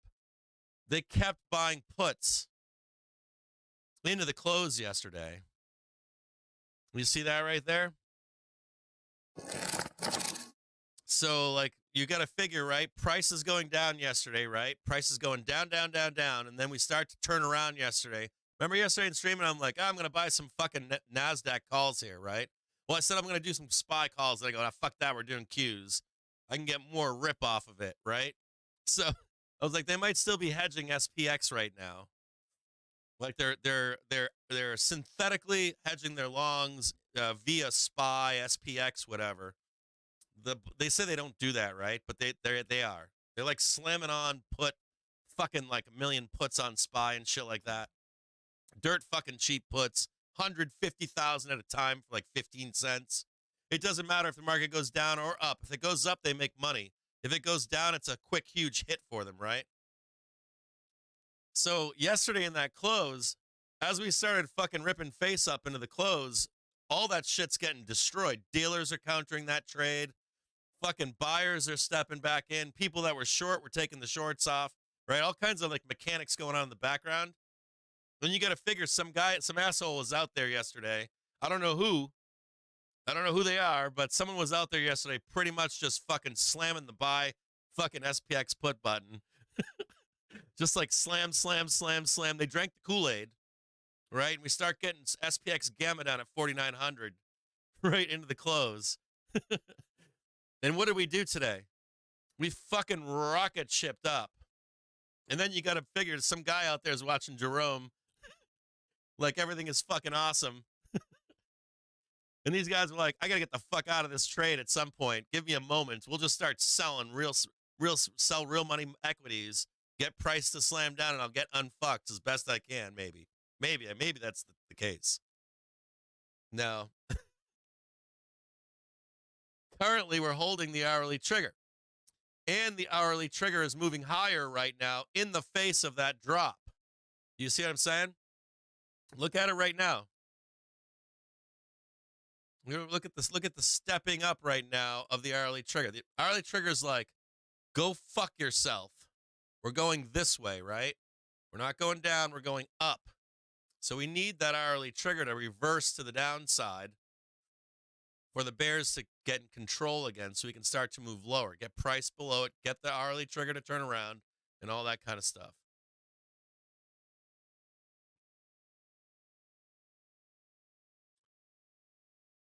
Those puts also introduce volatility into the market as well, right? We don't have like a full-on bull market. We've got like volatility, up, down, up, down, up, down, and while fucking price higher, not lower, higher.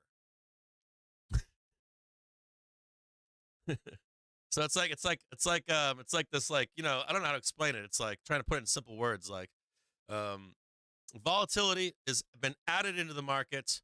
But still, we're in an upward trajectory of higher prices.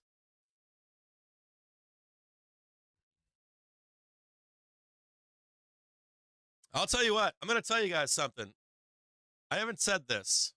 Any of you pro traders know this because you have the updates, right? You already know what my targets on this run are, right? On this run specifically, 550. I don't know if we get there. It can become a null and void, but this run right here, 550.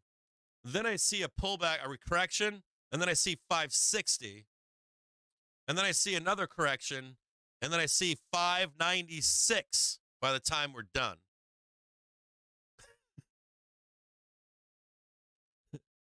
And we'll grab JPM by the fucking hair, right? We will drag Marco and all of them, right, by the hair on the ground to 6,000, whether they like it or not. It doesn't matter what they want. They're wrong all the time. But I don't really care what they say. I don't care what they say publicly. I don't care about any of that shit. Now, that can all become invalidated and shit. We can go into a bear market or whatever, but as far as I can see right now, my target is 6,000 into December, March of 2025. Yeah. Is that your target? Am I out of my mind? I think I'm the only person calling for that. I don't even think Tom Lee is right now. So he will, though. He will, though, call it. Whoop, sorry. Yeah, David Hunter's up there. Yeah, 6,000 is the target. That's the target. Specifically 5960. If you want to get technical, 5960 by March 28th or 31st of 2024. At the latest. Could be December. We're talking like fucking, I don't know if you guys remember the early or mid 90s, 1999. We're talking about a fucking move that's like,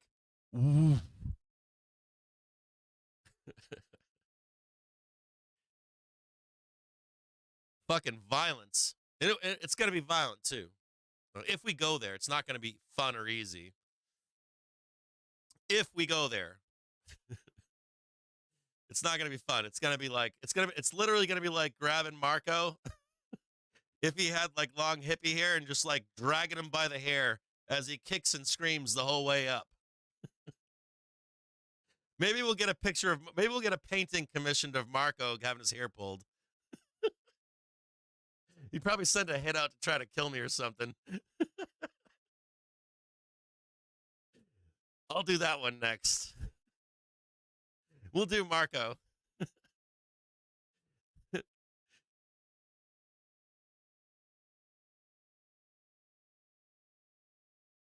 I'm telling you, man.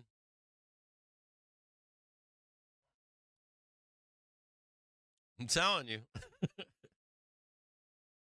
You tell all your friends that too, especially if you're a bear.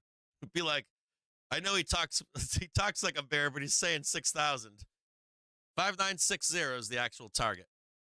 Between December 31st and March 28th or whatever, 31st, 2024, 2023 and 2024. Well, then we're fucked. I got to tell you that too. We are totally fucked when we get there. Like, we are in some deep-ass shit. In my view, you're going to see, like, do I talk to you guys about, I think I talk about this sometimes, but not always. So, when we get there, right, you're likely, especially if you're young. So, if you're a young person, if you're like 25, 30, you're likely going to see 2 to 3, maybe even 5, well, it'll last about 5 to 6 years. But you're going to get a generational buying opportunity. So we figure, what is that? 2020, we're in 2024, right? So 2025, we should see that roll begin. And then by like between 2026 and 2028, can't believe I'm saying this shit to you. If you're 25 years old, okay, listen closely. I'm an old man. Okay, I'm an old guy. I'm finally becoming old. I wasn't always old, though. I was young. And I've been through this cycle, this new cycle that we're going to get. These cycles happen all the time. They're really cool. So the point that I'm trying to make to you is, even though you may be myopic in what you're seeing right now out there, what you're likely going to see here is a mad dash to the top and whore out the market. You're likely going to see this like exuberance in the market, right? And it's going to be party time for old people. But you're going to get a chance is the point. When this market does roll down, right, you're likely going to have a period of like really big down on a long time of consolidation. You're going to see people get washed out. You're going to see older people get washed out, that kind of stuff. And they're going to try to reset this for you. Your job, right, if you're a young person, I know you don't believe it right now for where everything is, but truly your job as a young person is going to be ready for that moment. I lived through the 2000 crash. I lived through the 2007. I lived in Vail, Colorado. I fucking lived with Enron. I skied with those guys. I used to hang out with those guys. I used to go eat in the same restaurant with those guys. I used to hang out with the Hyatt grandkids, the two grandsons of the Hyatt family. So you will get that chance, is my point. You're going to get a shot at some point to buy the market, a really low market, a generational buying opportunity. But from my perspective, these old people are whores. They are whores, sluts. They're evil. They'll break this fucking market. They'll tell you they're not going to, but they'll whore it out until it breaks. They don't care how they break it. Does that make sense to you? So don't fear too much. Like when you're in the doom hole, like can't afford a house, not getting paid enough. You're going to go through a cycle of work where you do finally feel like you're making enough to survive. It's a normal cycle, normal short, long-term debt cycles, and you're going to get a chance for that. So just hang tight if you're young. And when that opportunity comes, I don't think it's for another 4 or 5 years, but when it finally bottoms. But when that moment comes, if you're young, you should be saving and ready to buy that. Oh, doom and gloom still. I wasn't watching. I'd like to buy some puts here. I'm going to let for this thing come up right here. I might buy some puts with you. Hold on here. I'm going to look at some puts. So we got this down below. Got that target there and that target there. Let me go back to the trigger screen. I like that. I'm going to watch this come up right now. I'm going to try to buy some puts right here for that target right there. Just so you can see what these green bars are right here, okay? That's nice setup right there. I like that setup.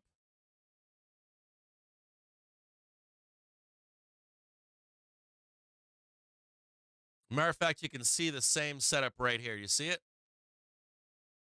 You see the setup right there? So I'm going to wait for, we're right here. This is where we are right now. And I want to see that new low. The moment I see that new low, Johnny on the spot buying puts. So let's watch it play out right now.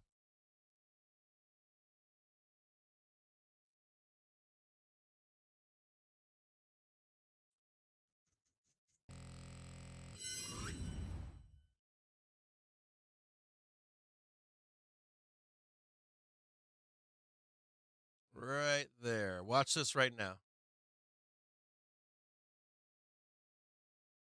So if you're young, dude, if you're a young dude out there, right? Young woman, whatever you are, don't feel like you are being left behind. That's real, but you're going to get that chance is my point. There aren't too many generations that don't get that chance anymore. You may not have gotten that chance pre-1978, but since 1978, the way that our market functions, you usually get that chance every generation.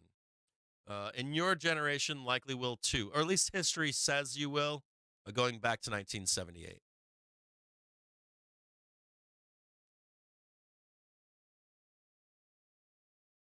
Oh, no, clear that shit.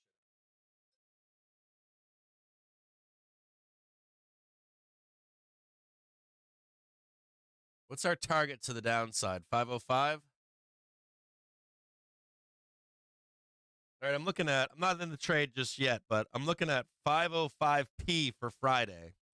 505p, they're 43 cents right now. And I want to see what happens right here.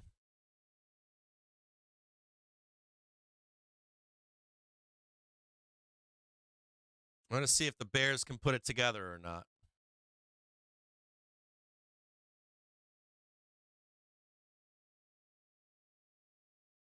I still can't see any news out there.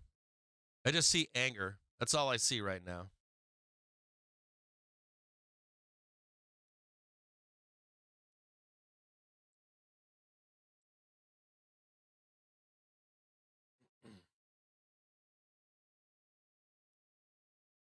I don't see the doom and gloom, so I want to see this. I want to see a reversal here.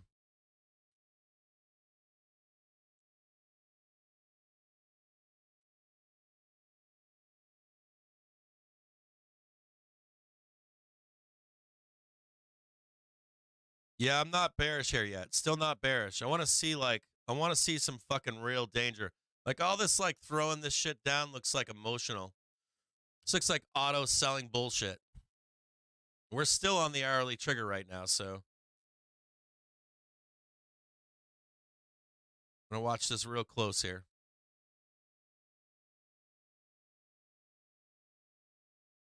Looks like just a scam time. And it's 2:20 in the afternoon, right? This is when the manipulation comes in.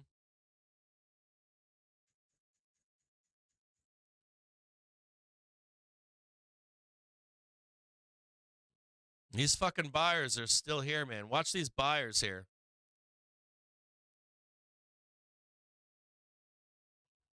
Unless there's news. Maybe there's news that I don't know about. If there's news, let me know in the chat. Yeah, I see the same thing, Jimmy. I'm not seeing what this doesn't look like anything less than a liquidation break. It's like algo's just auto selling.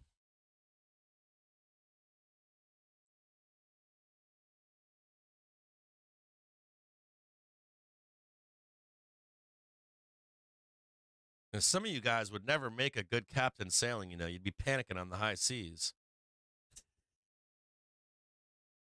Some of y'all I would go sailing with, but some of you out there be freaking out as they take you out in the ocean with me. I'm just fucking with you. Something goes wrong when you're sailing, you got to remain calm.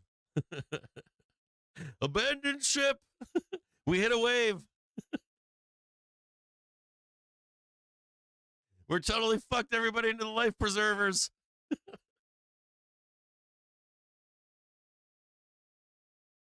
Oh, is Coatney saying that? I love Coatney. Derek Coatney, dude, Derek Coatney, I love that guy. I want to do something with Coatney. I got to reach out to him. I haven't had any fucking time, man, to reach out to anybody. Like, if there's a guy out there that I want to be like, I want to pick your brain. He's so smart. I've always appreciated Derek. He's a really smart person, really smart individual. I think he's got a philosophy degree or something. I think he's a humanities guy, or he's like a psychology guy. I don't know exactly what he is. I haven't seen him in a couple of years, but I used to really follow him closely. I like Derek. I've always mad respect for him, love him. Yeah, I got a Assface. I have to contact Assface. So we have a list right now of like 30 people that are coming on the show or have tentatively asked, or I've asked them, I've been like, can I have you on the show? And they've said yes. So we have stacks of people coming on. Like we just did Volwiz. Who else did we just do? We did 2 people just this past week. So we have a lot of people coming on the show, or hopefully, if they still say yes or still agree to it. So abso-fucking-lutely. I love Assface. He's a fucking gangster trader. Gangster trader. Yeah, there's some really good traders out there. 100%. Jedi Marcus, we're going to try to get Jedi Marcus on the show. We got all kinds of cool cats coming on. Like, these are like all the FinTwit heavy hitters. All of these guys are all the heavy hitters on FinTwit. Yeah, we had David AMS on the show the other day. He's badass too. Like, all these guys are like bad motherfuckers.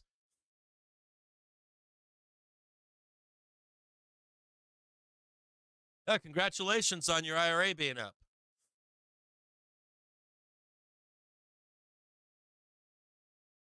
Was it markets in turmoil? Less than 2% from all-time highs, I know. It was like that yesterday, too. We should go up here. I'm bullish here, not bearish. I want to see if we get this actual roll or not. This is looking like a bear trap here, not a bull trap. So I need to see more action here. More action here for me to get bared up. I want you guys to know something. I posted this yesterday, right? I posted this yesterday in a market update, a market brief. I am a buyer of dips. Listen closely. I am here.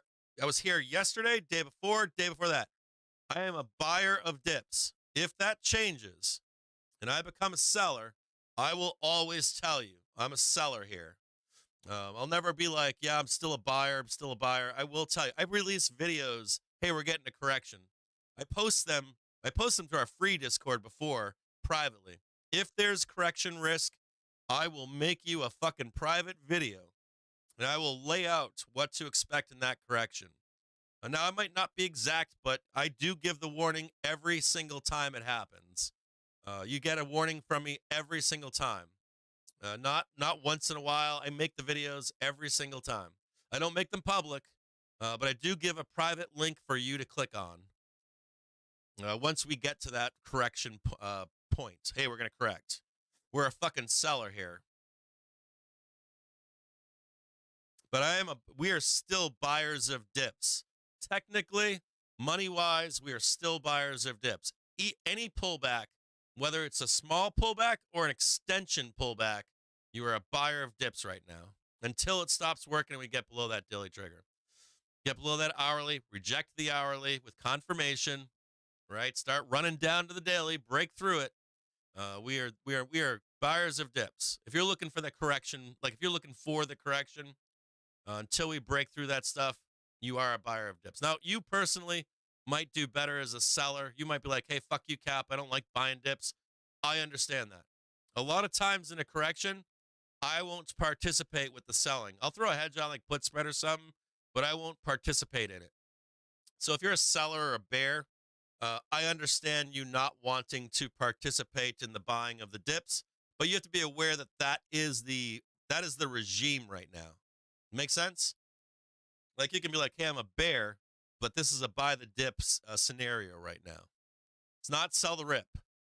If you think we're in sell the rip, like that's bear, right? That's when we're in a sell the rip. Like we're either in a buy the dip regime or we are in a sell the rip regime. And right now we are definitely factually in a buy the dip regime.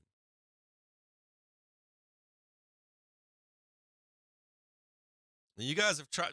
I can pointed them out yesterday. You had 9 chances. You did it again yesterday, right? You had another chance yesterday. It didn't work out yesterday, did it? Right? We were just trading 512. We're actually, where are we at right now? We're at 510 right now. So we are not a sell the rip yet. We can be. We just aren't yet. And trust me, I want the correction. I want a seasonal fucking low. I want it bad. I think I think even bulls do. I don't think it's just bulls. I think bears, bulls, buyers, sellers, I think everybody wants it. What happens there is you're forced to be a buyer, or you are forced to step out of the way if you can't be a buyer. You can short when you want to, try your best to survive. I understand that too, because that's what I do in a correction mostly. Most correction environments, I make less money. I tend to be like, I don't go size, I should say. It's like I tend to survive in those environments. And then once we get done with that correction, I slam the fucking buy button for like $50,000 long call spreads. And I make all the money that I need to day trade on those trades. So when they don't come to me, it sucks. I like to have like 9 of those a year in a bull market. 9, 10, 11, 12 of those moments. We haven't had that moment this year, have we? We haven't had that moment where I can slam 50 grand down and say, I'm going to make fucking $300, $150, $100,000 almost guaranteed. Like 99% chance it's going to print. You know, so when we don't have those things, I can't go long like I want to with confidence.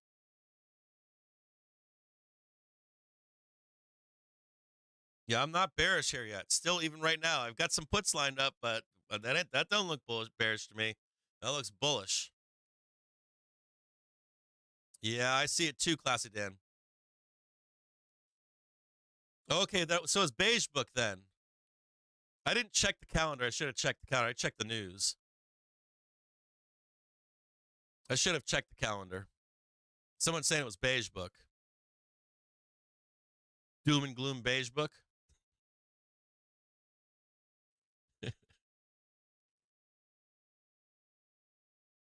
I want you to think about the conversations that we have on this show for trader emotions and traders' thoughts that go through their minds. Fear, panic, exuberance, all of that stuff. Because I'm sure there's some fear out there with that move right there. Absolutely. This is a fucker this was trying to shake your ass out of there right now, right? Trying to shake you loose. You see the development here? Watch the development here. So we talk about this, right? What do we say? Percentages of win, right? Where's the highest chance of win here? Do you know? It gets better and better as we go up.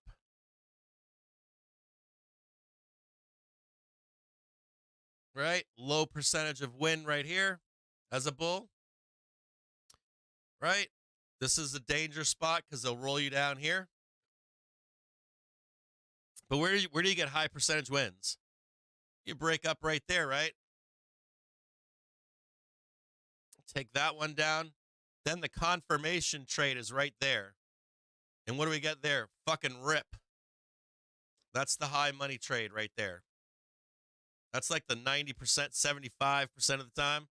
Big money right in there. So still some danger here for bulls. A little bit of danger.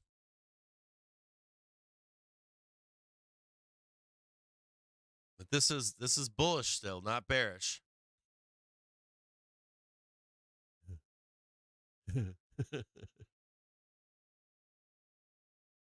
KRE Banks is exploding up. Woohoo!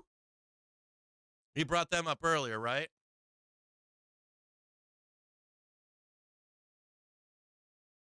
Yeah, we'll see how this plays out.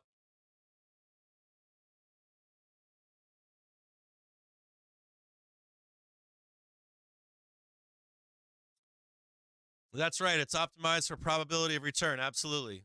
Absolutely. You can actually look back on all of these trades and see where the probability of your win rate is and how much money you're going to make, all that kind of stuff. When you follow that shit enough, you're going to be a high winner in trading. You're going to win a fuck ton more than you're going to lose.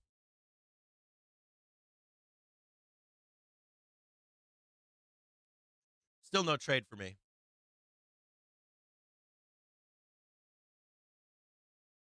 Let's see how this unfolds in here.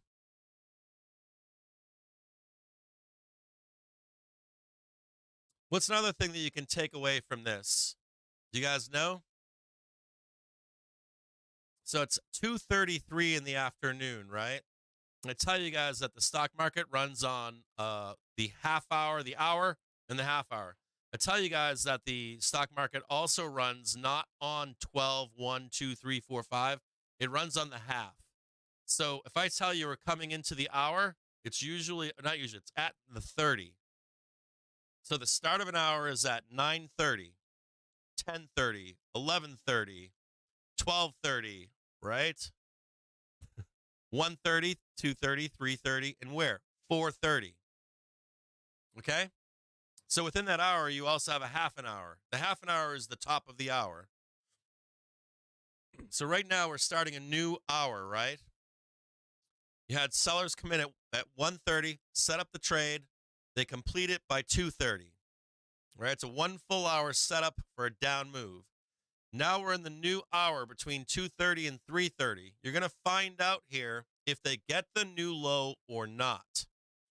And you're going to see here if the buyers are still here from 2:30 until 3:30. Does that make sense? So we're going to find out right now if they're here or if they're not here. If they're not here from 2:30 until 3:30, we're going to get some fucking blood into this close. You're going to have the buyers are in charge, then the sellers are in charge. And if the buyers lose that last hour, right, now if we get a second hour of buyers losing, no demand, no want, we will roll down into that 3:30 hour. Make sense? So try to add the clock in or the time of day.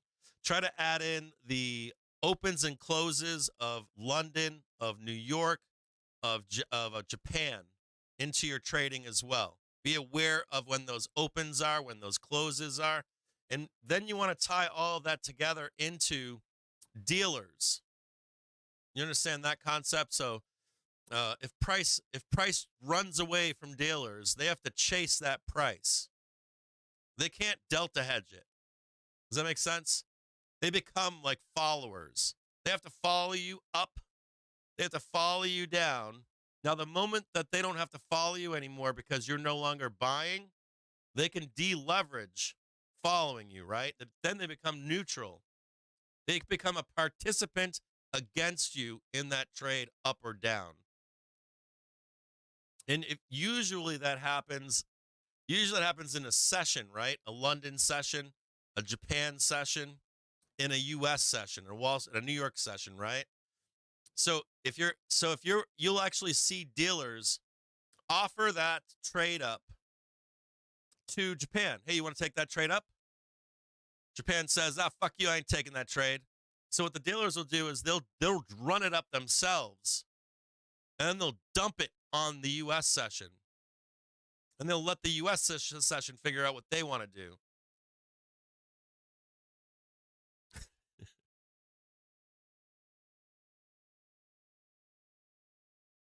Right? And this is all a function of them trying to provide liquidity to the market.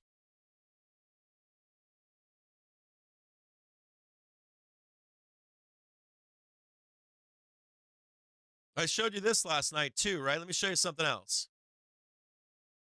So let me show you something about the VIX too. Yeah, I don't care about the VIX being high. I could give a flying fuck that it's high. Could care less. I already know, right? We already know. We knew yesterday, right?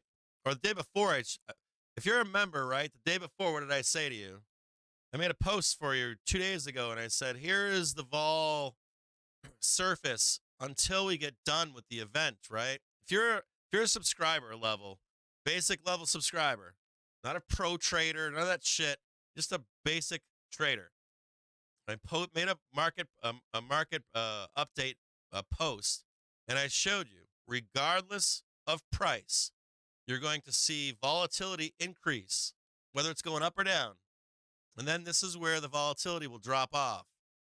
Does that make sense?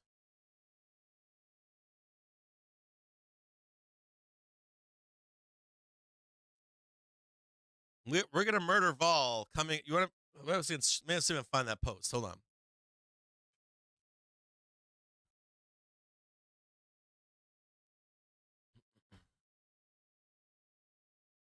What's up, Kamel? How are you doing, man? Good to see you, brother.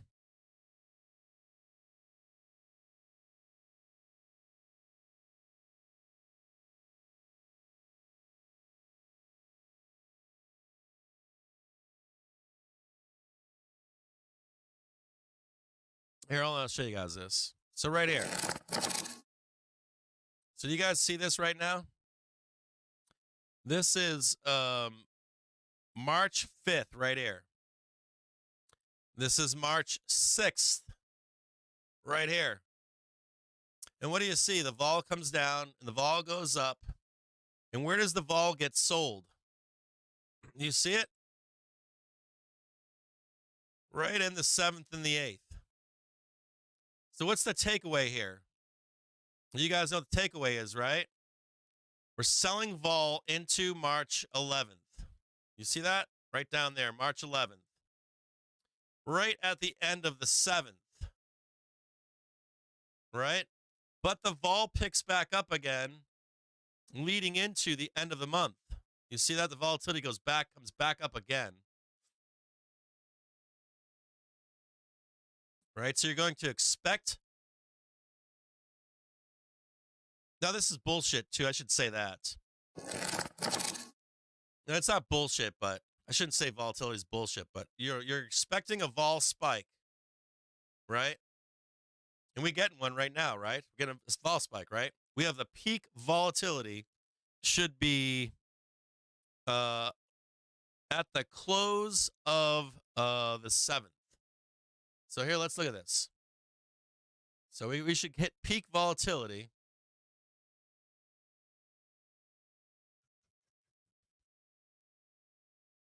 right around 3 o'clock. Somewhere in there. Where's that? 4?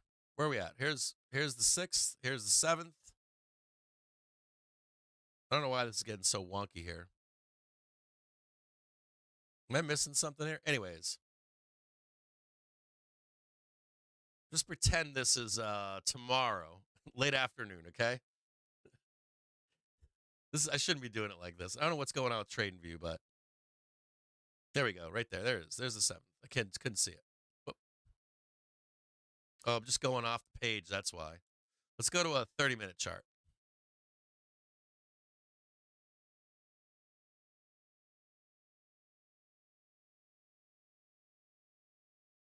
Whoop. No, right about there. Okay, so pretend this is volatility. So they're saying to you, expect volatility. This is volatility now, right about there. When they're telling you at the end of the day, you're going to expect into Friday volatility to just get murdered. So your plan should be, I'm looking to sell the fucking VIX at some point tomorrow. Vol control, right? And just murder that shit. Now that volatility that drops goes all the way into the 11th. So right here.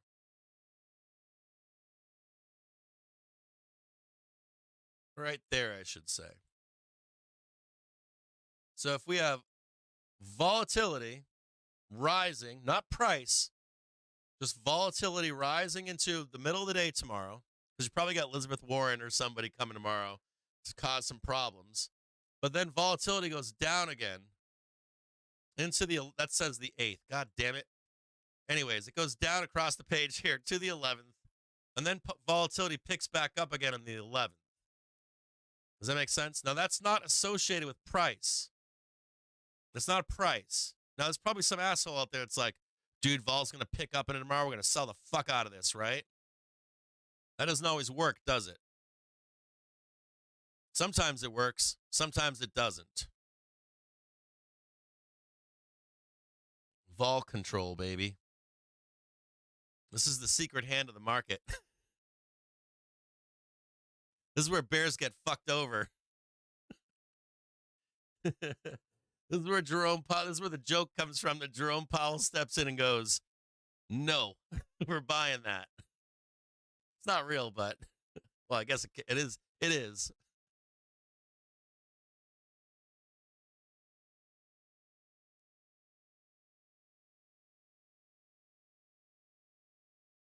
Yeah, so you want to know what I'm going to say to you? Expect volatility into tomorrow at some point. And then I'm going to say to you, start selling vol into the 11th. If you disagree with that, let me know. There is one fly in the ointment. One fly. And that fly is that people are fucking buying puts. They're loading the fuck up right now.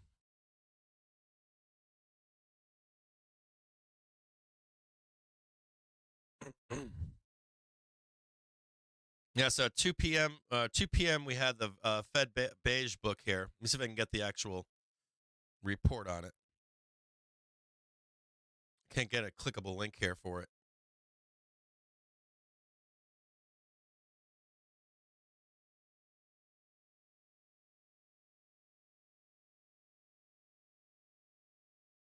Dude, this guy hasn't stopped talking, has he? Like this, flag it. This fucking guy hasn't stopped talking on CNBC. He must have a huge Microsoft short. He has to. This guy's been on fucking CNBC for like an hour bitching about Microsoft.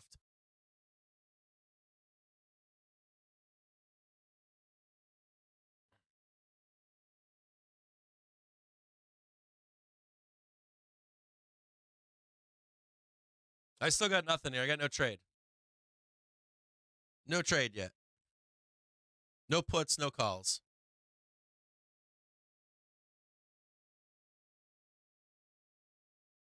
Neutral.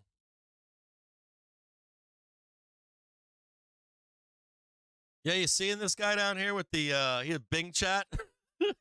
This guy won't fucking stop. Can we call into that show?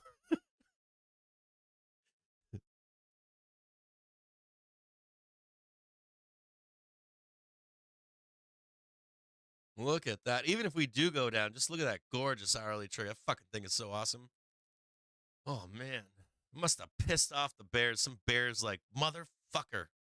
Goddamn hourly trigger stopped me from going to the depths of hell.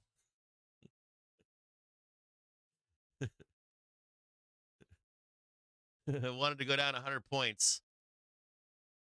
Let's see what's going on. Oh, look at that. There's the rug pull right there. There's a rug pull setting up. That's kind of juicy. Look at that. That's juicy right there. If I was a bear, I'd be all hot and sweaty right now. Oh, yeah. Look at that. Be all hot and sweaty. I just want to buy a fucking dip. All I want to do is buy a fucking dip. Give me that dip deeper. Insert it lower so I can buy it again.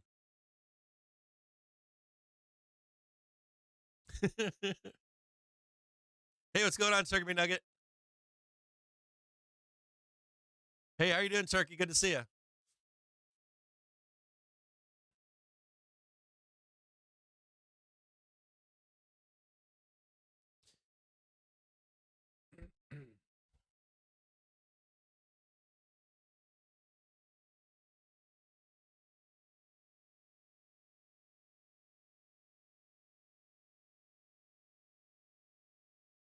Yeah, I know. I agree, Joshua. I just want like a flash crash. We used to get a lot of those. Do you guys remember getting flash crashes? I mean, pre-COVID, not like the COVID bullshit. I mean, like just a normal day, and you'd blast down like 30 to 70 points. You'd be like long and shit. Yeah, we're going up. And then like middle of the day, like every 3 months, you just have a liquidation event. It's like everybody get washed out. Doing good, man. Made some money, took a trade. Feeling good. Have 2 winning trades in a row right now. Setting up for another one, but I don't know which way we're going, so. There's a lot of emotion right now. Not perceived, but the vol surface says that we're supposed to have volatility tomorrow. Maybe we got some kind of surprise questions, surprise speakers or something like that.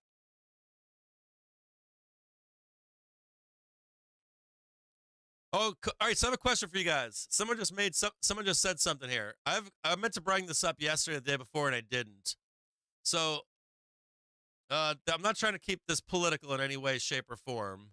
I try not to do politics on the show. Sometimes you'll hear me get political. I try not to. Try to keep it, or at least keep it, not fighting with each other. I don't want to piss anybody off. I don't want you guys getting pissed at me either.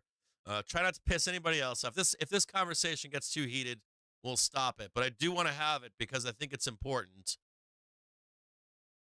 So now I'm not making a statement here that Trump's going to win or Trump's going to lose or anything like that. But I do want to talk to you guys about this because it does have impacts on our markets. I see all this shit out there about, I don't know. You're not a real Democrat if you think Biden's too old. There's like people trying to whip Democrats and trying to whip Republicans. You see, like, that's why Trump was president, right? They whip you in line. They're like, you're not a real Republican. I don't give a fuck if you like, who's the guy from Utah? I don't give a fuck if you like Romney. You're going to get in line and vote for Trump. And the same thing's with Biden, right? Why are you saying he's too old? Don't say that publicly. You vote for Biden or whoever we tell you the nominee is, right? Now, there's discussion out there, honest discussion out there right now from people fearful or happy that Trump may become president. I want to know from you guys. I want to know your truthfully. Take your Main Street half off. Take off your I'm a Democrat or I'm a Republican or I'm MAGA or I'm fucking, I don't know, anti-fascist, whatever you are, I don't care. I want to really know, though, from you with your your Wall Street hat. Do you think if he were to win, that our markets would once again go batshit crazy? Like China deal off, like 4:15, China deal's off, 9:15 in the morning, China deal back on again. Like that kind of like volatility that we had. Do you think that comes back into the market or no? Hold on, I'm trying to read what you're saying. You guys are so fucking fast.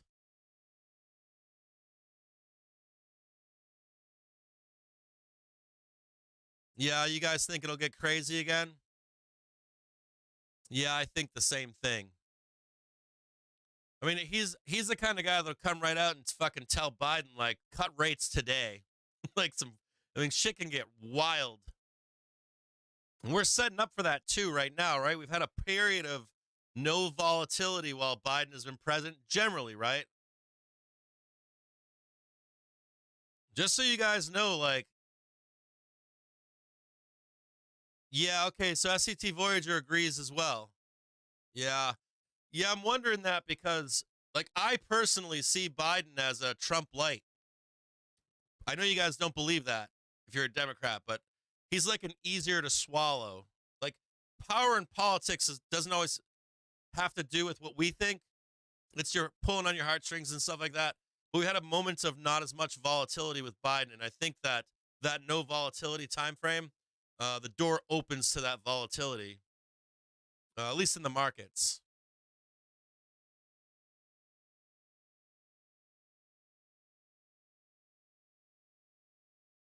Yeah. I get all that too. Like, I get like everybody has their thoughts on Trump. I'm really concerned, not concerned in a bad or good way. Does that introduce volatility to our markets? That's what I want to know. And if you think that, yes or no. And it seems like from your comments that I'm reading them all. It seems like your guys are saying that it would introduce volatility into the markets once again, big volatility. I think the same thing. And I just want to check myself on this and make sure I'm not like in right or left field on this, like this volatility that could be introduced to the market. Now, I did ask Scott the other day if he thought that there would be volatility in the market. If he thought that there would be volatility in the markets, he questioned if he's getting older and not as crazy with that shit. But I don't know, man. Like, he knows this guy's in the. You can tell that he. You guys remember the time when Jerome was adversarial to us, and he was in the Senate and he announced a fucking rate hike? Market fucking cratered. I think this was 19 or 18, somewhere in there, 2018, 2019. And like Trump came out and like fucking freaked. Like, hold a press conference. He wasn't running for president or nothing, I don't think, right? This was just before he ran or something. Maybe it was earlier than 18, 19. But he fucking snapped. And I was like, he must have been long as fuck that market. He must have gotten bent the fuck over. So I don't believe that he doesn't trade. I think that he does. That was when I figured out that Trump was likely a market participant, like in a big way, not like, oh, I own a bunch of, I don't know, IBM or Apple or some shit. I figured that fucker was definitely out there fucking trading in the bathroom. I thought he was trading in the bathroom during his presidency. When he would hold off the press conferences, I was like, that fucker's in his bathroom right now fucking trading. Right before and then he would push off the presser. He'd say, yeah, it's going to be at 3. And then like come at like 3:45.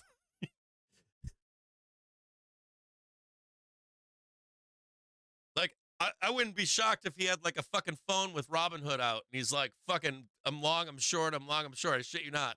Maybe you can't be, I don't know if you can be short on Robinhood, but you get my point, right?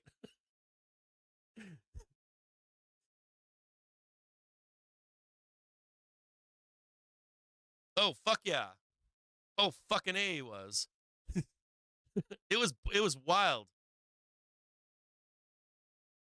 I think you guys should like not think about it like I just think you guys should be aware of it. Is my point. That's why I want to have that conversation the other day.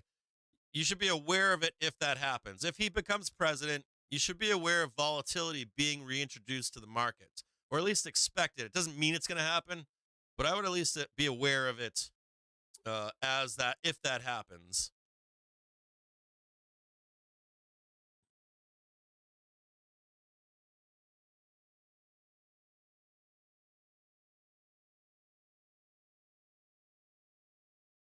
Yeah, I'm reading all what you guys are saying right now. I know Robinhood, right? It would be hilarious, wouldn't it? That shit would be hilarious, right?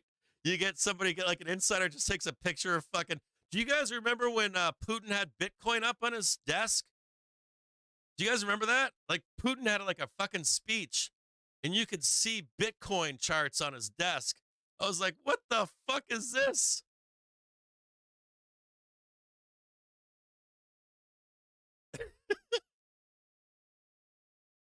Like he's out there, like Putin is pumping Bitcoin. I was like, what are these guys doing?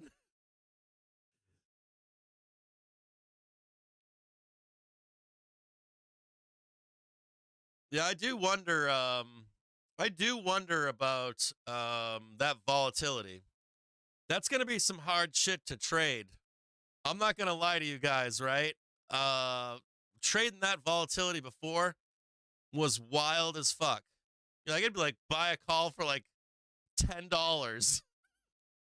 It'd go down to like 60 cents, then go to 40. And you'd be like, don't worry. You guys, like, at that time, right? You could be like, I'm buying this. It's really expensive. As long as you held on, the call or put didn't matter. Like you put like 2-3 days on it, it was gonna fucking swing to like -30 and like +30. It's more of a range, but not the price. More like a range.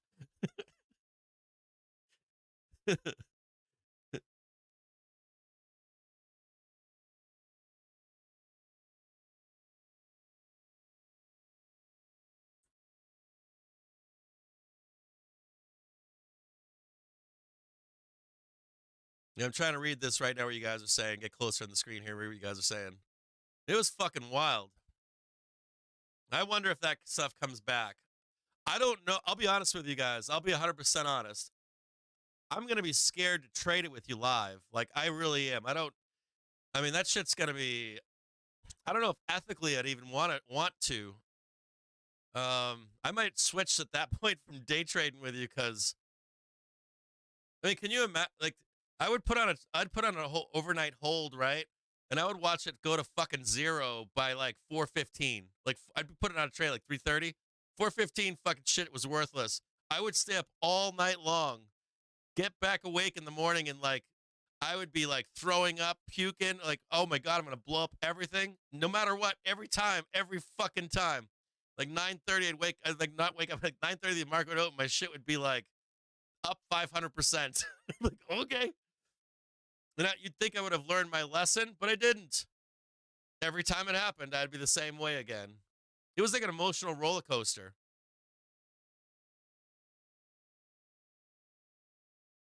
Floyd's Garage saying, Senator Thomas Carper just sold stock in a petroleum company called Equinor Sequinor.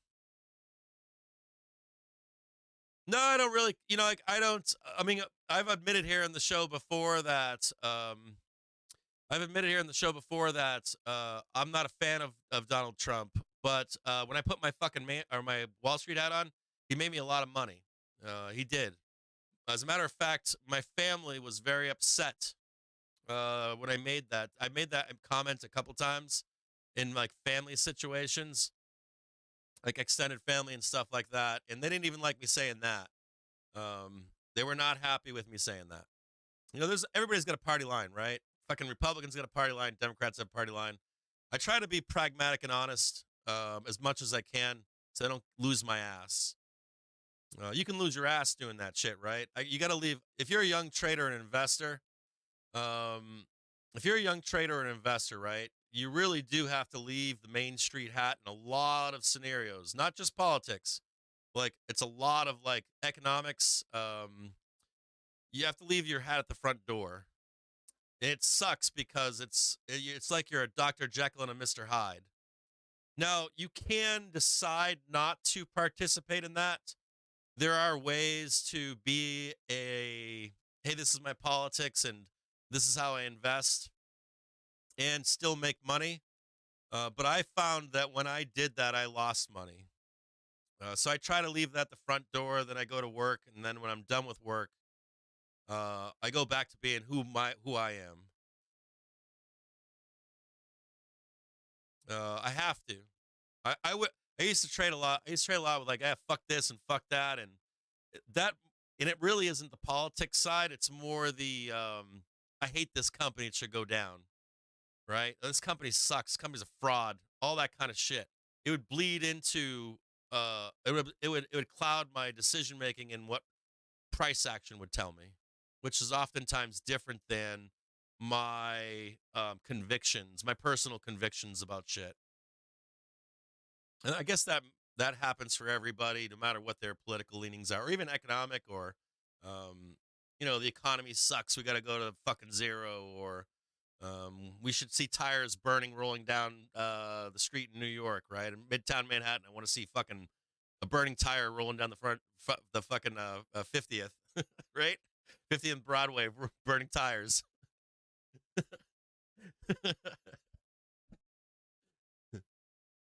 This is looking kind of bearish here. It's looking good. Bears, you're looking good here. I like this. We'll set up some targets here with some stops above. It's 3:01 in the afternoon. It is power hour. If you are a seller, this looks good for you. This structure looks good for a downside move. You could set up something like this, right? Something like that into the close. I don't know if you're going to get it. You would set up a stop above. I'm not going to take this trade. I'm a buyer of dips right now. I don't want to get stopped out, but if you do, right, want to take that trade for a downside move, so your stops are right up here, right? Now, if you do get stopped out, that doesn't mean you stop yourself there. So my point here is this. So if you're going to take a put right now, right, and if it squeezes on you up here, you don't say, fuck it, here's my stops. I just lost a bunch of money. It should still come back down before a trip higher. So, your stops are here, but I should write execute the stops here. Sometimes you'll get caught. So you have you'll say like my stops are here, right? But you execute your stop below. I should write that in there. Execute stop here.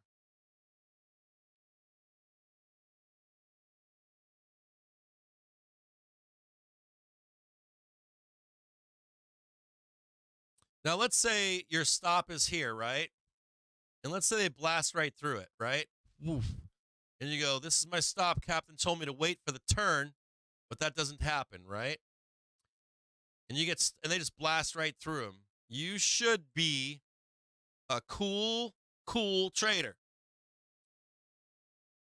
And this should come down still. You, in an orderly fashion, you exit your short or your puts, even if it's going to continue higher. You understand? You got to be a cool customer, whether it's here, whether it's up here, doesn't matter. You're waiting. Now, I will say this. That should work for you. That should work for you about 90% of the time, maybe even 95. If there is an event that is unknown to the market, if there is any kind of bullshit that you didn't know about, and let's say it just starts slamming higher, you might have to get a margin requirement, right? Or margin maintenance, or still wait, walk the streets at nighttime drinking a bottle of booze until it comes back down. But most of the time, this stuff will always come back. So try to be like you don't want to get cut up in here. You know what I mean? Like take like a 20 little cuts, burn your account. You literally have to emotionally be able to manage your trade. Like, hey, the setup is there. This is my thesis. This is where we're going, right? And this is where I cut my losses here. This is my next place to cut losses on a roll back down, right? So you need to know that it's here, and it's up here. So you need to manage your trades.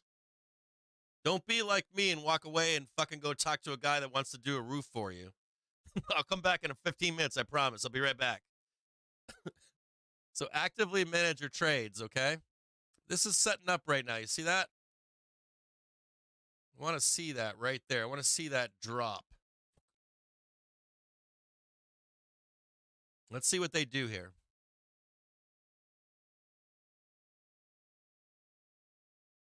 You see how I have this? Watch how I have this written, right? I got the move up. I got the sellers trying to come in and sell this down. They break through that. Not break through, but feed into those buyers. We squeeze back up here. This now becomes resistance, right? Now you got resistance right here. And now you're looking for a leg down to the next demand level right down here at 505, okay?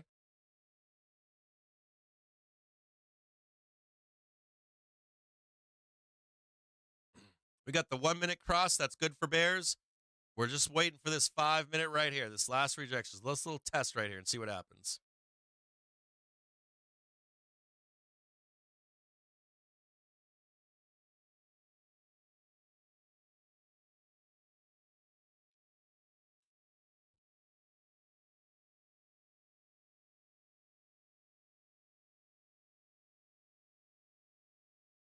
Yeah, little cuts suck.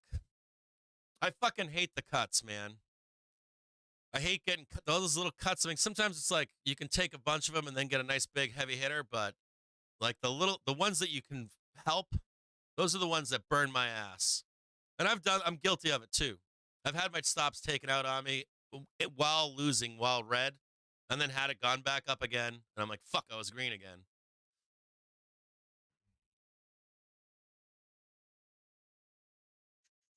Yeah, I mean, what do you have for volume on the 5-minute chart? Someone just said lots of long wicks on the 5. Hey, is that 5-minute chart? That 5-minute chart, you seen any volume for like 5 to 15 million right now? I'm not looking. Any of you guys see any volume, any big volume for buyers? That would be bad for sellers.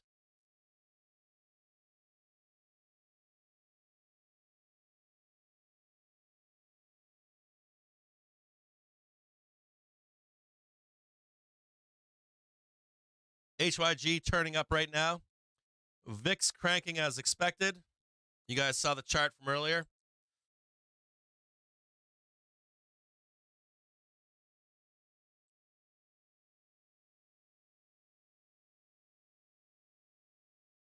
NASDAQ turning around to the upside.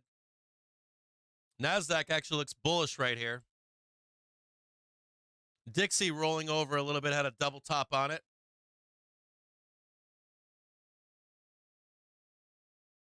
Some of the other indexes are saying, no, we're going up. Some of them are saying, nah, not so fast.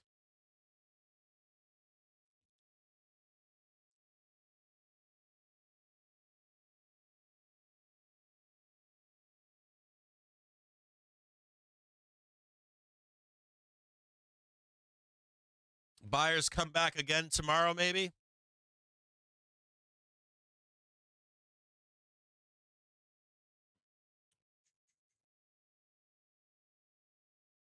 Yeah, I don't like this at all. I'm not long calls, I'm not long puts. I don't like this at all. I feel like there's a fucking fake out coming.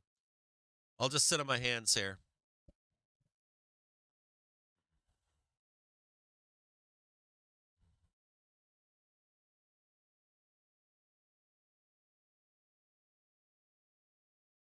Yeah, we got to talk about Tesla too. When you guys have, so Tesla was expected to go to 200. I think it's only going to 186 now, 187, low end 184. And I'm in calls right now for the 18th, I believe.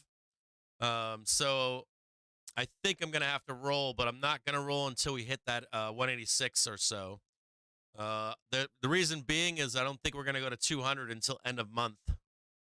So if that's the case, I have to try to take my licks. I'm hoping I can get out for like $4 or $5 or flat. If I can get flat, I'll be stoked. It looks like we're still going there, but it's gonna be time. It's gonna be too much time for me. They try to burn me on this, so I might have to roll at some point. But I'm not selling until we get there. Until we get to at least 186-ish, 182 to 186, depending on where we are. Depending if the market still has room to go higher, I'll make that decision then. I'm kind of pissed because we're going to go back down again. So right around that 186 on Tesla, we're going to go back down and hit like 170. Then we go up to 200. So I'm kind of pissy about it right now. I'm pissy. Not happy. You guys think your trade's through like that? Like I'm always thinking through like 4 or 5 steps ahead, trying to figure out if the trade is good or if the trade becomes bad. Do I still have time or not on an option trade? I wish I had bought the stock or longer dated.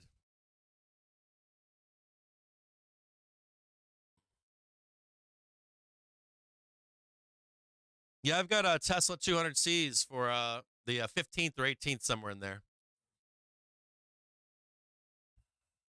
But I don't think I have enough time on them. I think I need them to go to. I think I need them to go to like the end of the month.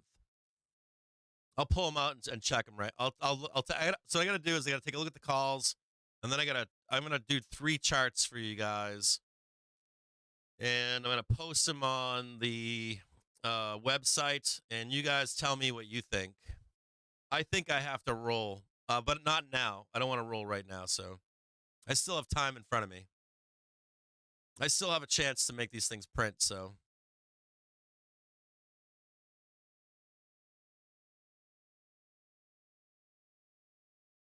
Oh, really? I think through my trades. Depending on how long I put them on, I try to like account for like what if this happens, what if that happens, what if this happens, that sort of shit.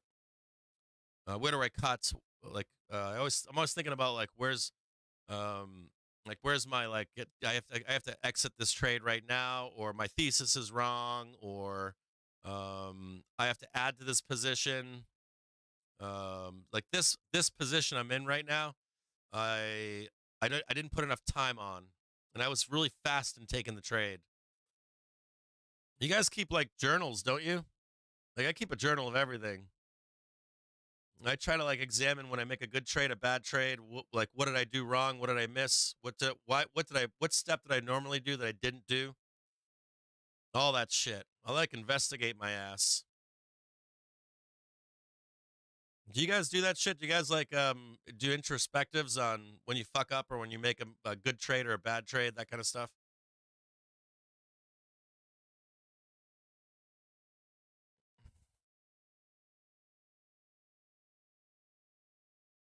Yeah, I use the ADX. Yeah, I like advanced. Yeah, I like that too. What are you saying? Journals are great. Yeah, I like that too. Yeah, no, I use.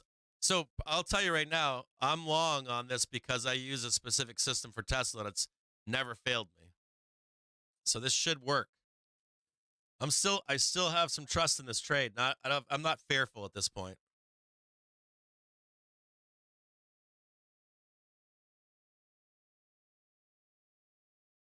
Yeah, that happens to me. This is a good one. Janitor Cavs just made a great comment. Yeah, if you're trading smaller time frames. So Janitor Cav just said, sometimes I zoom out and wonder why the fuck I chose a strike or dates. That happens to me. It's easy to get caught up in smaller time frames. Sometimes on the show I have to do that. Sometimes in the show we get so heated, right? Like I'll be watching the chat and we're all like fucking like animals, like, you know, burn, burn, burn, moon, moon, moon. And then I'll be like, hey, let's look at a 30-minute chart and see where we actually are. And it's like, it's like one small pullback or it's like one small rip. I mean, it looks great on TV, right? But like in reality, we're fucking trading a 1-minute time frame.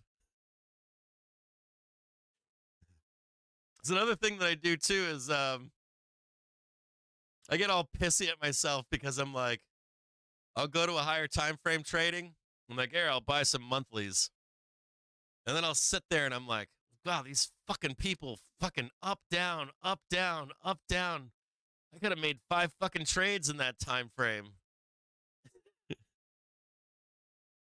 know, here's another one. So we touched on it with Scott the other day. And I have a white paper. I'll try to find it. And this white paper was really cool. It was talking about volatility in the market and how through vol control, through the use of vol control, you actually get more volatility over time. And it was really fascinating. They had done some math and stuff, and they were showing that as markets progress over time, when they started these regimes, that we should experience more volatility on other time frames. No, you don't have to believe in Elliott Wave, but it's somewhat Elliott Wave-ish. Anyways, the point was this. It's becoming glaring. I think it's becoming glaring. Sometimes I show you guys stuff where like back in the day, this has been mathematically proven. I'll pull it out for you guys to read, but and the paper is really old. It's not old now. It's like 5 or 10 years old, but I'm seeing it in the market today. So like I talk about this sometimes, right? Back in the day, if the market was going up, you could like, you know, buy a call on a dip and it would just do this over 2 weeks or a month. something really simple. Same thing for the downside moves. You'd see like if you're on a weekly or a monthly basis, let's say like over a course of a month, right? You'd show up on a Monday, buy some calls, you'd cash them out on Friday. Easy, right? Same with like a downside move. You'd see something like this. Maybe nice and easy, just nice, down, easy over a course of a couple weeks. Staircase down, right? You hear about that, staircasing down. And now it's like the robots are here, right? The algos are here. So on an upside move, I guess we'll make this green to make the bulls happy. On an upside move, it's more like, okay, we're going to start there. And you're like, all right, I'm going to buy some fucking calls like for a month out. And what happens is this shit. They just burn the intrinsic value, right? Then you get this big giant down move, and you're fucking way the fuck back up here for a minute. You sideways over here, and then at the end it swings back up. And all along that path, there are all kinds of little algos and retailers and hedge funds and like this and that and dealers, and like we're like, instead of doing this higher time frame trade, we're all fucking trading like minutes, 5 minutes, 15 minutes, like minute fucking trading all through here, and it's just a disaster. So this asshole down here with his calls that he's buying his monthlies, by the time they get up here, they're fucking worthless. They've been beaten to a piece of shit.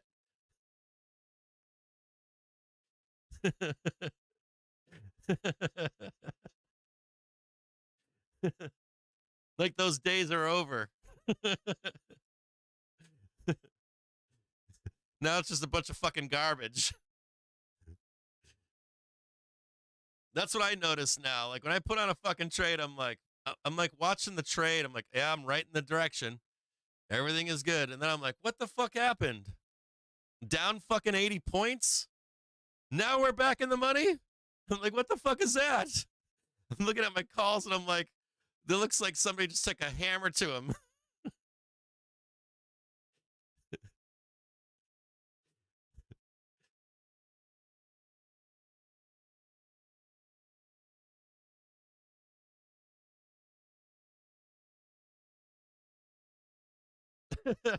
Oh yeah, so Crazy Eddie's making that, saying he got murdered today in a strangle. I notice it, and I got a white paper that made the thesis like 5 years ago or 10 years ago, and I'm like, this shit's all played out today. Like this shit's happening right now. 318. Are they parking us? This is what I'm going to say to you. So I'm going to give you guys another market brief for tonight. This is what I'm going to say to you guys, okay? This will be in the market brief. Let me just say a couple things to you guys, okay? Let me take a look and see if the CTAs are selling here. Let me check. Let's check on the CTAs and see what they're doing. See if there's anything nefarious that I can't see.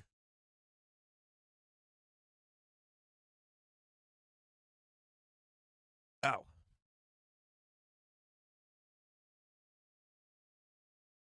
Let me check out at the money volatility.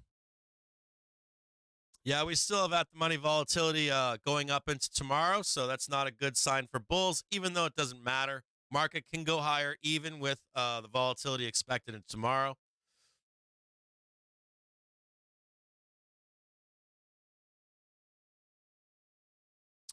GAM has come down to 429. It was a little higher this morning. So I would say that some buyers are probably just sitting out there right now, sitting on their hands.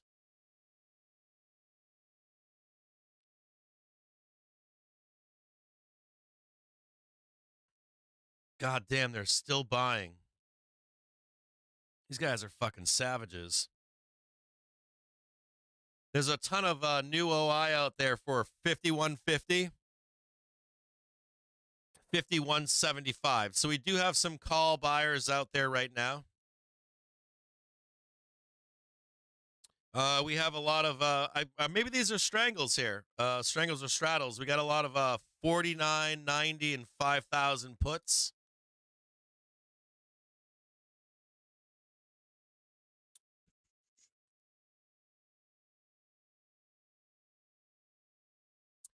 Systematic positioning.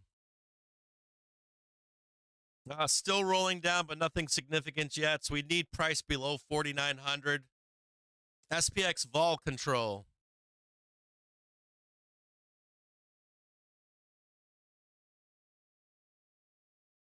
SPX vol control is on the downside right now.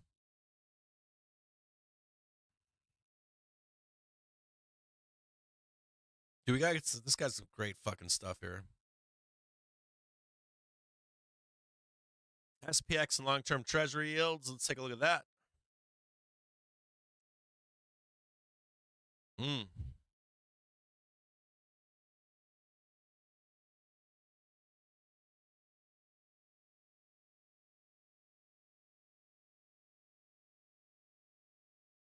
I gotta check something here. Hold on here. I'm checking out let me check something out real quick. Checking out SPX and long-term treasury yields. The 10 and 30 day.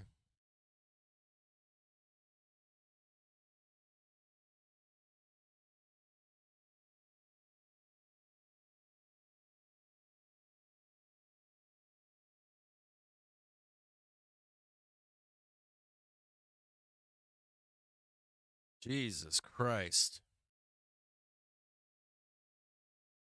Oh my God, dude. Fucking dude, I don't know if you're a seller, man.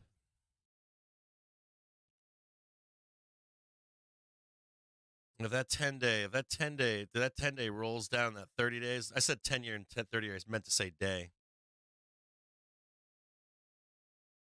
Not year. If I said that earlier, I apologize. Like those 10-day and 30-day treasury yields come rolling down. The fucking market is going to fucking explode to the upside. Explode.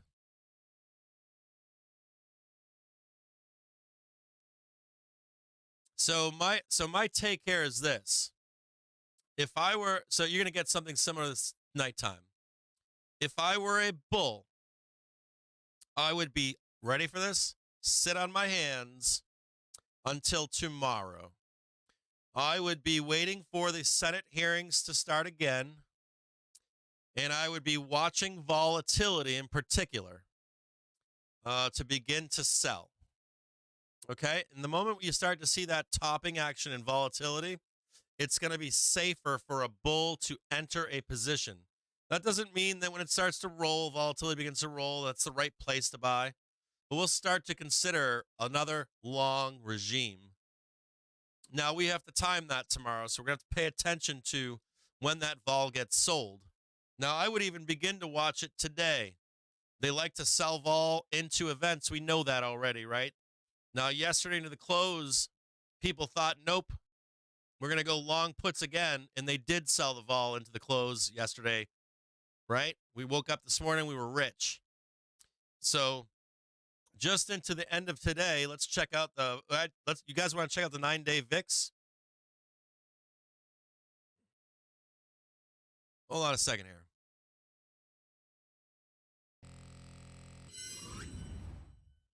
Let's take a look.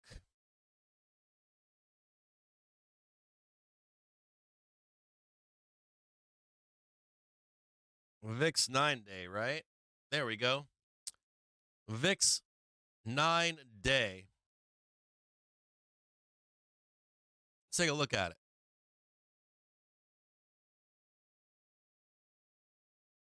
It's a 1-minute trigger. We're going to go to a 30-minute here.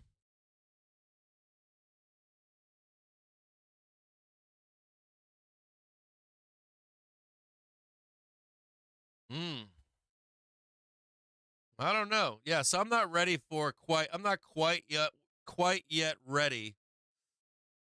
I don't see a rejection of, there's some sellers here.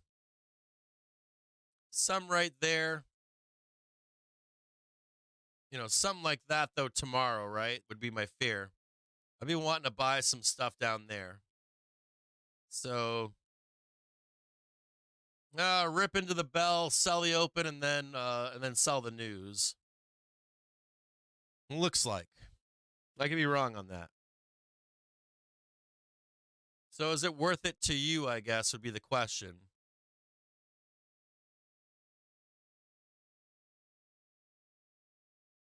if we do go up here into the close, it's 325 right now.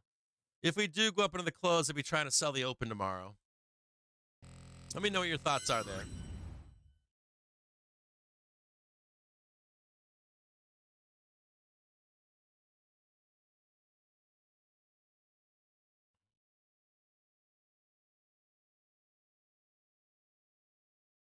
HYG with a new low, stuck under the 5-minute for the moment. How do I think Costco is set up for the for their earnings? You want to do it with you? Hold on here. I'll do it with you guys. We'll do Costco. We'll talk Costco right now. Hold on a second. We'll talk Costco right now. Hang tight. This is a good one. Let's check Costco. Or you know what? Hold on a second here.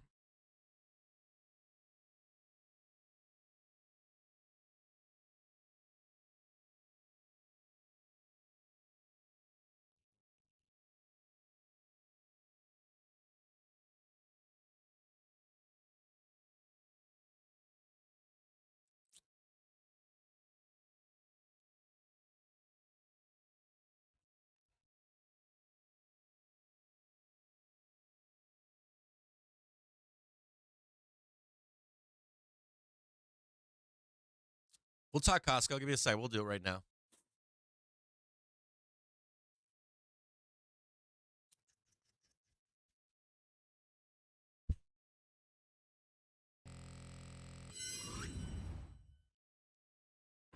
Let's chat. Let's do cost.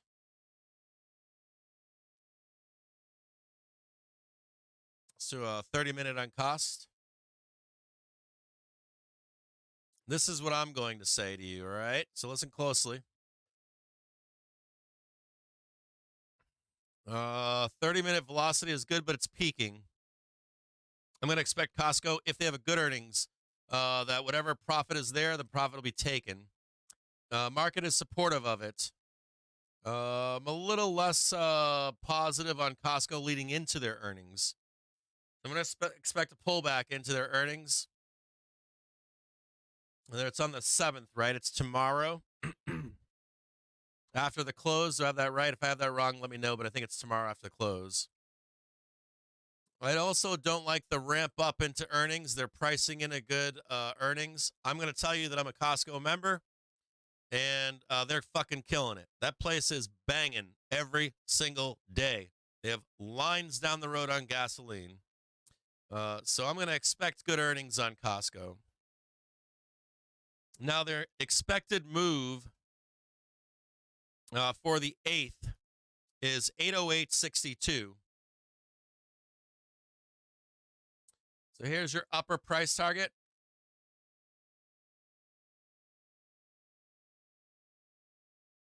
Just call it right there, okay?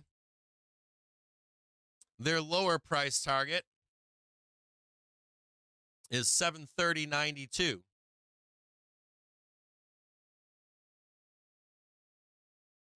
And look at where that is. Right on their daily trigger. So for me, the Costco trade is kind of done for me. I would really like to see some kind of a straddle or strangle on this trade, right? Or a fly up here and down here. And for the 18th or something like that. I expect if they have a good earnings, I expect it to get sold and profit taking to come in. Most certainly. So upside target, that will get, I think that 810 gets sold into like the 18th or something like that. What is it, the 15th? I'd expect that to get sold into the 15th.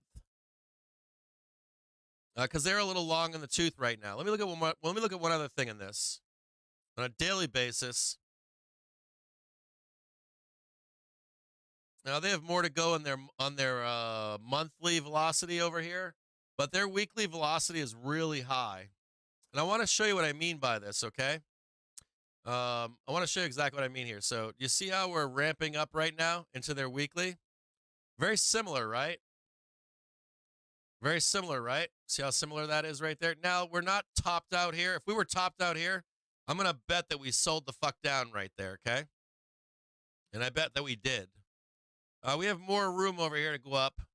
Whenever we see these divergences, too, in price, let's say that Costco kept going up and we saw that divergence on the daily, the weekly, the monthly, and the quarterly, I bet there was a crash at some point. This is a crash predictor, by the way. And I'm not looking at price. I don't know what price is right now in Costco up there. We'll snap a line and take a look and see what it was. We got up there right about there. Let's see what price was up there.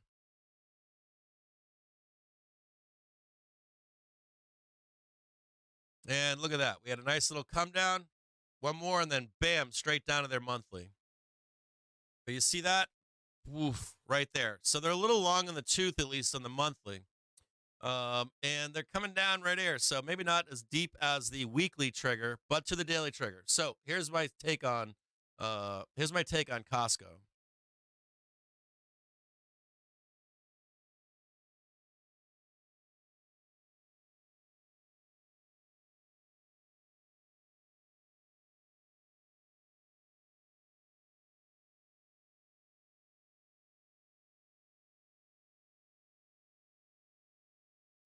This is what I think happens, okay?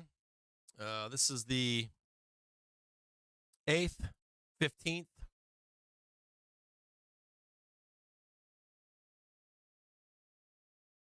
Eighth.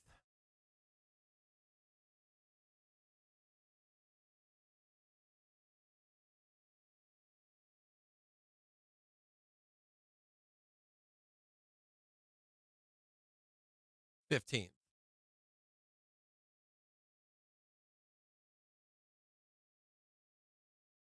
This is their ER right there. Boom.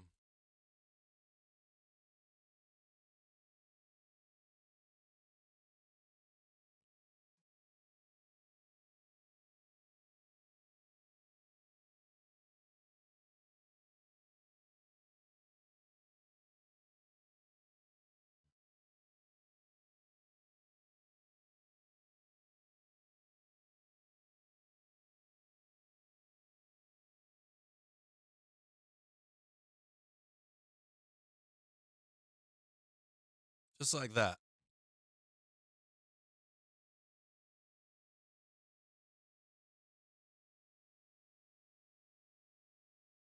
Something like that. A little bit of sell the news, rocket ship up, and then straight back down. That's what I expect on Costco. I think they have a good ER, but I think it's a sell the news if they even have the good ER. I think if they have a bad ER, you're going to go down pretty big. A little long in the tooth. You know, sometimes you get a good ER, but they beat, but it's not like out of control. So I'm a little bearish on it. The more that I think about it, the more bearish I am. I'm going to bet that they have a good ER.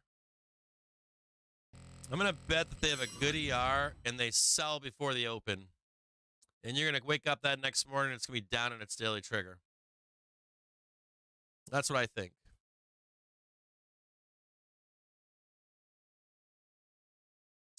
I know that doesn't normally happen with Cost as well. I know that they normally go to the fucking moon, like straight shot. I realize they trade out of their range all the time.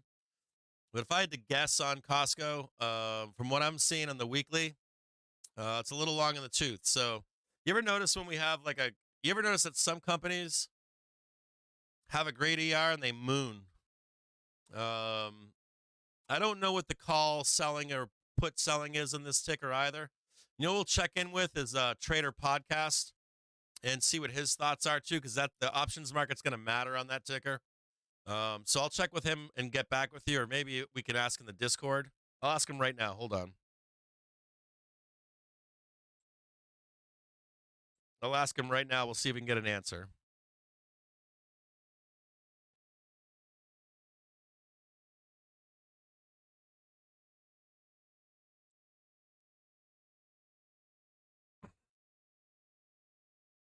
Yeah, I'm going to bet the Bulls are going to come back tomorrow, right? Not right now. That's on SPY. That question on SPY.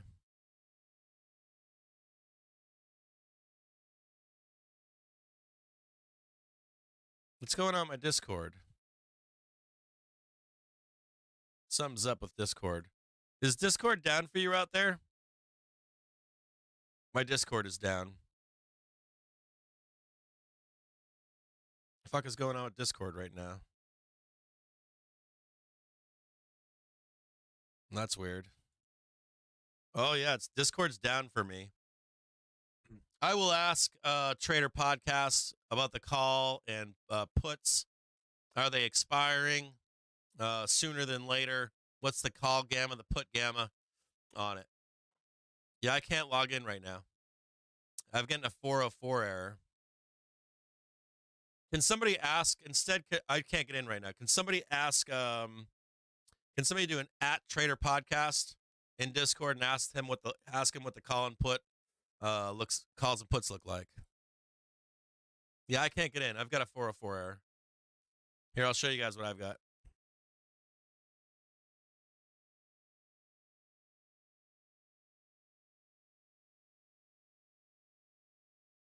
Oh, I'm back in again. I'm good. I'm back in again. Let me ask Trader Podcast.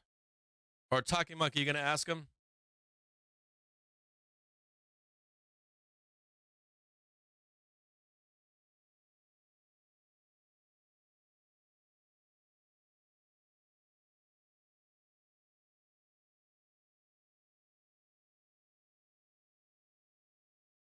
Did he get kicked out again with that fucking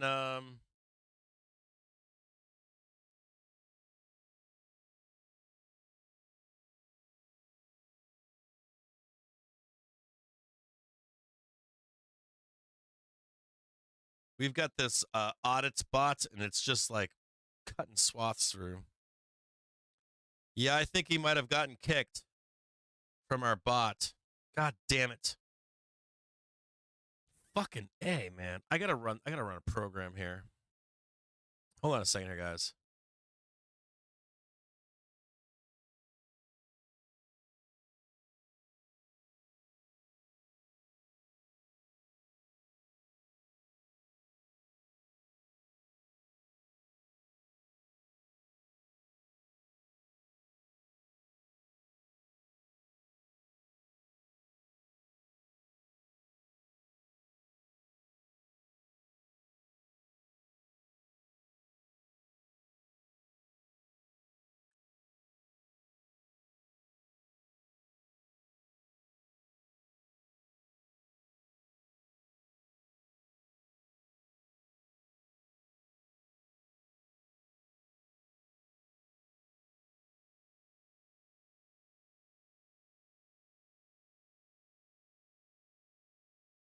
Where's Trader Podcast?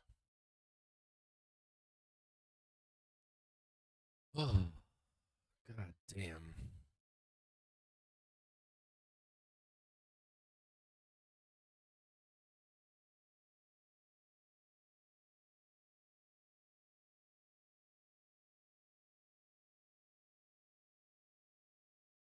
Yeah, he's in there. I think his name is just Podcast.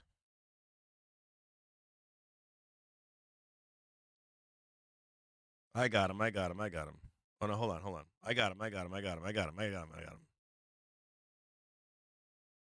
He's here. Yeah, it's Podcast. I just found him.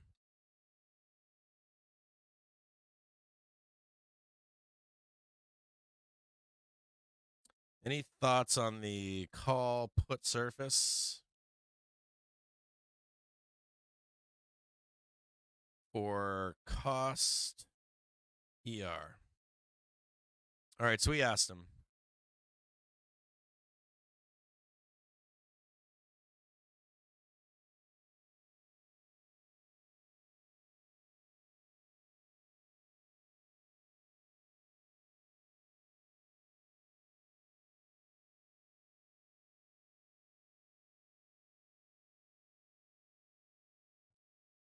Thanks, Colamath. I appreciate you saying that.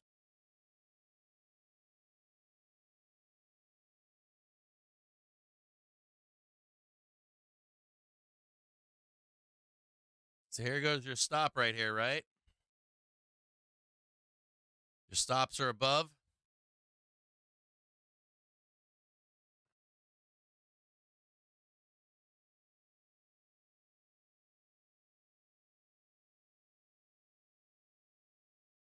run this shit up the last 20 minutes.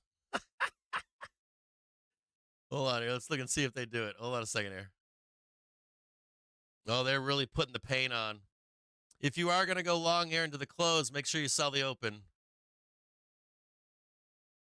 Let me snap a line on the 1600. Right there. I need to start showing the closing bell here. Oh, look at that, dude. Fucking trapping your ass in there. Damn. Should we take some zero dates into tomorrow and then just sell the fucking bell? Should we take some zero date calls and then sell the open tomorrow?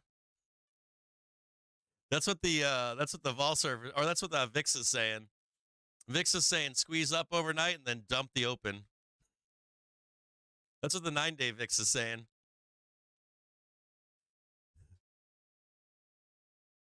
Let me ask you a question. Are you going to get stopped out in this trade or no?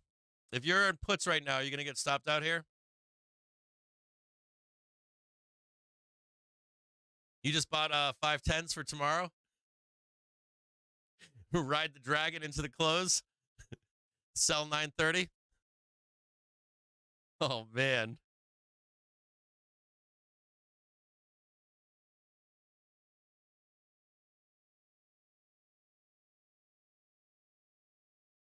Dude, the Bork.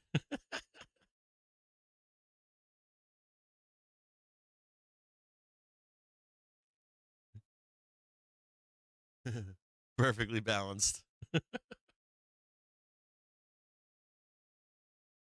No, dude, they're trapping you in here. This is so bad. I'm so glad I'm flat right now. I want nothing to do with this. I saw your post, Bork. It was awesome. I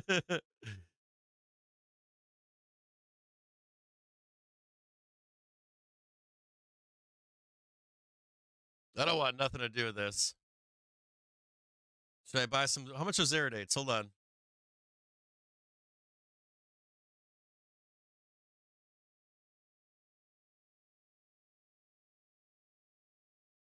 Well, not zero dates, March 7th. We're looking for March 7th.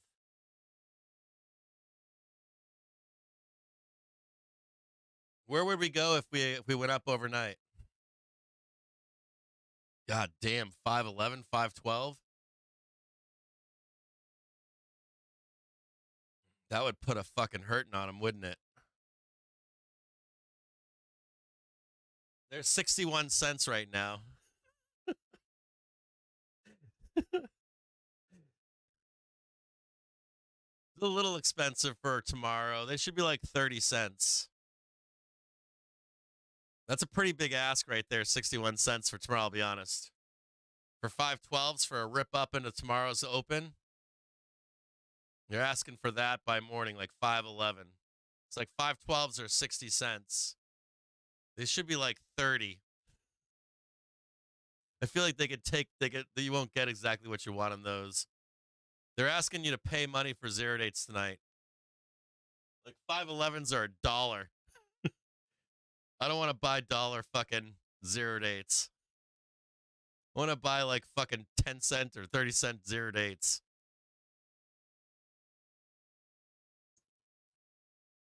Yeah, I don't want to buy them. They're too pricey for my blood. I want cheap. Have I ever made any software for sports betting? So right now, it's not announced yet. We have in development. I don't know what I should say about this.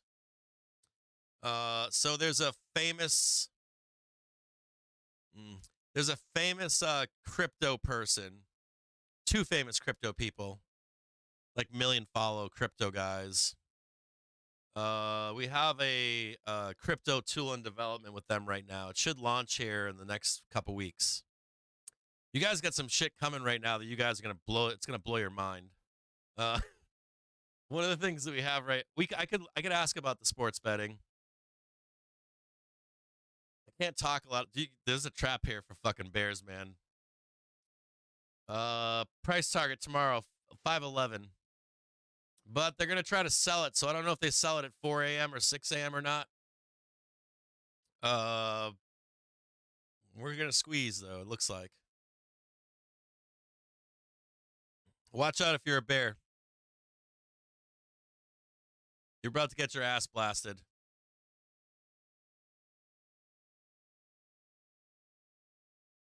Bears fucked again. Robbed again. God damn Bears. Selling vol again. God damn. Fucking Bears can't catch a fucking break. 1 day of down, 2 days of down. But, I mean, that's like the weekly thing that we do, right? We fucking buy vol on Monday, sell it on Wednesday, and fucking rip into Friday. God damn, Bears can't even catch a half a fucking week.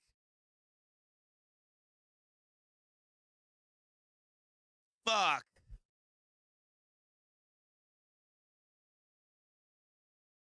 They gave you 2 days this week. That was it. Oh, God, here comes the squeeze. I fucking pity Bears right now. I mean, you can't even write a fucking song about correction. Fuck, you got into like C-O-O-R or C-O-R-R. You were writing the E yesterday. Fucking trading 5-10 right now. You're about to get squeezed out if you're a bear, by the way. Okay, projection for tomorrow. We're going to go up. Likely sell the open. And then whenever that fucking bullshit vol falls off, they're going to ramp the fuck out of this market. Get out of the fucking way into the 11th. March 11th. God damn Bears. Bears need a fucking prayer, man. And they ran everything. Like, they had every fucking story on I was posting market updates, and I'm like, watch this. I'm like, they were like ramping the news stories at 9 a.m. till fucking 5 p.m. Like, Marco was like, this is the top. Then he's like, I don't know why buyers are still coming into equities. I don't know why people are still buying. I told you it was the top. Like, this is fucking disgusting.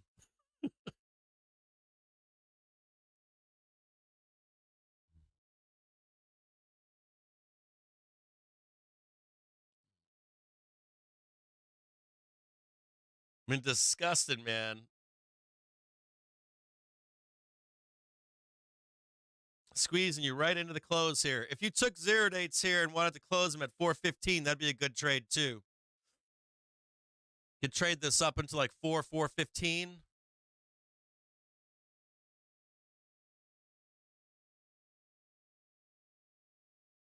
Take the money and run, and don't worry about whatever nonsense comes out tomorrow.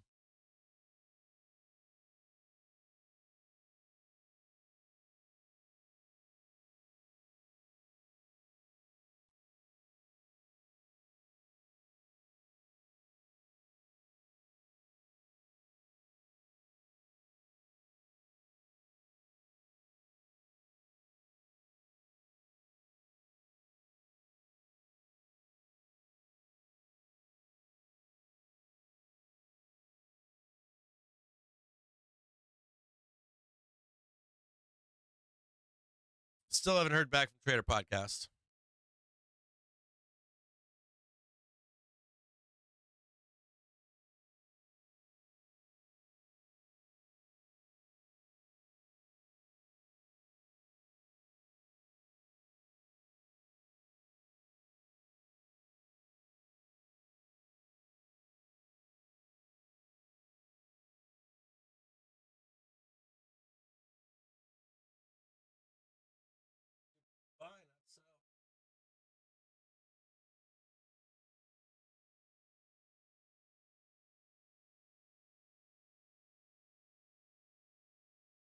Bought 514 C's for tomorrow. I got 514 C's. It's a lotto trade. I might hold them into the close tomorrow and see where we go. I got 514 C's. I'm long with you. Yeah, I'm on them. 514C. I don't think we print that on the open tomorrow, but I do think by end of day we do. I'm hoping that we do. Took a nice ride today for NKGN. We GME blasted too today, didn't it? In at 167, sold for 335. Great trade. Now up to 26 cents. We're up 4 pennies right now.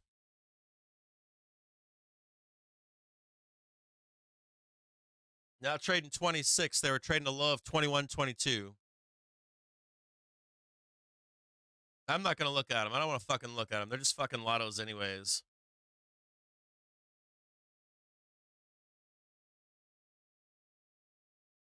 Don't be watching this show thinking that I think that they're going in the money.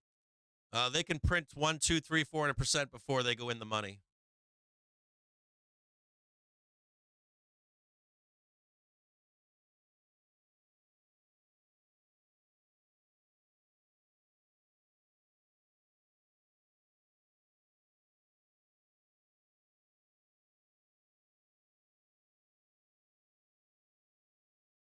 Eight minutes left to the close.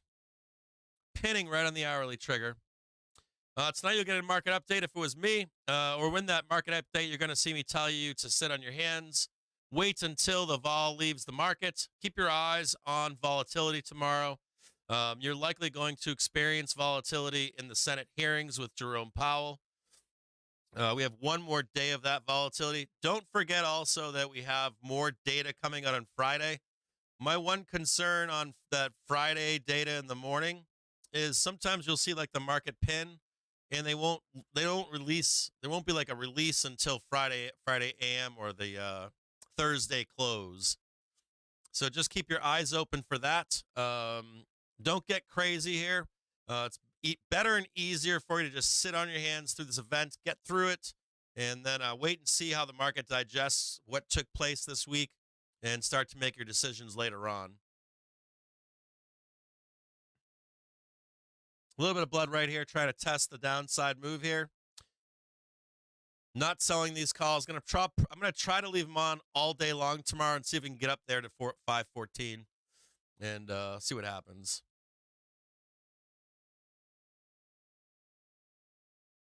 You're down at 20 cents right now, down 2 pennies.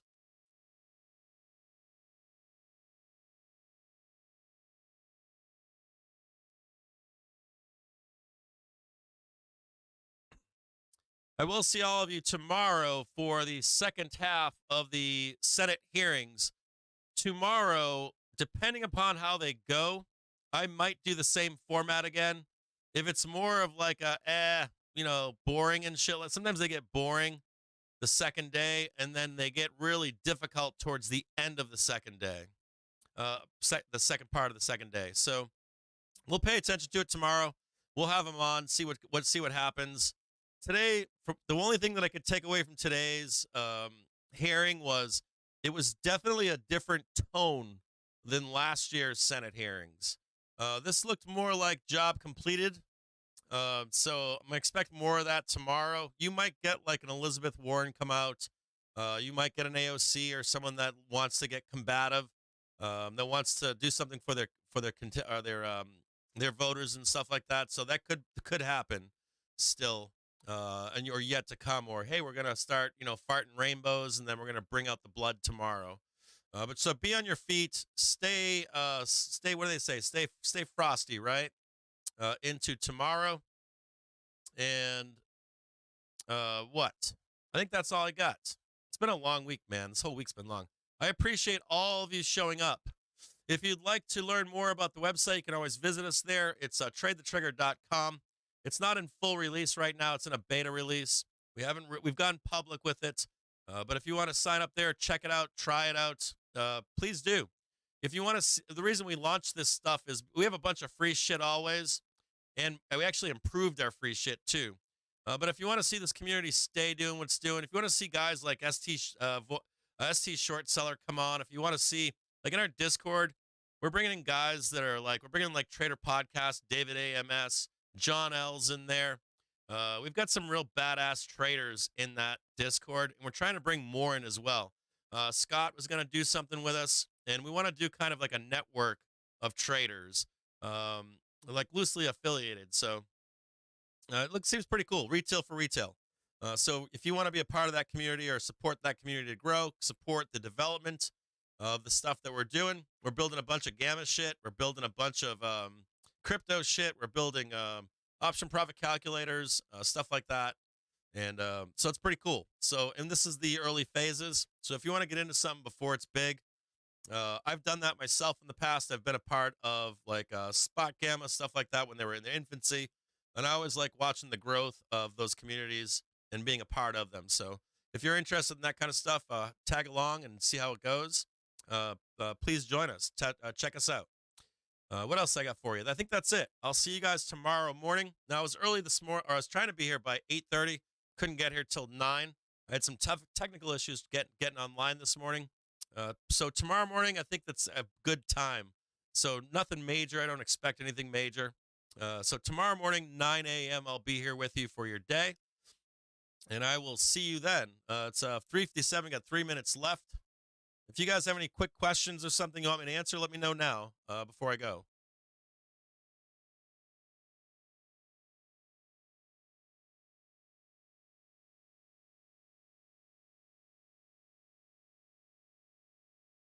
Right on with the shades, baby.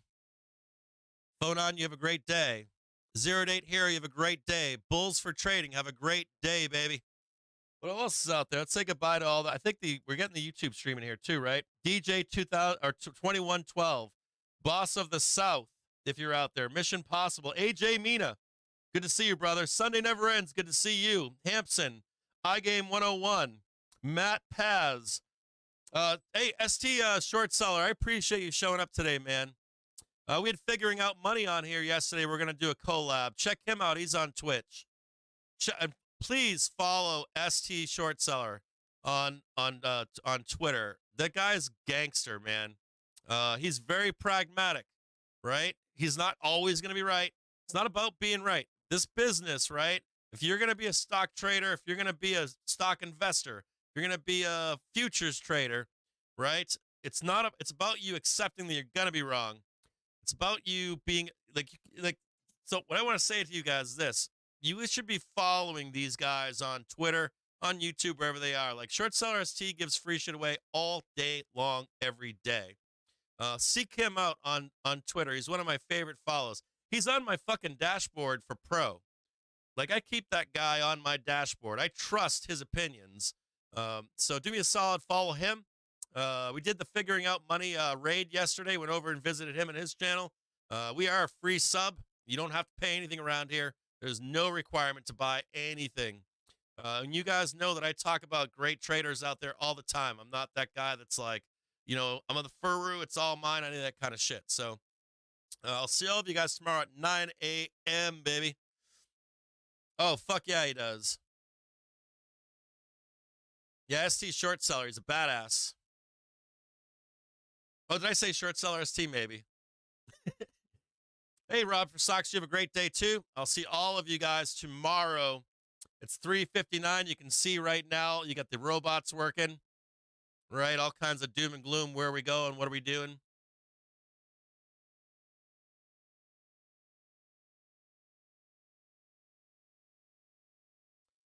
Lehan, take it easy. Short Bus Trader, great name, by the way. Demo, take it easy. Jared King Rumbald, what's up? Diamond Goat, John Haggerty, Boss of the South, DJ 2112 on Twitch right now. Turn that off right there. Sam, take it easy. Sorry, can't reply, brother. John DeCus, Bulls for Trading, Captain Shonsky, Rob for Stocks, Green Man 1984, Mr. Talking Monkey. Oof. Not Momar, Classy Dan 420, Zenot, Jeroff, Jerho, Oda Nubunga, Beartown Sheriff, Sam, baby, going to say bye to you again. Razorback Bray Trading, Photon 99, Amy, take it easy, Market Squid, Hero Call, Addy, 08 Hero, one more time for you, Duffman, baby, H-Bomb showing up today, Babka, Permabill Tom, David AMS, if you're out there, thank you. Bork, if you're out there, thank you. Joe Donut, if you're listening wherever you are, thank you. Q, if you're out there, I love you too. Permabill Tom, Camden Bear, Mike 112290, Mr. Talking Monkey, Uncle JBJ. All you guys are out there. Camden Bear, what's going on? Babska, Green Man, Mike 112290, I got it that time. Tyler, take it easy. Paulie, take it easy. Uncle JBJ, Nino Californio. I think I got a lot of people there. I'm not sure. I will see all of you guys tomorrow, baby. If you're running with me on 0-day calls, we get burned. Who cares?